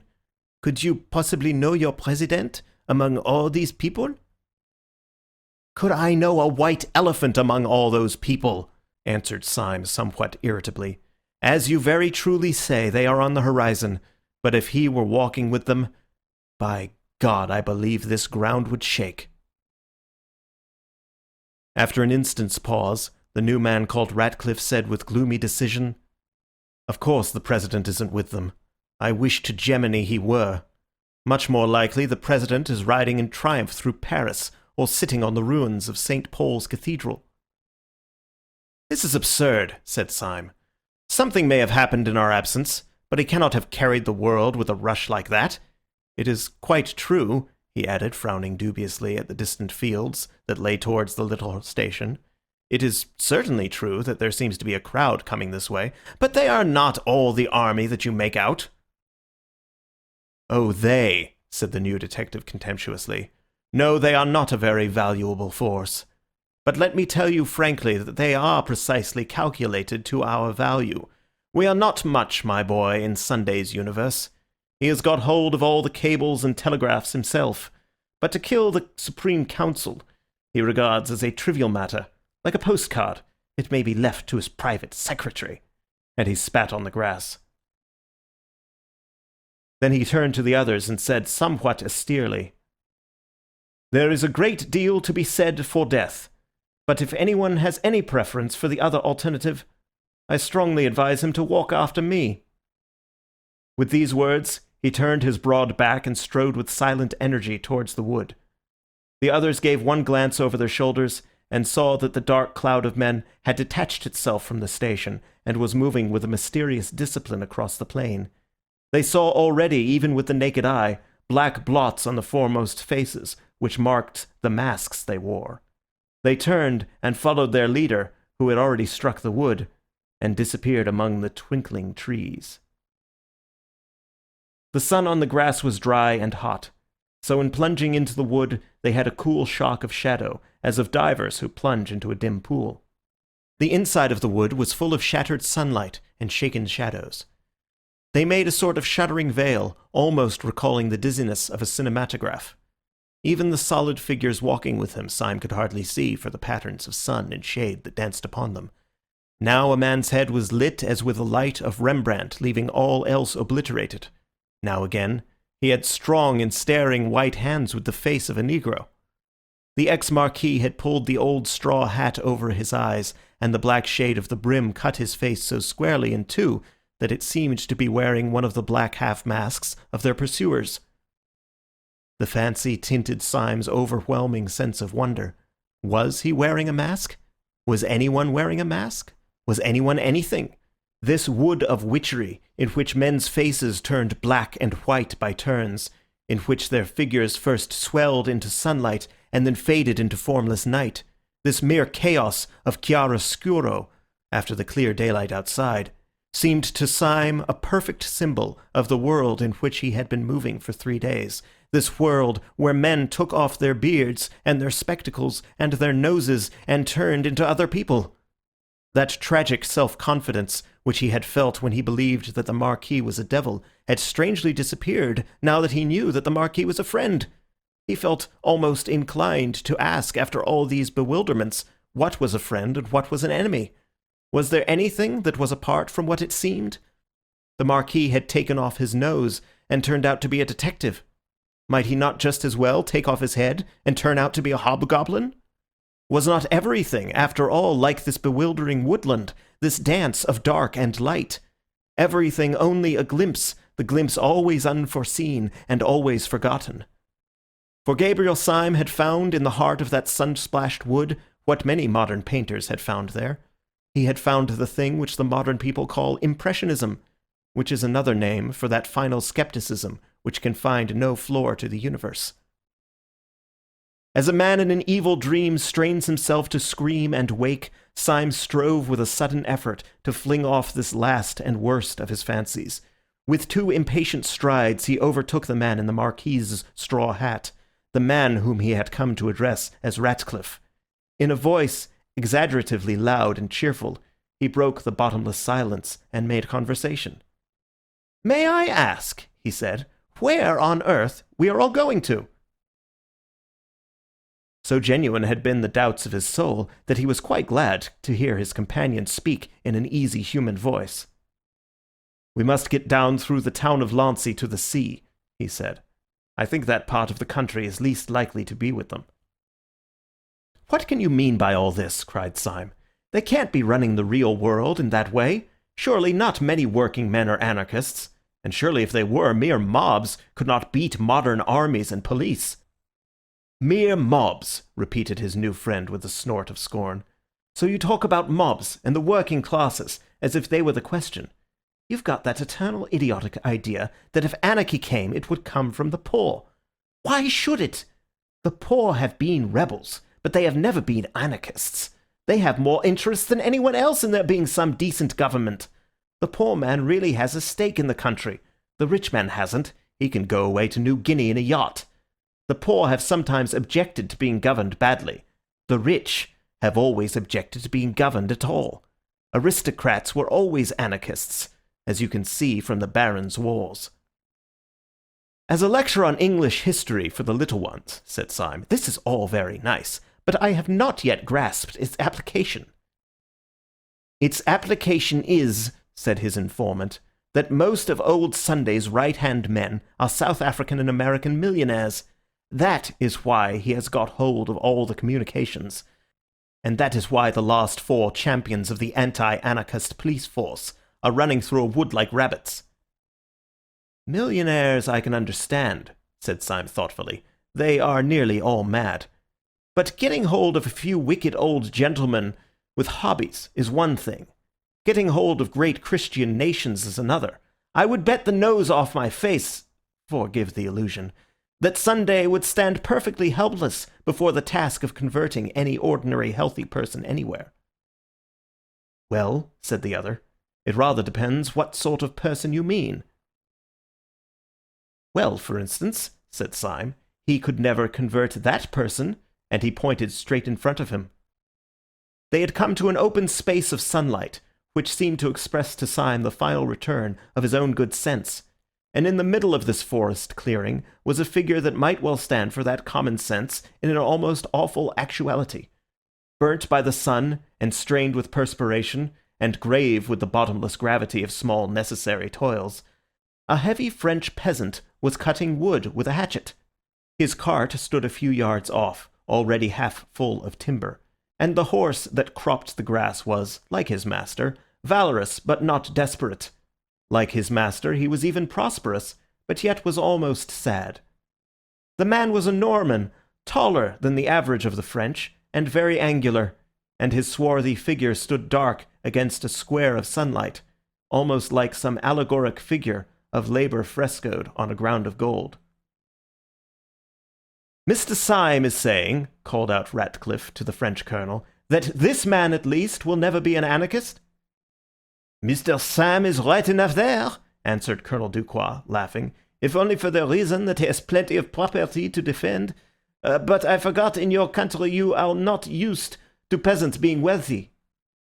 "He looks poor," said Dr. Bull doubtfully. "Quite so," said the colonel. "That is why he is rich." "I have an idea," called out Dr. Bull suddenly. "How much would he take to give us a lift in his cart? Those dogs are all on foot, and we could soon leave them behind." "Oh, give him anything," said Syme eagerly. "I have piles of money on me." "That will never do," said the colonel. "He will never have any respect for you unless you drive a bargain." "Oh, if he haggles," began Bull impatiently. "He haggles because he is a free man," said the other. "You do not understand. He would not see the meaning of generosity. He is not being tipped." And even while they seemed to hear the heavy feet of their strange pursuers behind them, they had to stand and stamp, while the French colonel talked to the French woodcutter with all the leisurely badinage and bickering of market day.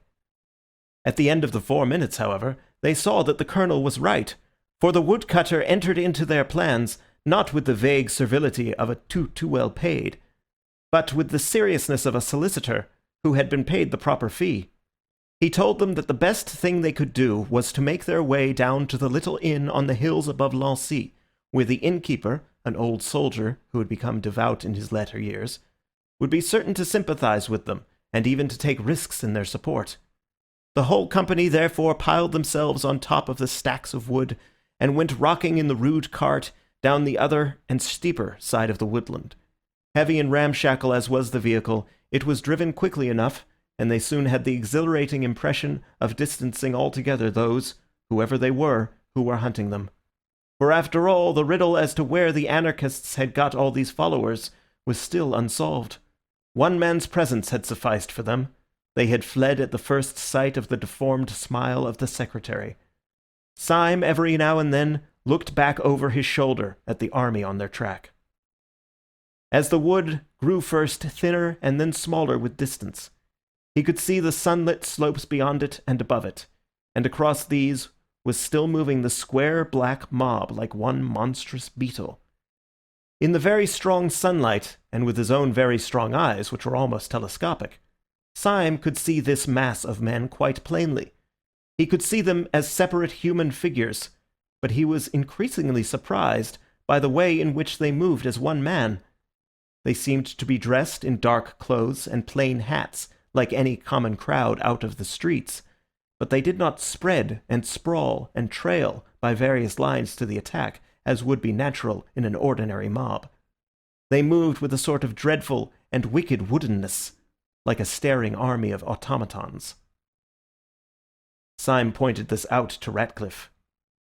"Yes," replied the policeman, "that's discipline. That's Sunday. He's perhaps 500 miles off, but the fear of him is on all of them like the finger of God. Yes, they are walking regularly, and you bet your boots that they are talking regularly, yes, and thinking regularly. But the one important thing for us is that they are disappearing regularly." Syme nodded. It was true that the black patch of the pursuing men was growing smaller and smaller as the peasant belaboured his horse. The level of the sunlit landscape, though flat as a whole, fell away on the farther side of the wood in billows of heavy slope towards the sea, in a way not unlike the lower slopes of the Sussex Downs. The only difference was that in Sussex the road would have been broken and angular like a little brook, but here the white French road fell sheer in front of them like a waterfall. Down this direct descent the cart clattered at a considerable angle, and in a few minutes, the road growing yet steeper, they saw below them the little harbour of Lancy and a great blue arc of the sea. The travelling cloud of their enemies had wholly disappeared from the horizon. The horse and cart took a sharp turn round a clump of elms, and the horse's nose nearly struck the face of an old gentleman who was sitting on the benches outside the little café of Le Soleil d'Or. The peasant grunted an apology and got down from his seat. The others also descended one by one and spoke to the old gentleman with fragmentary phrases of courtesy, for it was quite evident from his expansive manner that he was the owner of the little tavern. He was a white-haired, apple-faced old boy, with sleepy eyes and a grey moustache, stout, sedentary, and very innocent, of a type that may often be found in France, but is still commoner in Catholic Germany. Everything about him, his pipe, his pot of beer, his flowers, and his beehive, suggested an ancestral peace. Only when his visitors looked up as they entered the inn parlour, they saw the sword upon the wall. The colonel, who greeted the innkeeper as an old friend, passed rapidly into the inn parlour and sat down, ordering some ritual refreshment. The military decision of his action interested Syme, who sat next to him, and he took the opportunity when the old innkeeper had gone out of satisfying his curiosity. "May I ask you, Colonel," he said in a low voice, "why we have come here?" Colonel Ducroix smiled behind his bristly white moustache.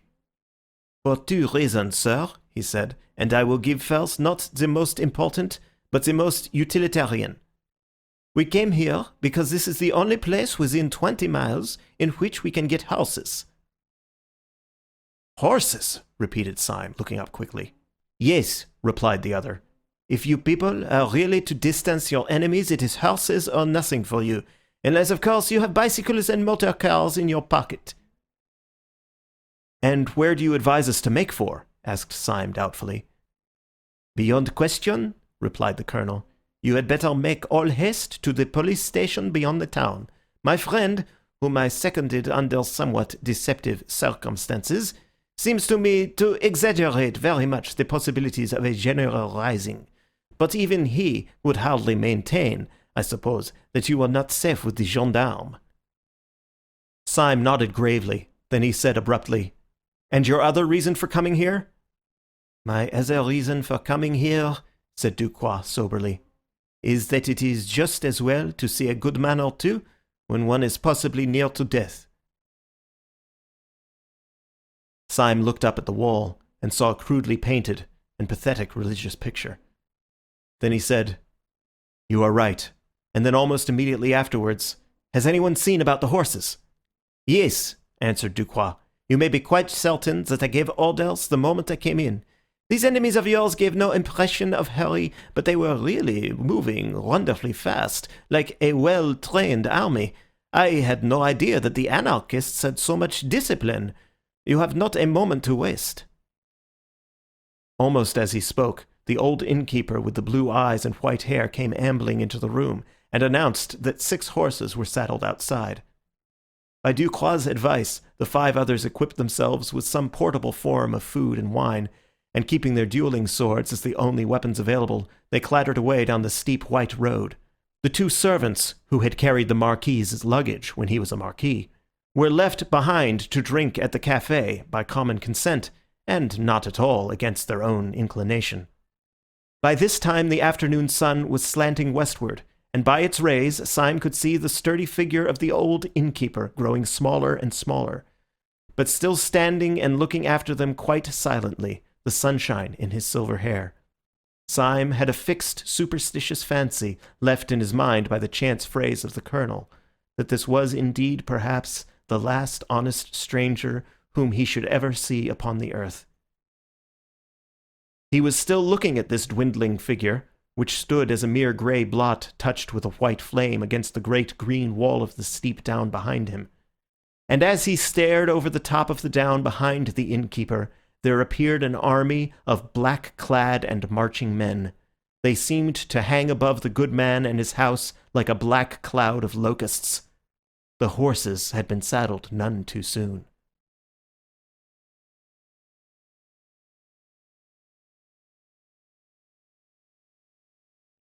Chapter 12. The Earth in Anarchy. Urging the horses to a gallop, without respect to the rather rugged descent of the road, the horsemen soon regained their advantage over the men on the march, and at last the bulk of the first buildings of Lancy cut off the sight of their pursuers.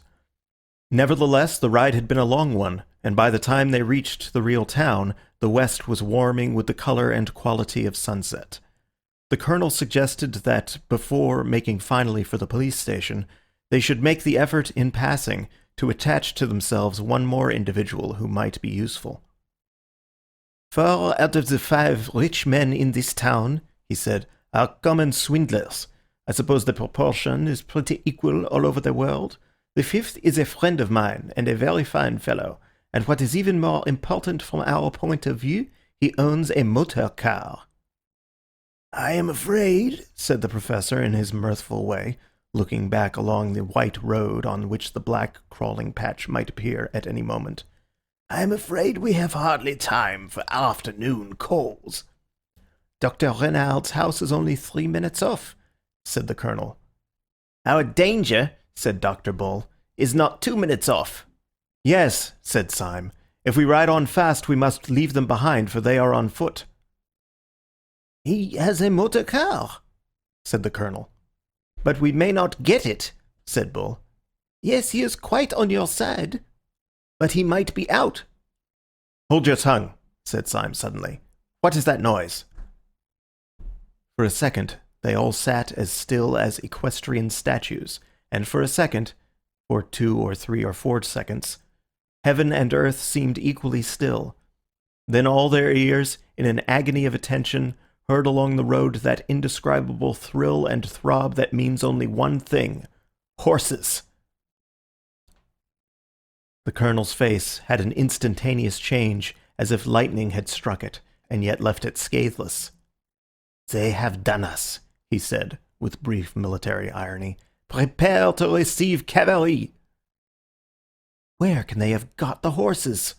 Asked Syme, as he mechanically urged his steed to a canter.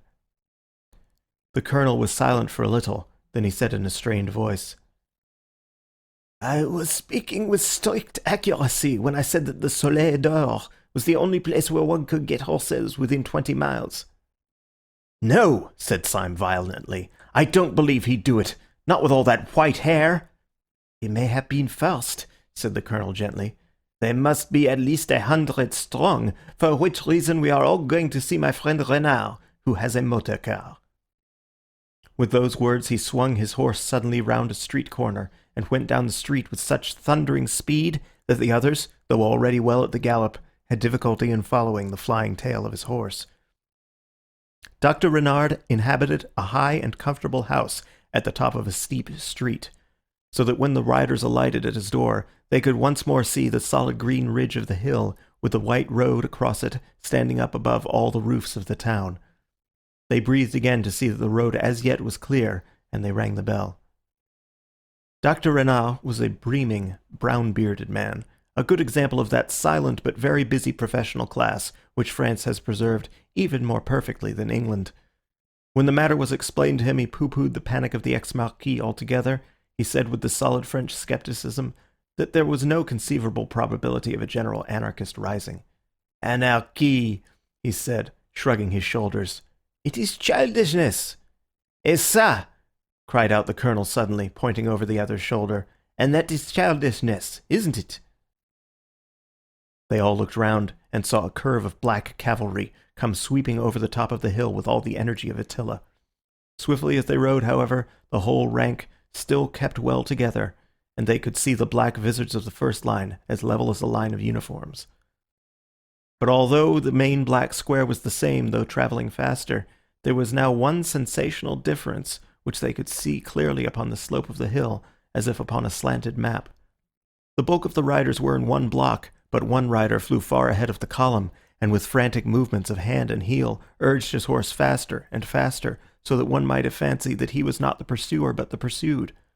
But even at that great distance they could see something so fanatical, so unquestionable in his figure, that they knew it was the secretary himself. "I am sorry to cut short a cultured discussion," said the colonel, "but can you lend me your motor car now in 2 minutes?" "I have a suspicion that you are all mad," said Dr. Renard, smiling sociably. "But God forbid that madness should in any way interrupt friendship. Let us go round to the garage." Dr. Renard was a mild man with monstrous wealth. His rooms were like the Musée de Cluny, and he had 3 motor cars. These, however, he seemed to use very sparingly, having the simple tastes of the French middle class, and when his impatient friends came to examine them, it took them some time to assure themselves that one of them even could be made to work. This with some difficulty they brought round into the street before the doctor's house. When they came out of the dim garage, they were startled to find that twilight had already fallen with the abruptness of night in the tropics. Either they had been longer in the place than they imagined, or some unusual canopy of cloud had gathered over the town. They looked down the steep streets and seemed to see a slight mist coming up from the sea. "It is now or never," said Dr. Bull. "I hear horses." "No," corrected the professor. "A horse."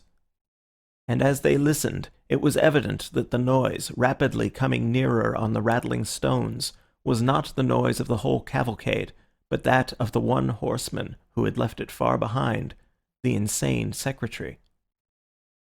Syme's family, like most of those who end in the simple life, had once owned a motor, and he knew all about them. He had leapt at once into the chauffeur's seat, and with flushed face was wrenching and tugging at the disused machinery. He bent his strength upon one handle, and then said quite quietly, "I am afraid it's no go." As he spoke, there swept round the corner a man rigid on his rushing horse, with the rush and rigidity of an arrow. He had a smile that thrust out his chin as if it were dislocated. He swept alongside of the stationary car into which his company had crowded, and laid his hand on the front. It was the secretary, and his mouth went quite straight in the solemnity of triumph. Syme was leaning hard upon the steering wheel, and there was no sound but the rumble of the other pursuers riding into the town. Then there came quite suddenly a scream of scraping iron, and the car leapt forward. It plucked the secretary clean out of his saddle, as a knife is whipped out of its sheath, trailed him kicking terribly for 20 yards, and left him flung flat upon the road far in front of his frightened horse. As the car took the corner of the street with a splendid curve, they could just see the other anarchists filling the street and raising their fallen leader. "I can't understand why it has grown so dark," said the professor at last in a low voice. "Going to be a storm, I think," said Dr. Bull. "I say, it's a pity we haven't got a light on this car, if only to see by." "We have," said the colonel, and from the floor of the car he fished up a heavy, old-fashioned, carved iron lantern with a light inside it. It was obviously an antique, and it would seem as if its original use had been in some way semi-religious, for there was a rude moulding of a cross upon one of its sides. "Where on earth did you get that?" asked the professor. "I got it where I got the car," answered the colonel, chuckling, "from my best friend. While our friend here was fighting with his steering wheel, I ran up the front steps of the house and spoke to Renard, who was standing in his own porch, you will remember. I suppose I said there's no time to get a lamp. He looked up, blinking amiably at the beautiful arched ceiling of his own front hall. From this was suspended, by chains of exquisite ironwork, this lantern, one of the 100 treasures of his treasure house. By sheer force, he tore the lamp out of his own ceiling, shattering the painted panels and bringing down 2 blue vases with his violence. Then he handed me the iron lantern, and I put it in the car. Was I not right when I said that Dr. Renard was worth knowing?" You were, said Syme seriously, and hung the heavy lantern over the front. There was a certain allegory of their whole position in the contrast between the modern automobile and its strange ecclesiastical lamp. Hitherto they had passed through the quietest part of the town, meeting at once one or two pedestrians who could give them no hint of the peace or the hostility of the place. Now, however, the windows in the houses began one by one to be lit up, giving a greater sense of habitation and humanity. Dr. Bull turned to the new detective who had led their flight, and permitted himself one of his natural and friendly smiles. "These lights make one feel more cheerful." Inspector Ratcliffe drew his brows together. "There is only one set of lights that make me more cheerful," he said, "and they are those lights of the police station which I can see beyond the town. Please God we may be there in 10 minutes. Then all Bull's boiling good sense and optimism broke suddenly out of him. "Oh, this is all raving nonsense," he cried. "If you really think that ordinary people in ordinary houses are anarchists, you must be madder than an anarchist yourself. If we turned and fought these fellows, the whole town would fight for us." "No," said the other, with an immovable simplicity. "The whole town would fight for them. We shall see." While they were speaking, the professor had leant forward with sudden excitement. "What is that noise?" he said. "Oh, the horses behind us, I suppose," said the colonel. "I thought we had got clear of them." "The horses behind us? No," said the professor. "It is not horses, and it is not behind us." Almost as he spoke, across the end of the street before them, two shining and rattling shapes shot past. They were gone almost in a flash, but everyone could see that they were motor cars, and the professor stood up with a pale face and swore that they were the other two motor cars from Dr. Renald's garage. "I tell you they were his," he repeated with wild eyes, "and they were full of men in masks." "Absurd," said the colonel angrily. "Dr. Renald would never give them his cows." "He may have been forced," said Ratcliffe quietly. "The whole town is on their side." "You still believe that?" asked the colonel incredulously. "You will all believe it soon," said the other with a hopeless calm. There was a puzzled pause for some little time, and then the colonel began again abruptly. "No, I can't believe it. The thing is nonsense. The plain people of a peaceable French town—" He was cut short by a bang and a blaze of light which seemed close to his eyes. As the car sped on, it left a floating patch of white smoke behind it, and Syme had heard a shot shriek past his ear. "My God!" said the colonel. "Someone has shot at us." "It need not interrupt conversation," said the gloomy Ratcliffe.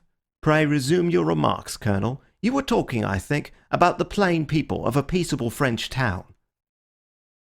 The staring colonel was long past minding satire.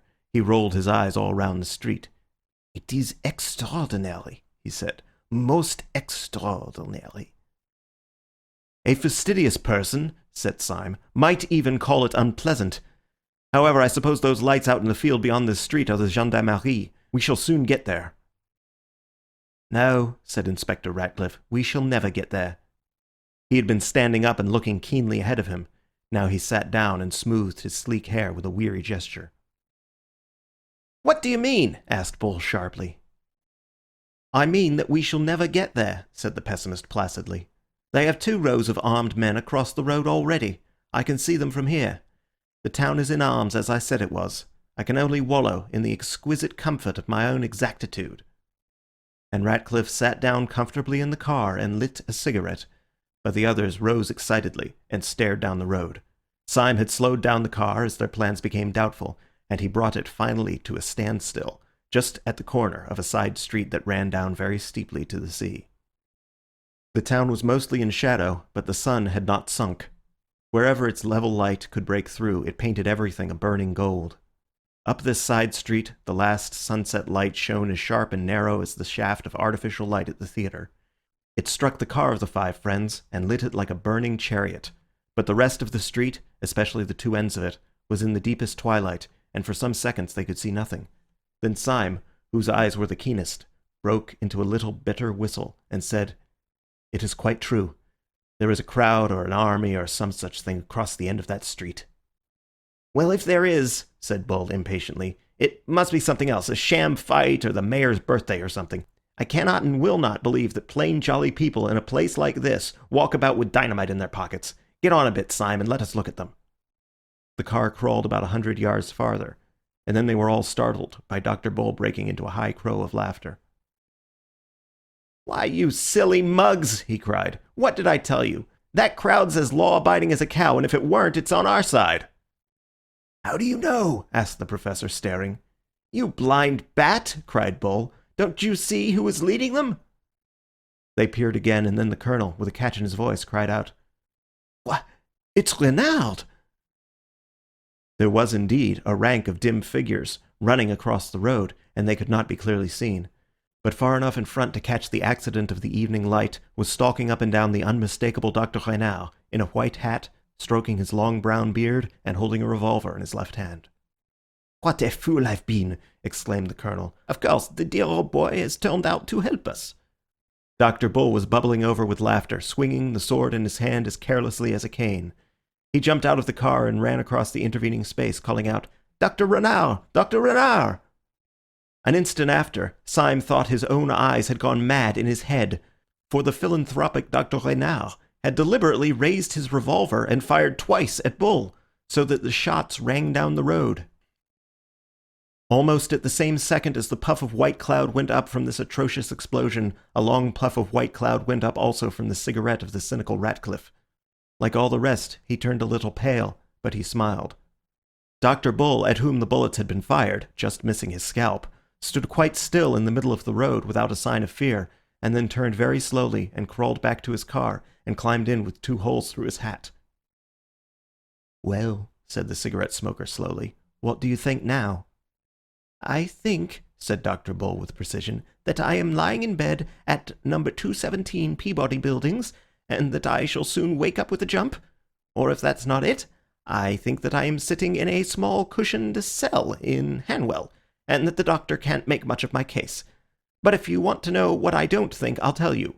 I don't think what you think. I don't think, and I never shall think, that the mass of ordinary men are a pack of dirty modern thinkers. No, sir, I'm a Democrat, and I still don't believe that Sunday could convert one average navvy or counterjumper. No, I may be mad, but humanity isn't."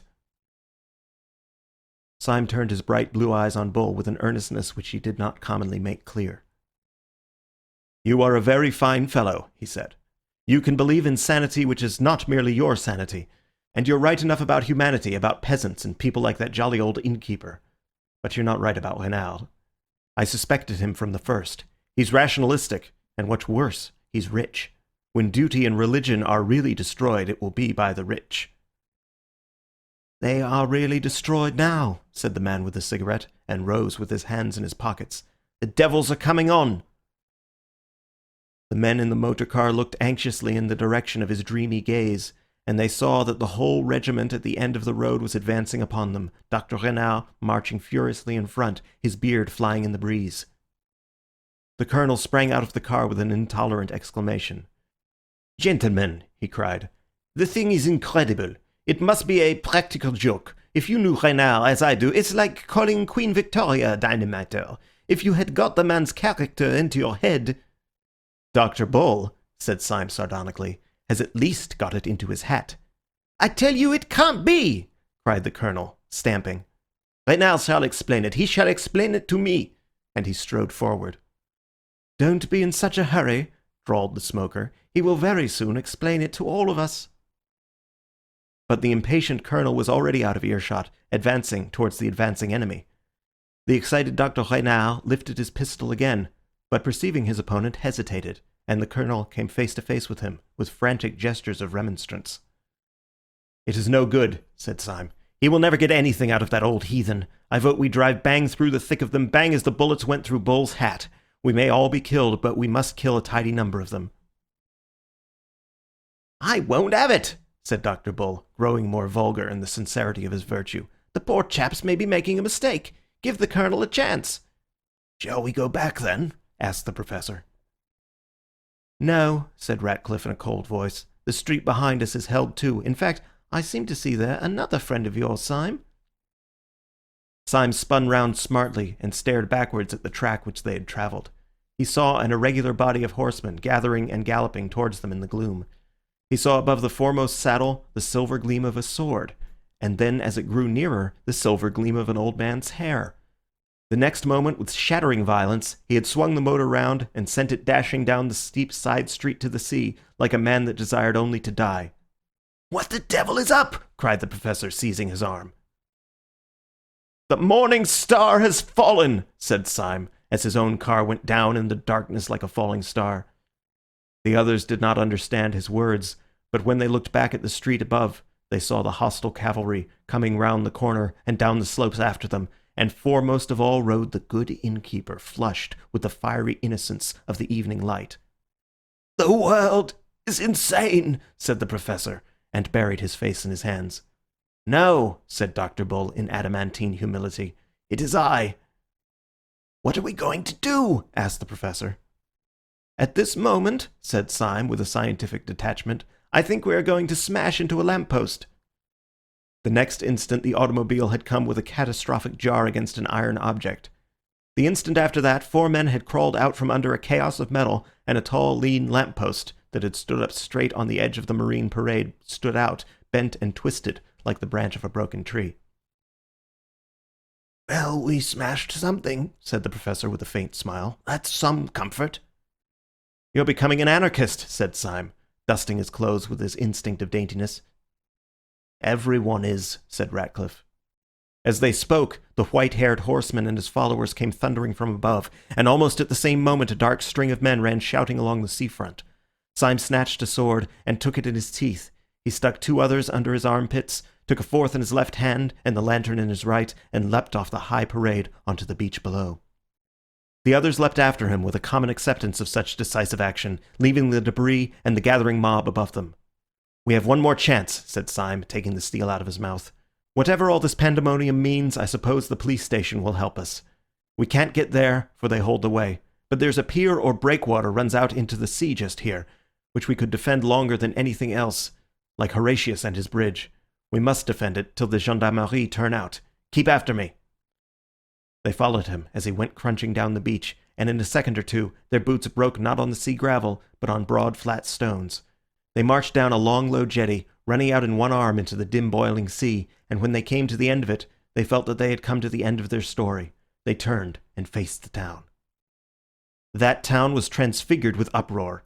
All along the high parade from which they had just descended was a dark and roaring stream of humanity, with tossing arms and fiery faces, groping and glaring towards them. The long dark line was dotted with torches and lanterns, but even where no flame lit up a furious face, they could see in the farthest figure, in the most shadowy gesture, an organized hate. It was clear that they were the accursed of all men, and they knew not why. 2 or 3 men looking little and black like monkeys leapt over the edge as they had done, and dropped onto the beach. These came ploughing down the deep sand, shouting horribly, and strove to wade into the sea at random. The example was followed, and the whole black mass of men began to run and drip over the edge like black treacle. Foremost among the men on the beach, Syme saw the peasant who had driven their cart. He splashed into the surf on a huge cart-horse and shook his axe at them. "The peasant!" cried Syme. "They have not risen since the Middle Ages." "Even if the police do come now," said the Professor mournfully, "they can do nothing with this mob." "Nonsense!" said Bull desperately. "There must be some people left in the town who are human." "No," said the hopeless inspector. "The human being will soon be extinct. We are the last of mankind." "It may be," said the Professor absently. Then he added in his dreamy voice, "What is all that at the end of the Duncade? Nor public flame, nor private, dares to shine, nor human light is left, nor glimpse divine. Lo, thy dread empire chaos is restored. Light dies before thine uncreating word. Thy hand, great Anarch, lets the curtain fall, and universal darkness buries all." "Stop!" cried Bull suddenly. "The gendarmes are out!" The low lights of the police station were indeed blotted and broken with hurrying figures, and they heard through the darkness the clash and jingle of a disciplined cavalry. "They are charging the mob!" cried Bull, in ecstasy or alarm. "No," said Syme. "They are formed along the parade." "They have unslung their carbines!" cried Bull, dancing with excitement. "Yes," said Ratcliffe, "and they are going to fire on us." As he spoke there came a long crackle of musketry, and bullets seemed to hop like hailstones on the stones in front of them. "The gendarmes have joined them!" cried the Professor, and struck his forehead. "I am in the padded cell," said Bull solidly. There was a long silence, and then Ratcliffe said, looking out over the swollen sea, all a sort of grey-purple, "What does it matter who is mad or who is sane? We shall all be dead soon." Syme turned to him and said, "You are quite hopeless, then?" Mr. Ratcliffe kept a stony silence, then at last he said quietly, "No, oddly enough I am not quite hopeless. There is one insane little hope that I cannot get out of my mind. The power of this whole planet is against us, yet I cannot help wondering whether this one silly little hope is hopeless yet." "In what or whom is your hope?" asked Syme with curiosity. "In a man I never saw," said the other, looking at the leaden sea. "I know what you mean," said Syme in a low voice. "The man in the dark room. But Sunday must have killed him by now." "Perhaps," said the other steadily. "But if so, he was the only man whom Sunday found it hard to kill." "I heard what you said," said the Professor, with his back turned. "I also am holding hard on to the thing I never saw." All of a sudden Syme, who was standing as if blind with introspective thought, swung round and cried out like a man waking from sleep. "Where is the Colonel? I thought he was with us." "The Colonel! Yes!" cried Bull. "Where on earth is the Colonel?" "He went to speak to Renard," said the Professor. "We cannot leave him among all those beasts," cried Syme. "Let us die like gentlemen if—" "Do not pity the Colonel," said Ratcliffe with a pale sneer. "He is extremely comfortable. He is—" "No, no, no!" cried Syme in a kind of frenzy. "Not the Colonel too! I will never believe it!" "Will you believe your eyes?" asked the other, and pointed to the beach. Many of the pursuers had waded into the water shaking their fists, but the sea was rough, and they could not reach the pier. 2 or 3 figures, however, stood on the beginning of the stone footway and seemed to be cautiously advancing down it. The glare of a chance lantern lit up the faces of the 2 foremost.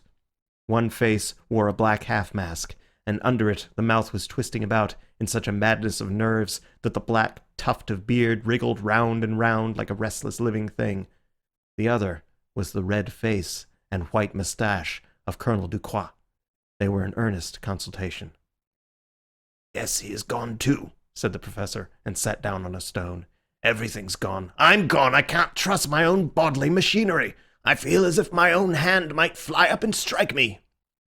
"When my hand flies up," said Syme, "it will strike somebody else," and he strode along the pier towards the Colonel, the sword in one hand and the lantern in the other. As if to destroy the last hope or doubt, the Colonel, who saw him coming, pointed his revolver at him and fired. The shot missed Syme, but struck his sword, breaking it short at the hilt. Syme rushed on and swung the iron lantern above his head. "Judas before Herod!" he said, and struck the Colonel down upon the stones. Then he turned to the secretary, whose frightful mouth was almost foaming now, and held the lamp high with so rigid and arresting a gesture that the man was, as it were, frozen for a moment, and forced to hear. "Do you see this lantern?" cried Syme in a terrible voice. "Do you see the cross carved on it, and the flame inside? You did not make it. You did not light it. Better men than you, men who could believe and obey, twisted the entrails of iron and preserved the legend of fire. There is not a street you walk on, there is not a thread you wear, that was not made as this lantern was, by denying your philosophy of dirt and rats. You can make nothing, you can only destroy. You will destroy mankind, you will destroy the world, let that suffice you. Yet this one old Christian lantern you shall not destroy. It shall go where your empire of apes will never have the wit to find it." He struck the secretary once with the lantern so that he staggered, and then whirling it twice round his head, sent it flying far out into sea, where it flared like a roaring rocket and fell. "Swords!" shouted Syme, turning his flaming face to the 3 behind him. "Let us charge these dogs, for our time has come to die." His 3 companions came after him, sword in hand. Syme's sword was broken, but he rent a bludgeon from the fist of a fisherman, flinging him down. In a moment they would have flung themselves upon the face of the mob and perished, when an interruption came. The secretary, ever since Syme's speech, had stood with his hand to his stricken head as if dazed. Now he suddenly pulled off his black mask. The pale face thus peeled in the lamplight revealed not so much rage as astonishment. He put up his hand with an anxious authority. "There is some mistake," he said. "Mr. Syme, I hardly think you understand your position. I arrest you in the name of the law." "Of the law?" said Syme, and dropped his stick. "Certainly," said the secretary. "I am a detective from Scotland Yard." And he took a small blue card from his pocket. "And what do you suppose we are?" asked the professor, and threw up his arms. "You," said the secretary stiffly, "are, as I know for a fact, members of the Supreme Anarchist Council. Disguised as one of you, Dr. Bull tossed his sword into the sea. "There never was any Supreme Anarchist Council," he said. "We were all a lot of silly policemen looking at each other, and all these nice people who have been peppering us with shot thought we were the dynamiters. I knew I couldn't be wrong about the mob," he said, beaming over the enormous multitude, which stretched away to the distance on both sides. "Vulgar people are never mad. I'm vulgar myself, and I know. I am now going on shore to stand a drink to everybody here."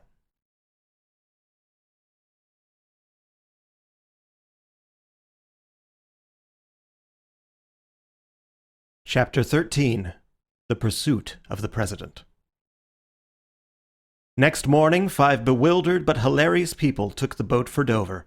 The poor old colonel might have had some cause to complain, having been first forced to fight for 2 factions that didn't exist, and then knocked down with an iron lantern.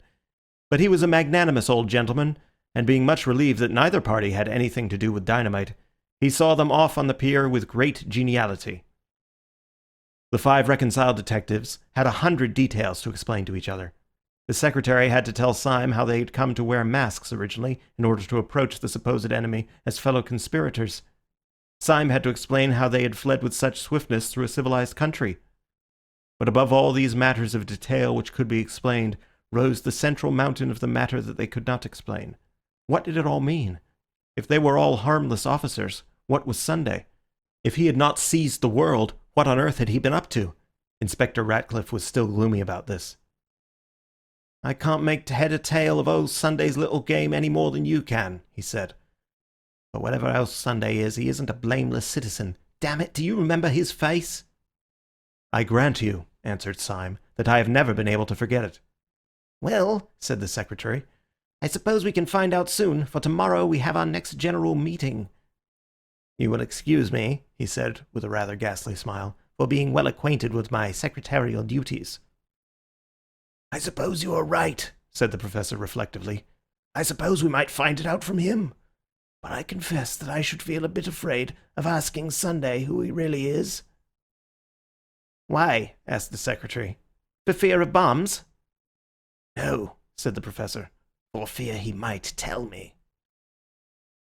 "Let us have some drinks," said Dr. Bull, after a silence. Throughout their whole journey by boat and train they were highly convivial, but they instinctively kept together. Dr. Bull, who had always been the optimist of the party, endeavoured to persuade the other 4 that the whole company could take the same hansom cab from Victoria. But this was overruled, and they went in a 4-wheeler with Dr. Bull on the box, singing. They finished their journey at a hotel in Piccadilly Circus, so as to be close to the early breakfast next morning in Leicester Square. Yet even then the adventures of the day were not entirely over. Dr. Bull, discontented with the general proposal to go to bed, had strolled out of the hotel at about 11 to see and taste some of the beauties of London. 20 minutes afterwards he came back and made quite a clamour in the hall. Syme, who tried at first to soothe him, was forced at last to listen to his communication with quite new attention. "I tell you I've seen him," said Dr. Bull with thick emphasis. "Whom?" asked Syme quickly. "Not the President?" "Not so bad as that," said Dr. Bull with unnecessary laughter. "Not so bad as that. I've got him here." "Got whom here?" asked Syme impatiently. "Harryman," said the other lucidly. "Man that used to be Harryman. Gogol. Here he is." And he pulled forward by a reluctant elbow the identical young man who 5 days before had marched out of the council with thin red hair and a pale face, the first of all the sham anarchists who had been exposed. "Why do you worry with me?" he cried. "You have expelled me as a spy." "We are all spies," whispered Syme. "We're all spies!" shouted Dr. Bull. "Come and have a drink!" Next morning, the battalion of the reunited Six marched stolidly towards the hotel in Leicester Square. "This is more cheerful," said Dr. Bull. "We are 6 men, going to ask one man what he means." "I think it is a bit queerer than that," said Syme. "I think it is 6 men going to ask one man what they mean." They turned in silence into the square, and though the hotel was in the opposite corner, they saw at once the little balcony and a figure that looked too big for it. He was sitting alone with bent head, poring over a newspaper. But all his councillors, who had come to vote him down, crossed that square as if they were watched out of heaven by 100 eyes. They had disputed much upon their policy, about whether they should leave the unmasked Gogol without and begin diplomatically, or whether they should bring him in and blow up the gunpowder at once. The influence of Syme and Bull prevailed for the latter course, though the secretary to the last asked them why they attacked Sunday so rashly. "My reason is quite simple," said Syme. "I attack him rashly because I am afraid of him." They followed Syme up the dark stair in silence, and they all came out simultaneously into the broad sunlight of the morning and the broad sunlight of Sunday's smile. "Delightful," he said. "So pleased to see you all. What an exquisite day it is. Is the Tsar dead?" The secretary, who happened to be foremost, drew himself together for a dignified outburst. "No, sir," he said sternly. "There has been no massacre. I bring you news of no such disgusting spectacles."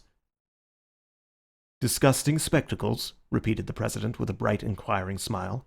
"You mean Dr. Bull's spectacles?" The secretary choked for a moment, and the President went on with a sort of smooth appeal. "Of course, we all have our opinions and even our eyes, but really to call them disgusting, before the man himself." Dr. Bull tore off his spectacles and broke them on the table. "My spectacles are blackguardly," he said, "but I'm not. Look at my face." "I dare say it's the sort of face that grows on one," said the President. "In fact, it grows on you, and who am I to quarrel with the wild fruits upon the tree of life? I dare say it will grow on me some day." "We have no time for tomfoolery," said the secretary, breaking in savagely. "We have come to know what all this means. Who are you? What are you? Why did you get us all here? Do you know who and what we are? Are you a half-witted man playing the conspirator, or are you a clever man playing the fool? Answer me, I tell you." "Candidates," murmured Sunday, "are only required to answer 8 out of the 17 questions on the paper. As far as I can make out, you want me to tell you what I am and what you are and what this table is and what the council is and what this world is for all I know. Well, I will go so far as to rend the veil of one mystery. If you want to know what you are a set of highly well-intentioned young jackasses." "And you," said Syme, leaning forward, "what are you?" "I? What am I?" roared the President, and he rose slowly to an incredible height, like some enormous wave about to arch above them and break. "You want to know what I am, do you? Bull, you are a man of science. Grub in the roots of those trees and find out the truth about them. Syme, you are a poet. Stare at those morning clouds. But I tell you this, that you will have found out the truth of the last tree and the topmost clouds before the truth about me. You will understand the sea, and I shall still be a riddle. You shall know what the stars are and not know what I am. Since the beginning of the world, all men have hunted me like a wolf. Kings and sages, and poets and lawgivers, all the churches and all the philosophies. But I have never been caught yet, and the skies will fall in the time I turn to bay. I have given them a good run for their money, and I will now." Before one of them could move, the monstrous man had swung himself like some huge orangutan over the balustrade of the balcony. Yet before he dropped, he pulled himself up again as on a horizontal bar, and thrusting his great chin over the edge of the balcony, said solemnly, "There's one thing I'll tell you, though, about who I am. I am the man in the dark room who made you all policemen." With that, he fell from the balcony, bouncing on the stones below like a great ball of india rubber, and went bounding off towards the corner of the Alhambra, where he hailed a hansom cab and sprang inside it. The 6 detectives had been standing thunderstruck and livid in the light of his last assertion, but when he disappeared into the cab, Syme's practical senses returned to him, and leaping over the balcony so recklessly as almost to break his legs, he called another cab. He and Bull sprang into the cab together, the Professor and the Inspector into another, while the Secretary and the late Gogol scrambled into a third just in time to pursue the flying Syme, who was pursuing the flying President.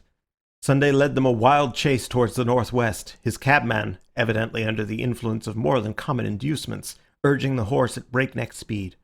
But Syme was in no mood for delicacies, and he stood up in his own cab shouting, "Stop, thief!" until crowds ran along beside his cab, and policemen began to stop and ask questions. All this had its influence upon the President's cabman, who began to look dubious and to slow down to a trot.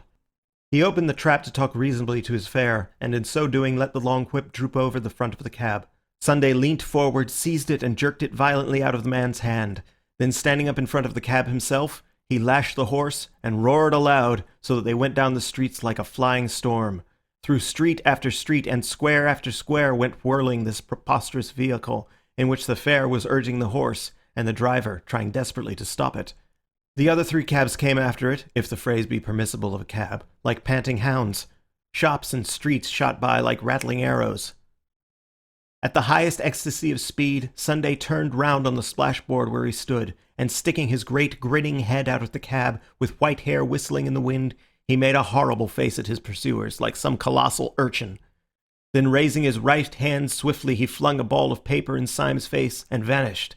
Syme caught the thing while instinctively warding it off, and discovered that it consisted of 2 crumpled papers. One was addressed to himself, and the other to Dr. Bull, with a very long, and it is to be feared partly ironical, string of letters after his name. Dr. Bull's address was, at any rate, considerably longer than his communication, for the communication consisted entirely of the words, "What about Martin Tupper now?" "What does the old maniac mean?" asked Bull, staring at the words. "What does yours say, Syme?" Syme's message was, at any rate, longer, and ran as follows. "No one would regret anything in the nature of an interference by the Archdeacon more than I. I trust it will not come to that. But for the last time, wear your galoshes. The thing is too bad, especially after what Uncle said." The President's cabman seemed to be regaining some control over his horse, and the pursuers gained a little as they swept round into the Edgware Road. And here there occurred what seemed to the Allies a providential stoppage. Traffic of every kind was swerving to right or left or stopping, for down the long road was coming the unmistakable roar announcing the fire engine, which in a few seconds went by like a brazen thunderbolt. But quick as it went by, Sunday had bounded out of his cab, sprung at the fire engine, caught it, slung himself onto it, and was seen as he disappeared in the noisy distance talking to the astonished fireman with explanatory gestures. "After him!" howled Syme. "He can't go astray now. There's no mistaking a fire engine." The 3 cabmen, who had been stunned for a moment, whipped up their horses and slightly decreased the distance between themselves and their disappearing prey. The President acknowledged this proximity by coming to the back of the car, bowing repeatedly, kissing his hand, and finally flinging a neatly folded note into the bosom of Inspector Ratcliffe. When that gentleman opened it, not without impatience, he found it contained the words, "Fly at once. The truth about your trouser stretchers is known. A friend." The fire engine had struck still farther to the north, into a region that they did not recognize. And as it ran by a line of high railings shadowed with trees, the 6 friends were startled, but somewhat relieved, to see the President leap from the fire engine, though whether through another whim or the increasing protest of his entertainers they could not see. Before the 3 cabs, however, could reach up to the spot, he had gone up the high railings like a huge grey cat, tossed himself over, and vanished in a darkness of leaves. Syme, with a furious gesture, stopped his cab, jumped out, and sprang also to the escalade. When he had one leg over the fence, and his friends were following, he turned a face on them which shone quite pale in the shadow. "What place can this be?" he asked. "Can it be the old devil's house? I've heard he has a house in North London." "All the better," said the Secretary grimly, planting a foot in a foothold. "We shall find him at home." "No, but it isn't that," said Syme, knitting his brows. "I hear the most horrible noises, like devils laughing and sneezing and blowing their devilish noses." "His dog's barking, of course," said the Secretary. "Why not say his blackbeetle's barking?" said Syme furiously. "Snails barking! Geraniums barking! Did you ever hear a dog bark like that?" He held up his hand, and there came out of the thicket a long growling roar that seemed to get under the skin and freeze the flesh, a low thrilling roar that made a throbbing in the air all about them. The dogs of Sunday would be no ordinary dogs, said Gogol, and shuddered. Syme had jumped down on the other side, but he still stood listening impatiently. "Well, listen to that," he said. "Is that a dog? Anybody's dog?" There broke upon their ear a hoarse screaming as of things protesting and clamouring in sudden pain, and then far off like an echo what sounded like a long nasal trumpet. "Well, his house ought to be hell," said the secretary. "And if it is hell, I'm going in." And he sprang over the tall railings almost with one swing. The others followed. They broke through a tangle of plants and shrubs and came out on an open path. Nothing was in sight, but Dr. Bull suddenly struck his hands together. "Why, you asses!" he cried. "It's the zoo!"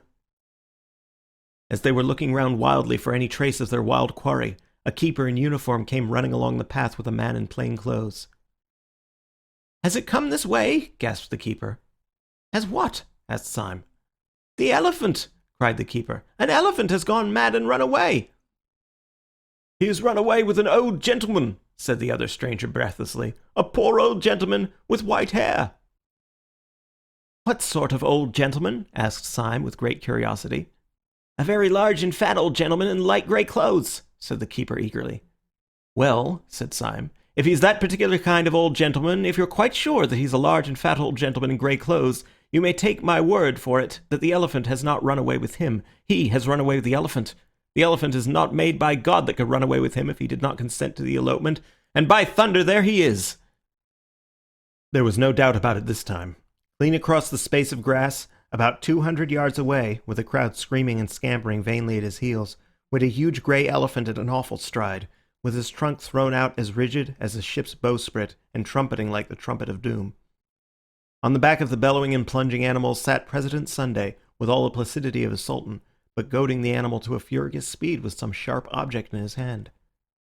"Stop him!" screamed the populace. "He'll be out of the gate!" "Stop a landslide!" said the keeper. "He is out of the gate!" And even as he spoke, a final crash and roar of terror announced that the great grey elephant had broken out of the gates of the Zoological Gardens and was careening down Albany Street like a new and swift sort of omnibus. "Great Lord!" cried Bull. "I never knew an elephant could go so fast. Well, it must be hansom cabs again if we are to keep him in sight." As they raced along to the gate out of which the elephant had vanished, Syme felt a glaring panorama of the strange animals in the cages which they passed. Afterwards he thought it queer that he should have seen them so clearly. He remembered especially seeing pelicans with their preposterous pendant throats. He wondered why the pelican was the symbol of charity, except it was that it wanted a good deal of charity to admire a pelican.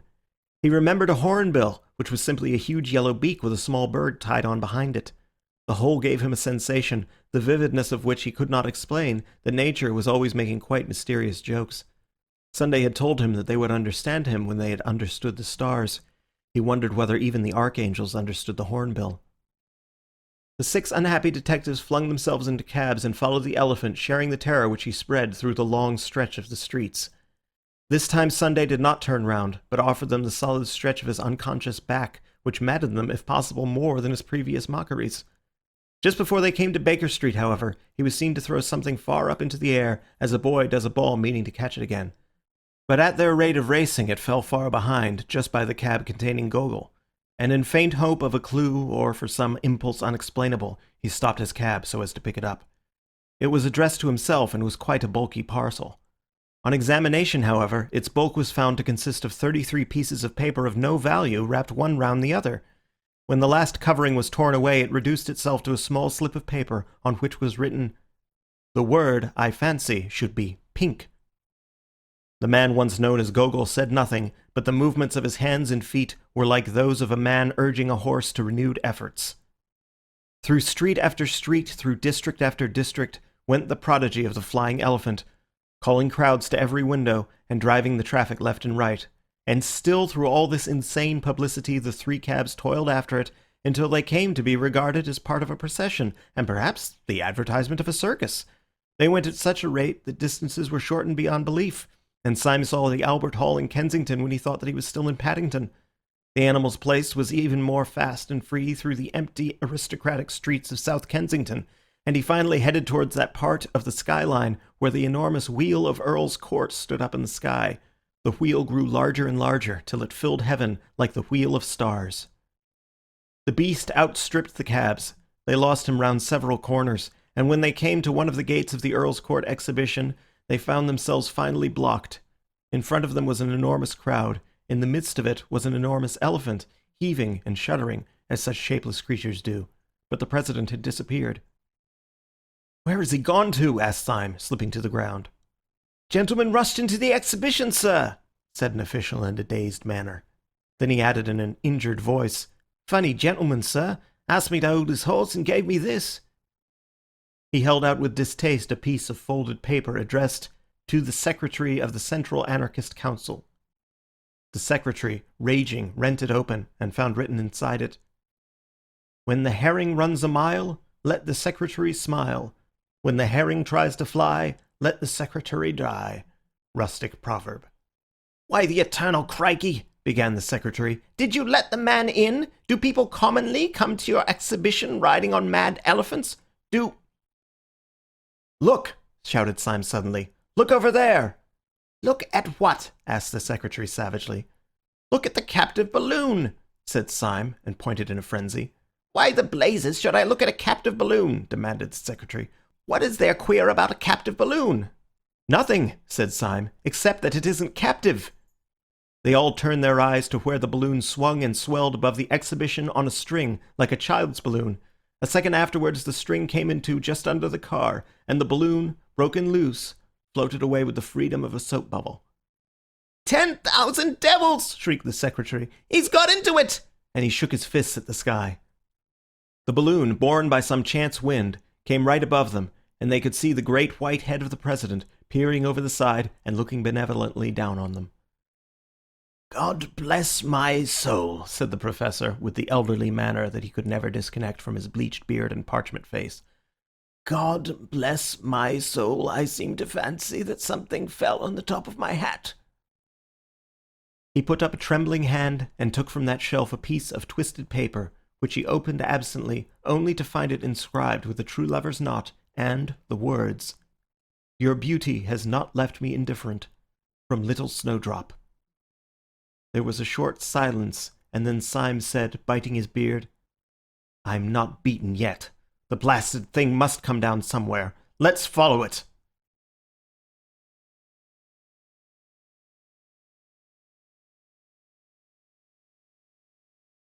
Chapter 14. The Six Philosophers. Across green fields and breaking through blooming hedges toiled 6 draggled detectives about 5 miles out of London. The optimist of the party had at first proposed that they should follow the balloon across South England in hansom cabs, but he was ultimately convinced of the persistent refusal of the balloon to follow the roads, and the still more persistent refusal of the cabmen to follow the balloon. Consequently, the tireless, though exasperated travellers broke through black thickets and ploughed through ploughed fields till each was turned into a figure too outrageous to be mistaken for a tramp. Those green hills of Surrey saw the final collapse and tragedy of the admirable light grey suit in which Syme had set out from Saffron Park. His silk hat was broken over his nose by a swinging bough, his coat-tails were torn to the shoulder by arresting thorns, the clay of England was splashed up to his collar, but he still carried his yellow beard forward with a silent and furious determination, and his eyes were still fixed on that floating ball of gas, which in the full flush of sunset seemed coloured like a sunset cloud. "After all," he said, "it is very beautiful." "It is singularly and strangely beautiful," said the professor. "I wish the beastly gas bag would burst." "No," said Dr. Bull, "I hope it won't. It might hurt the old boy." "Hurt him?" said the vindictive professor. "Hurt him? Not as much as I'd hurt him if I could get up with him. Little snowdrop." "I don't want him hurt somehow," said Dr. Bull. "What?" cried the secretary bitterly. "Do you believe all that tale about his being our man in the dark room? Sunday would say he was anybody." "I don't know whether I believe it or not," said Dr. Bull. "But it isn't that I mean. I can't wish old Sunday's balloon to burst because—" "Well," said Syme impatiently, "because?" "Well, because he's so jolly like a balloon himself," said Dr. Bull desperately. I don't understand a word of all that idea of his being the same man who gave us all our blue cards. It seems to make everything nonsense. But I don't care who knows it. I always had a sympathy for old Sunday himself, wicked as he was, just as if he was a great bouncing baby. How can I explain what my queer sympathy was? It didn't prevent my fighting him like hell. Shall I make it clear if I say that I liked him because he was so fat? You will not, said the secretary. I've got it now. It was because he was so fat and so light, just like a balloon. We always think of fat people as heavy, but he could have danced against a sylph. I see now what I mean. Moderate strength is shown in violence. Supreme strength is shown in levity. It was like the old speculations. What would happen if an elephant could leap up in the sky like a grasshopper? Our elephant, said Syme, looking upwards, has leapt into the sky like a grasshopper. And somehow, concluded Bull, that's why I can't help liking old Sunday. No, it's not an admiration of force or any silly thing like that. There is a kind of gaiety in the thing, as if he were bursting with some good news. Haven't you sometimes felt it on a spring day? You know nature plays tricks, but somehow that day proves they are good-natured tricks. I have never read the Bible myself, but that part they laugh at is literal truth. Why leap ye high hills? The hills do leap, at least they try to. Why do I like Sunday? How can I tell you? Because he's such a bounder. There was a long silence, and then the secretary said in a curious, strained voice, You do not know Sunday at all. Perhaps it is because you are better than I, and do not know hell. I was a fierce fellow, and a trifle morbid from the first. The man who sits in darkness, and who chose us all, chose me because I had all the crazy look of a conspirator, because my smile went crooked, and my eyes were gloomy even when I smiled. But there must have been something in me that answered to the nerves in all these anarchic men, for when I first saw Sunday, he expressed to me not your airy vitality, but something both gross and sad in the nature of things. I found him smoking in a twilight room, a room with brown blind down, infinitely more depressing than the genial darkness in which our master lives. He sat there on a bench, a huge heap of a man, dark and out of shape. He listened to all my words without speaking or even stirring. I poured out my most passionate appeals and asked my most eloquent questions. Then, after a long silence, the thing began to shake, and I thought it was shaken by some secret malady. It shook like a loathsome and living jelly. It reminded me of everything I had ever read about the base bodies that are the origin of life, the deep-sea lumps in protoplasm. It seemed like the final form of matter, the most shapeless and the most shameful. I could only tell myself from its shudderings that it was something at least that such a monster could be miserable. And then it broke upon me that the bestial mountain was shaking with a lonely laughter, and the laughter was at me. Do you ask me to forgive him that? It is no small thing to be laughed at by something at once lower and stronger than oneself. Surely you fellows are exaggerating wildly, cut in the clear voice of Inspector Ratcliffe. President Sunday is a terrible fellow for one's intellect, but he's not such a Barnum's freak physically as you make out. He received me in an ordinary office, in a grey check coat, in broad daylight.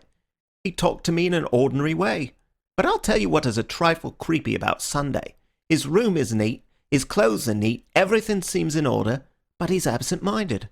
Sometimes his great bright eyes go quite blind. For hours he forgets that you are there. Now absent-mindedness is a bit too awful in a bad man. We think of a wicked man as vigilant. We can't think of a wicked man who is honestly and sincerely dreamy because we daren't think of a wicked man alone with himself. An absent-minded man means a good-natured man. It means a man who, if he happens to see you, will apologize. But how will you bear an absent-minded man who, if he happens to see you, will kill you? That is what tries the nerves, abstraction combined with cruelty. Men have felt it sometimes when they went through wild forests, and felt that the animals there were at once innocent and pitiless. They might ignore or slay. How would you like to pass 10 mortal hours in a parlour with an absent-minded tiger?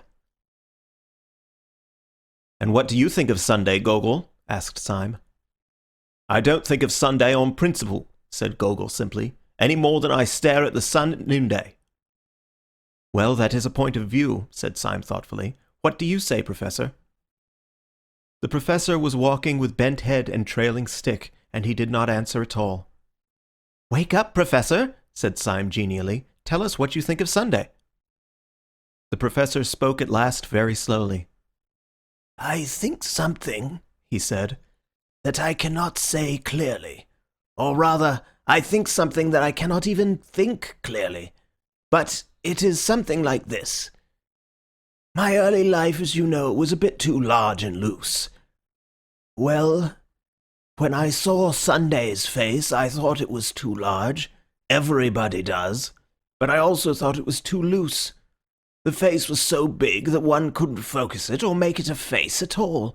The eye was so far away from the nose that it wasn't an eye. The mouth was so much by itself that one had to think of it by itself.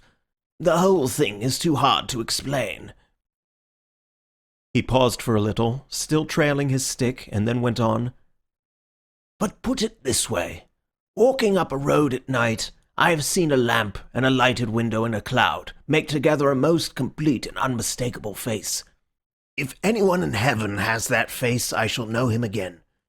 Yet when I walked a little farther, I found that there was no face, that the window was 10 yards away, the lamp 100 yards, the cloud beyond the world. Well, Sunday's face escaped me.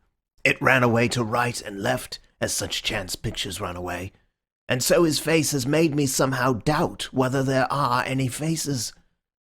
I don't know whether your face, Bull, is a face or a combination in perspective. Perhaps one black disk of your beastly glasses is quite close and another 50 miles away. Oh, the doubts of a materialist are not worth a dump.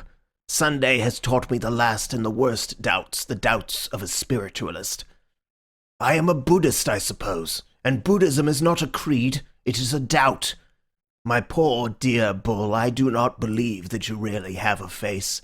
I have not faith enough to believe in matter." Syme's eyes were still fixed upon the errant orb, which, reddened in the evening light, looked like some rosier and more innocent world. "Have you noticed an odd thing," he said, "about all your descriptions? Each man of you finds Sunday quite different, yet each man of you can only find one thing to compare him to, the universe itself. Bull finds him like the earth in spring, Gogol like the sun at noonday, the secretary is reminded of the shapeless protoplasm, and the inspector of the carelessness of virgin forests. The professor says he is like a changing landscape. This is queer, but it is queerer still that I also have had my odd notion about the president, and I also find that I think of Sunday as I think of the whole world." "Get on a little faster, Syme," said Bull. "Never mind the balloon." "When I first saw Sunday," said Syme slowly, "I only saw his back. And when I saw his back, I knew he was the worst man in the world. His neck and shoulders were brutal like those of some apish god. His head had a stoop that was hardly human, like the stoop of an ox. In fact, I had at once the revolting fancy that this was not a man at all, but a beast dressed up in men's clothes." "Get on," said Dr. Bull. "And then the queer thing happened. I had seen his back from the street as he sat in the balcony. Then I entered the hotel, and coming round the other side of him, saw his face in the sunlight. His face frightened me, as it did everyone, but not because it was brutal, not because it was evil. On the contrary, it frightened me because it was so beautiful, because it was so good." "Syme," exclaimed the secretary, "are you ill?" It was like the face of some ancient archangel judging justly after heroic wars. There was laughter in the eyes, and in the mouth honor and sorrow. There was the same white hair, the same great grey-clad shoulders that I had seen from behind. But when I saw him from behind, I was certain he was an animal. And when I saw him in front, I knew he was a god." "Pan," said the professor dreamily, "was a god and an animal." "Then and again and always," went on Syme like a man talking to himself, "that has been for me the mystery of Sunday, and it is also the mystery of the world. When I see the horrible back, I am sure the noble face is but a mask. When I see the face but for an instant, I know the back is only a jest. Bad is so bad that we cannot but think good an accident. Good is so good that we feel certain that evil could be explained. but the whole came to a kind of crest yesterday when I raced Sunday for the cab and was just behind him all the way." "Had you time for thinking, then?" asked Ratcliffe. "Time," replied Syme, "for one outrageous thought. I was suddenly possessed with the idea that the blind, blank back of his head really was his face, an awful, eyeless face staring at me. And I fancied that the figure running in front of me was really a figure running backwards and dancing as he ran." "Horrible," said Dr. Bull, and shuddered. "Horrible is not the word," said Syme. "It was exactly the worst instant of my life. And yet 10 minutes afterwards, when he put his head out of the cab and made a grimace like a gargoyle, I knew that he was only like a father playing hide-and-seek with his children." "It is a long game," said the secretary, and frowned at his broken boots. "Listen to me," cried Syme with extraordinary emphasis. "Shall I tell you the secret of the whole world? It is that we have only known the back of the world. We see everything from behind, and it looks brutal. That is not a tree, but the back of a tree. That is not a cloud, but the back of a cloud. Can you not see that everything is stooping and hiding a face? If we could only get round in front—" "Look!" cried out Bull clamorously. "The balloon is coming down!" There was no need to cry out to Syme, who had never taken his eyes off it. He saw the great luminous globe suddenly stagger in the sky, right itself, and then sink slowly behind the trees like a setting sun. The man called Gogol, who had hardly spoken through all their weary travels, suddenly threw up his hands like a lost spirit. "He is dead!" he cried. "And now I know he was my friend in the dark!" "Dead," snorted the secretary. "You will not find him dead easily. If he has been tipped out of the car, we shall find him rolling as a colt rolls in a field, kicking his legs for fun." "Clashing his hoofs," said the professor. "The colts do, and so did Pan." "Pan again," said Dr. Bull irritably. "You seem to think Pan is everything." "So he is," said the professor. "In Greek, he means everything." "Don't forget," said the secretary, looking down, "that he also means panic." Syme had stood without hearing any of the exclamations. "It fell over there," he said shortly. "Let us follow it." Then he added, with an indescribable gesture, "Oh, if he has cheated us all by getting killed, it would be like one of his larks." He strode off towards the distant trees with a new energy, his rags and ribbons fluttering in the wind. The others followed him in a more footsore and dubious manner, and almost at the same moment all 6 men realized that they were not alone in the little field. Across the square of turf a tall man was advancing towards them, leaning on a strange long staff like a sceptre. He was clad in a fine but old-fashioned suit with knee breeches. Its colour was that shade between blue, violet, and grey which can be seen in certain shadows of the woodland. His hair was whitish grey, and at the first glance, taken along with his knee breeches, looked as if it was powdered. His advance was very quiet, but for the silver frost upon his head, he might have been one to the shadows of the wood. "Gentlemen," he said, "my master has a carriage waiting for you in the road just by." "Who is your master?" asked Syme, standing quite still. "I was told you knew his name," said the man respectfully. There was a silence, and then the secretary said, "Where is this carriage?" "It has been waiting only a few moments," said the stranger.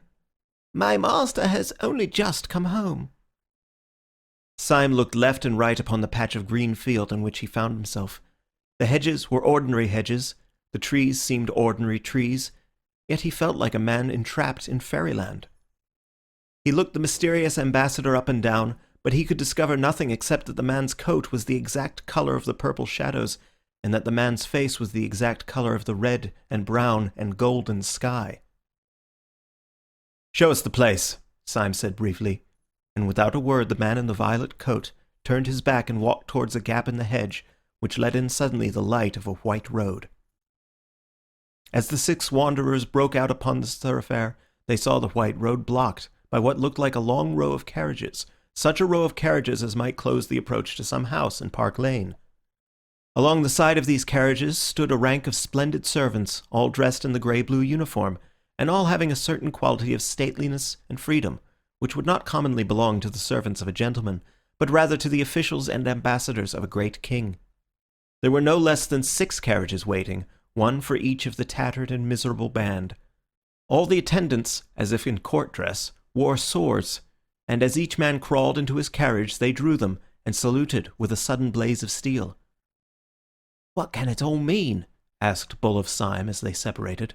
"Is this another joke of Sunday's?" "I don't know," said Syme as he sank wearily back in the cushions of his carriage. "But if it is, it's one of the jokes you talk about. It's a good-natured one." The 6 adventurers had passed through many adventures, but not one had carried them so utterly off their feet as this last adventure of comfort. They had all become inured to things going roughly, but things suddenly going smoothly swamped them. They could not even feebly imagine what the carriages were. It was enough for them to know that they were carriages, and carriages with cushions. They could not conceive who the old man was who had led them, but it was quite enough that he had certainly led them to the carriages. Syme drove through a drifting darkness of trees in utter abandonment. It was typical of him that while he had carried his bearded chin forward fiercely so long as anything could be done, when the whole business was taken out of his hands, he fell back on the cushions in a frank collapse. Very gradually and very vaguely he realized into what rich roads the carriage was carrying him. He saw that they passed the stone gates of what might have been a park, that they began gradually to climb a hill which, while wooded on both sides, was somewhat more orderly than a forest. Then there began to grow upon him, as upon a man slowly waking from a healthy sleep, a pleasure in everything. He felt that the hedges were what hedges should be, living walls, that a hedge is like a human army, disciplined, but all the more alive. He saw high elms behind the hedges, and vaguely thought how happy boys would be climbing there. Then his carriage took a turn of the path, and he saw suddenly and quietly, like a long, low sunset cloud, a long, low house, mellow in the mild light of sunset. All the 6 friends compared notes afterwards and quarrelled, but they all agreed that in some unaccountable way the place reminded them of their boyhood. It was either this elm top or that crooked path, it was either this scrap of orchard or that shape of a window, but each man of them declared that he could remember this place before he could remember his mother. When the carriages eventually rolled up to a large, low, cavernous gateway, another man in the same uniform, but wearing a silver star on the grey breast of his coat, came out to meet them. This impressive person said to the bewildered Syme, "Refreshments are provided for you in your room." Syme, under the influence of the same mesmeric sleep of amazement, went up the large oaken stairs after the respectful attendant. He entered a splendid suite of apartments that seemed to be designed specially for him. He walked up to a long mirror with the ordinary instinct of his class, to pull his tie straight or to smooth his hair. And there he saw the frightful figure that he was, blood running down his face from where the bough had struck him, his hair standing out like yellow rags of rank grass, his clothes torn into long wavering tatters. At once the whole enigma sprang up, simply as the question of how he had got there, and how he was to get out again. Exactly at the same moment a man in blue, who had been appointed as his valet, said very solemnly, "I have put out your clothes, sir." "Clothes?" said Syme sardonically. "I have no clothes except these." And he lifted 2 long strips of his frock coat in fascinating festoons, and made a movement as if to twirl, like a ballet girl. "My master asks me to say," said the attendant, "that there is a fancy dress ball tonight, and that he desires you to put on the costume that I have laid out. Meanwhile, sir, there is a bottle of Burgundy and some cold pheasant, which he hopes you will not refuse, as it is some hours before supper." "Cold pheasant is a good thing," said Syme reflectively, "and Burgundy is a spanking good thing. But really I do not want either of them so much as I want to know what the devil all this means, and what sort of costume you have got laid out for me. Where is it?"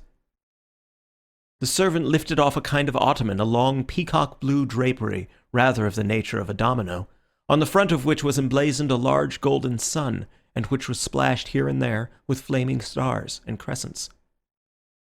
"You're to be dressed as Thursday, sir," said the valet somewhat affably. "Dressed as Thursday," said Syme in meditation. "It doesn't sound a warm costume." "Oh, yes, sir," said the other eagerly. "The Thursday costume is quite warm, sir. It fastens up to the chin." "Well, I don't understand anything," said Syme, sighing. "I have been used so long to uncomfortable adventures that comfortable adventures knock me out. Still, I may be allowed to ask why I should be particularly like Thursday in a green frock spotted all over with the sun and the moon. Those orbs, I think, shine on other days. I once saw the moon on Tuesday, I remember." "Beg pardon, sir," said the valet. "Bible also provided for you." And with a respectful and rigid finger he pointed out a passage in the first chapter of Genesis. Syme read it, wondering. It was that in which the fourth day of the week is associated with the creation of the sun and moon. Here, however, they reckoned from a Christian Sunday. "This is getting wilder and wilder," said Syme, as he sat down in a chair. "Who are these people who provide cold pheasant and burgundy and green clothes and Bibles? Do they provide everything?" "Yes, sir, everything," said the attendant gravely. "Shall I help you on with your costume?" "Oh, hitch the bally thing on," said Syme impatiently.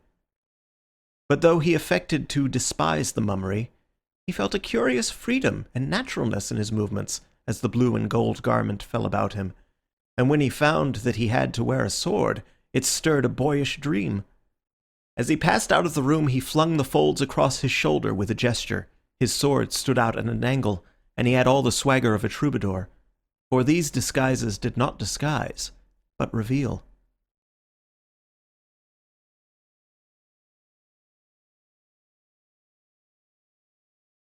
Chapter 15. The Accuser. As Syme strode along the corridor, he saw the secretary standing at the top of a great flight of stairs. The man had never looked so noble. He was draped in a long robe of starless black, down the centre of which fell a band or broad stripe of pure white like a single shaft of light.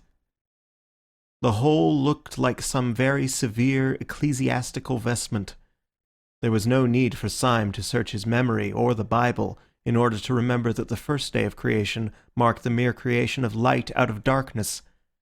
The vestment itself would alone have suggested the symbol, and Syme felt also how perfectly this pattern of pure white and black expressed the soul of the pale and austere secretary, with his inhuman veracity and his cold frenzy, which made him so easily make war on the anarchists, and yet so easily pass for one of them. Syme was scarcely surprised to notice that, amid all the ease and hospitality of their new surroundings, this man's eyes were still stern.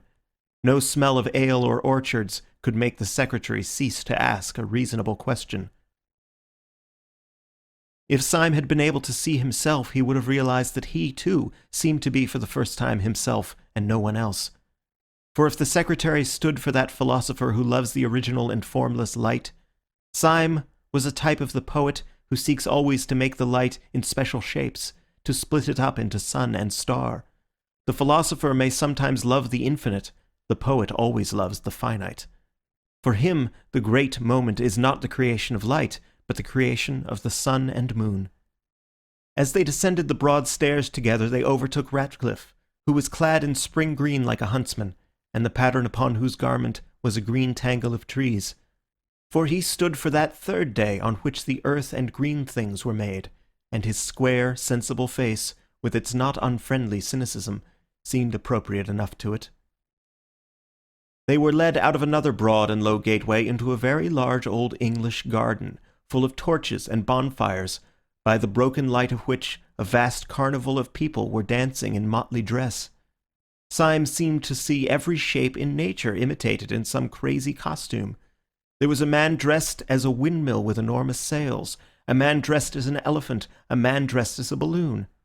The two last together seemed to keep the thread of their farcical adventures. Syme even saw with a queer thrill one dancer dressed like an enormous hornbill with a beak twice as big as himself. The queer bird which had fixed itself on his fancy like a living question while he was rushing down the long road at the zoological gardens.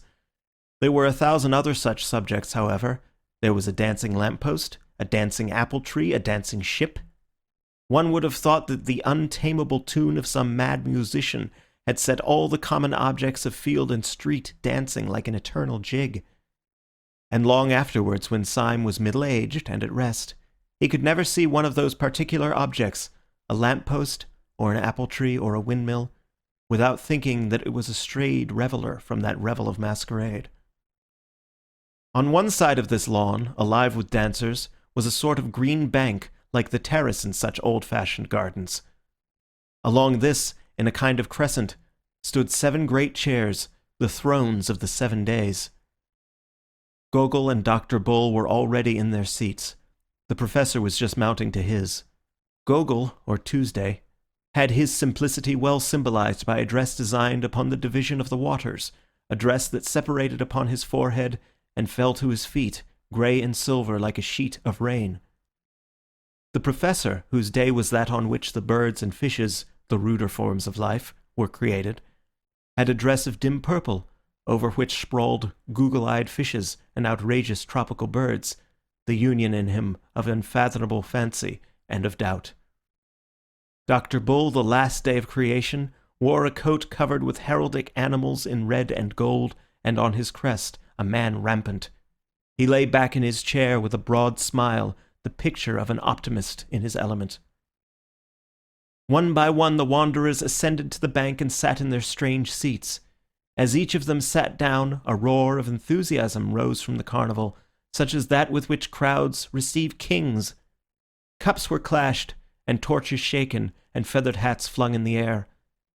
The men for whom these thrones were reserved were men crowned with some extraordinary laurels. But the central chair was empty. Syme was on the left hand of it, and the secretary on the right. The secretary looked across the empty throne at Syme and said, compressing his lips, "We do not know yet that he is not dead in a field." Almost as Syme heard the words, he saw on the sea of human faces in front of him a frightful and beautiful alteration, as if heaven had opened behind his head. But Sunday had only passed silently along the front like a shadow, and had sat in the central seat. He was draped plainly in a pure and terrible white, and his hair was like a silver flame on his forehead. For a long time, it seemed for hours, that huge masquerade of mankind swayed and stamped in front of them to marching and exultant music. Every couple dancing seemed a separate romance. It might be a fairy dancing with a pillar box, or a peasant girl dancing with the moon. But in each case, it was somehow as absurd as Alice in Wonderland, yet as grave and kind as a love story. At last, however, the thick crowd began to thin itself. Couples strolled away into the garden walks, or began to drift towards that end of the building where stood smoking, in huge pots like fish kettles, some hot and scented mixtures of old ale or wine. Above all these, upon a sort of black framework on the roof of the house, roared in its iron basket a gigantic bonfire, which lit up the land for miles. It flung the homely effect of firelight over the face of vast forests of grey or brown, and it seemed to fill with warmth even the emptiness of upper night. Yet this also, after a time, was allowed to grow fainter. The dim groups gathered more and more round the great cauldrons, or passed, laughing and clattering, into the inner passages of that ancient house. Soon there were only some 10 loiterers in the garden, soon only 4. Finally, the last stray merrymaker ran into the house whooping to his companions. The fire faded, and the slow, strong stars came out. And the 7 strange men were left alone, like 7 stone statues on their chairs of stone. Not one of them had spoken a word. They seemed in no haste to do so, but heard in silence the hum of insects and the distant song of one bird. Then Sunday spoke, but so dreamily that he might have been continuing a conversation rather than beginning one. "We will eat and drink later," he said. "Let us remain together a little, we who have loved each other so sadly and have fought so long. I seem to remember only centuries of heroic war, in which you were always heroes, epic on epic, Iliad on Iliad, and you always brothers in arms. Whether it was but recently, for time is nothing, or at the beginning of the world, I sent you out to war. I sat in the darkness where there is not any created thing, and to you I was only a voice commanding valor and an unnatural virtue. You heard the voice in the dark, and you never heard it again. The sun in heaven denied it, the earth and sky denied it, All human wisdom denied it, and when I met you in the daylight, I denied it myself." Syme stirred sharply in his seat, but otherwise there was silence, and the incomprehensible went on. "But you were men. You did not forget your secret honor, though the whole cosmos turned an engine of torture to tear it out of you. I knew how near you were to hell. I know how you, Thursday, crossed swords with King Satan, and how you, Wednesday, named me in the hour without hope." There was complete silence in the starlit garden, and then the black-browed secretary, implacable, turned in his chair towards Sunday and said in a harsh voice, "Who and what are you?" "I am the Sabbath," said the other without moving. "I am the peace of God." The secretary started up and stood crushing his costly robe in his hand. "I know what you mean," he cried, "and it is exactly that I cannot forgive you. I know you are contentment, optimism, what do they call the thing, an ultimate reconciliation. Well, I am not reconciled. If you were the man in the dark room, why were you also Sunday, an offence to the sunlight? If you were from the first our father and our friend, why were you also our greatest enemy? We wept, we fled in terror. The iron entered into our souls, and you are the peace of God? Oh, I can forgive God his anger, though it destroyed nations, but I cannot forgive him his peace." Sunday answered not a word, but very slowly he turned his face of stone upon Syme, as if asking a question. "No," said Syme, "I do not feel fierce like that. I am grateful to you, not only for wine and hospitality here, but for many a fine scamper and free fight. But I should like to know. My soul and heart are as happy and quiet here as this old garden, but my reason is still crying out. I should like to know." Sunday looked at Ratcliffe, whose clear voice said, "It seems so silly that you should have been on both sides and fought yourself." Bull said, "I understand nothing, but I am happy. In fact, I am going to sleep." "I am not happy," said the Professor, with his head in his hands, "because I do not understand. You let me stray a little too near to hell." And then Gogol said, with the absolute simplicity of a child, "I wish I knew why I was hurt so much." Still Sunday said nothing, but only sat with his mighty chin upon his hand and gazed at the distance.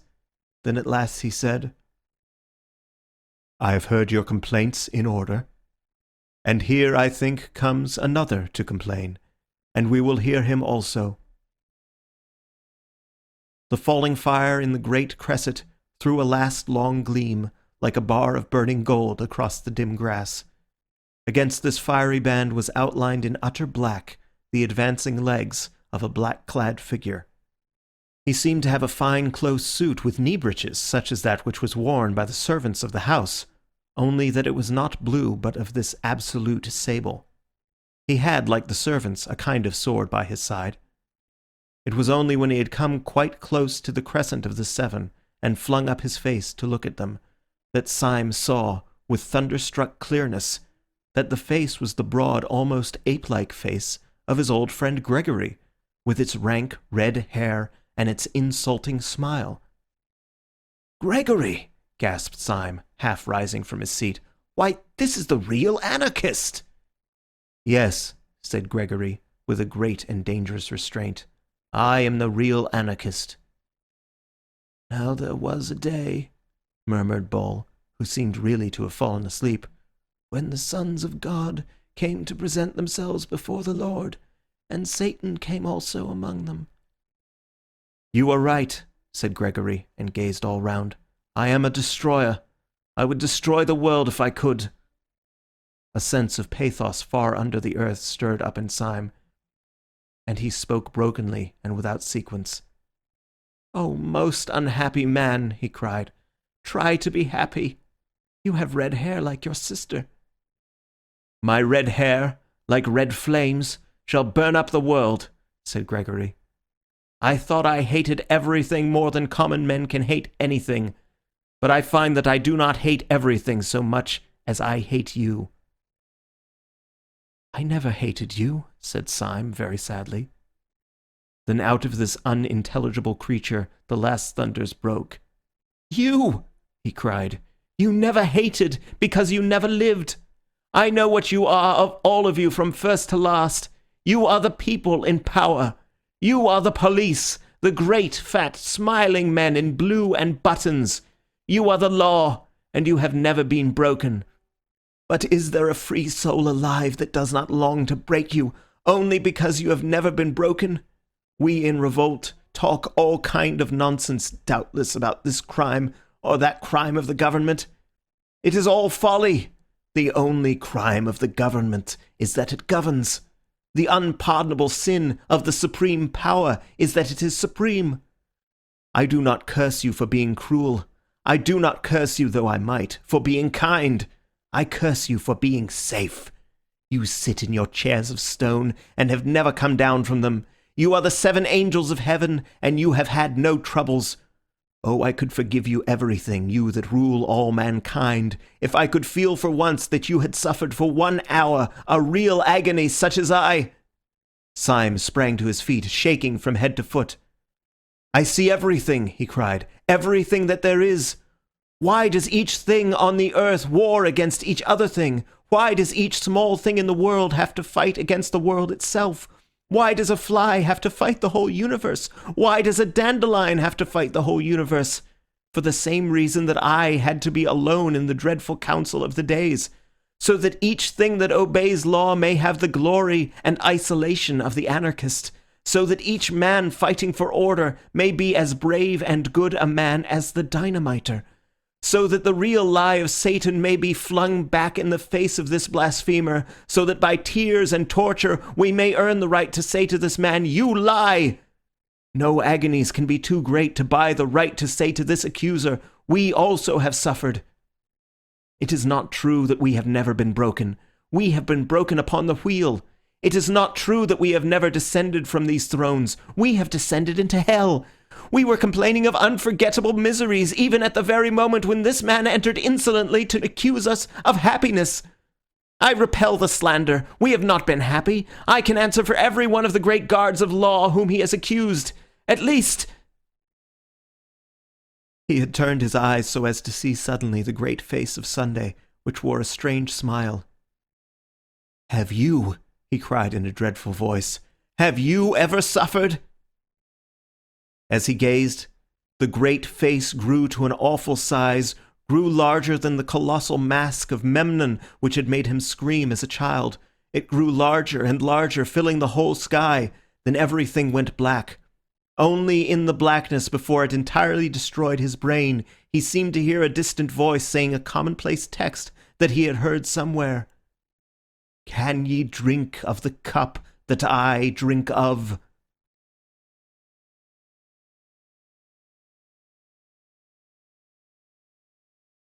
When men in books awake from a vision, they commonly find themselves in some place in which they might have fallen asleep. They yawn in a chair, or lift themselves with bruised limbs from a field. Syme's experience was something much more psychologically strange, if there was indeed anything unreal, in the earthly sense, about the things he had gone through. For while he could always remember afterwards that he had swooned before the face of Sunday, he could not remember having ever come to at all. He could only remember that gradually and naturally he knew that he was and had been walking along a country lane with an easy and conversational companion. That companion had been a part of his recent drama. It was the red-haired poet Gregory. They were walking like old friends, and were in the middle of a conversation about some triviality. But Syme could only feel an unnatural buoyancy in his body and a crystal simplicity in his mind that seemed to be superior to everything that he said or did. He felt he was in possession of some impossible good news, which made every other thing a triviality, but an adorable triviality. Dawn was breaking over everything in colours at once clear and timid, as if nature made a first attempt at yellow and a first attempt at rose. A breeze blew so clean and sweet that one could not think that it blew from the sky. It blew rather through some hole in the sky. Syme felt a simple surprise when he saw rising all round him on both sides of the road the red irregular buildings of Saffron Park. He had no idea that he had walked so near London. He walked by instinct along one white road, on which early birds hopped and sang, and found himself outside a fenced garden. There he saw the sister of Gregory, the girl with the gold-red hair, cutting lilac before breakfast, with the great unconscious gravity of a girl.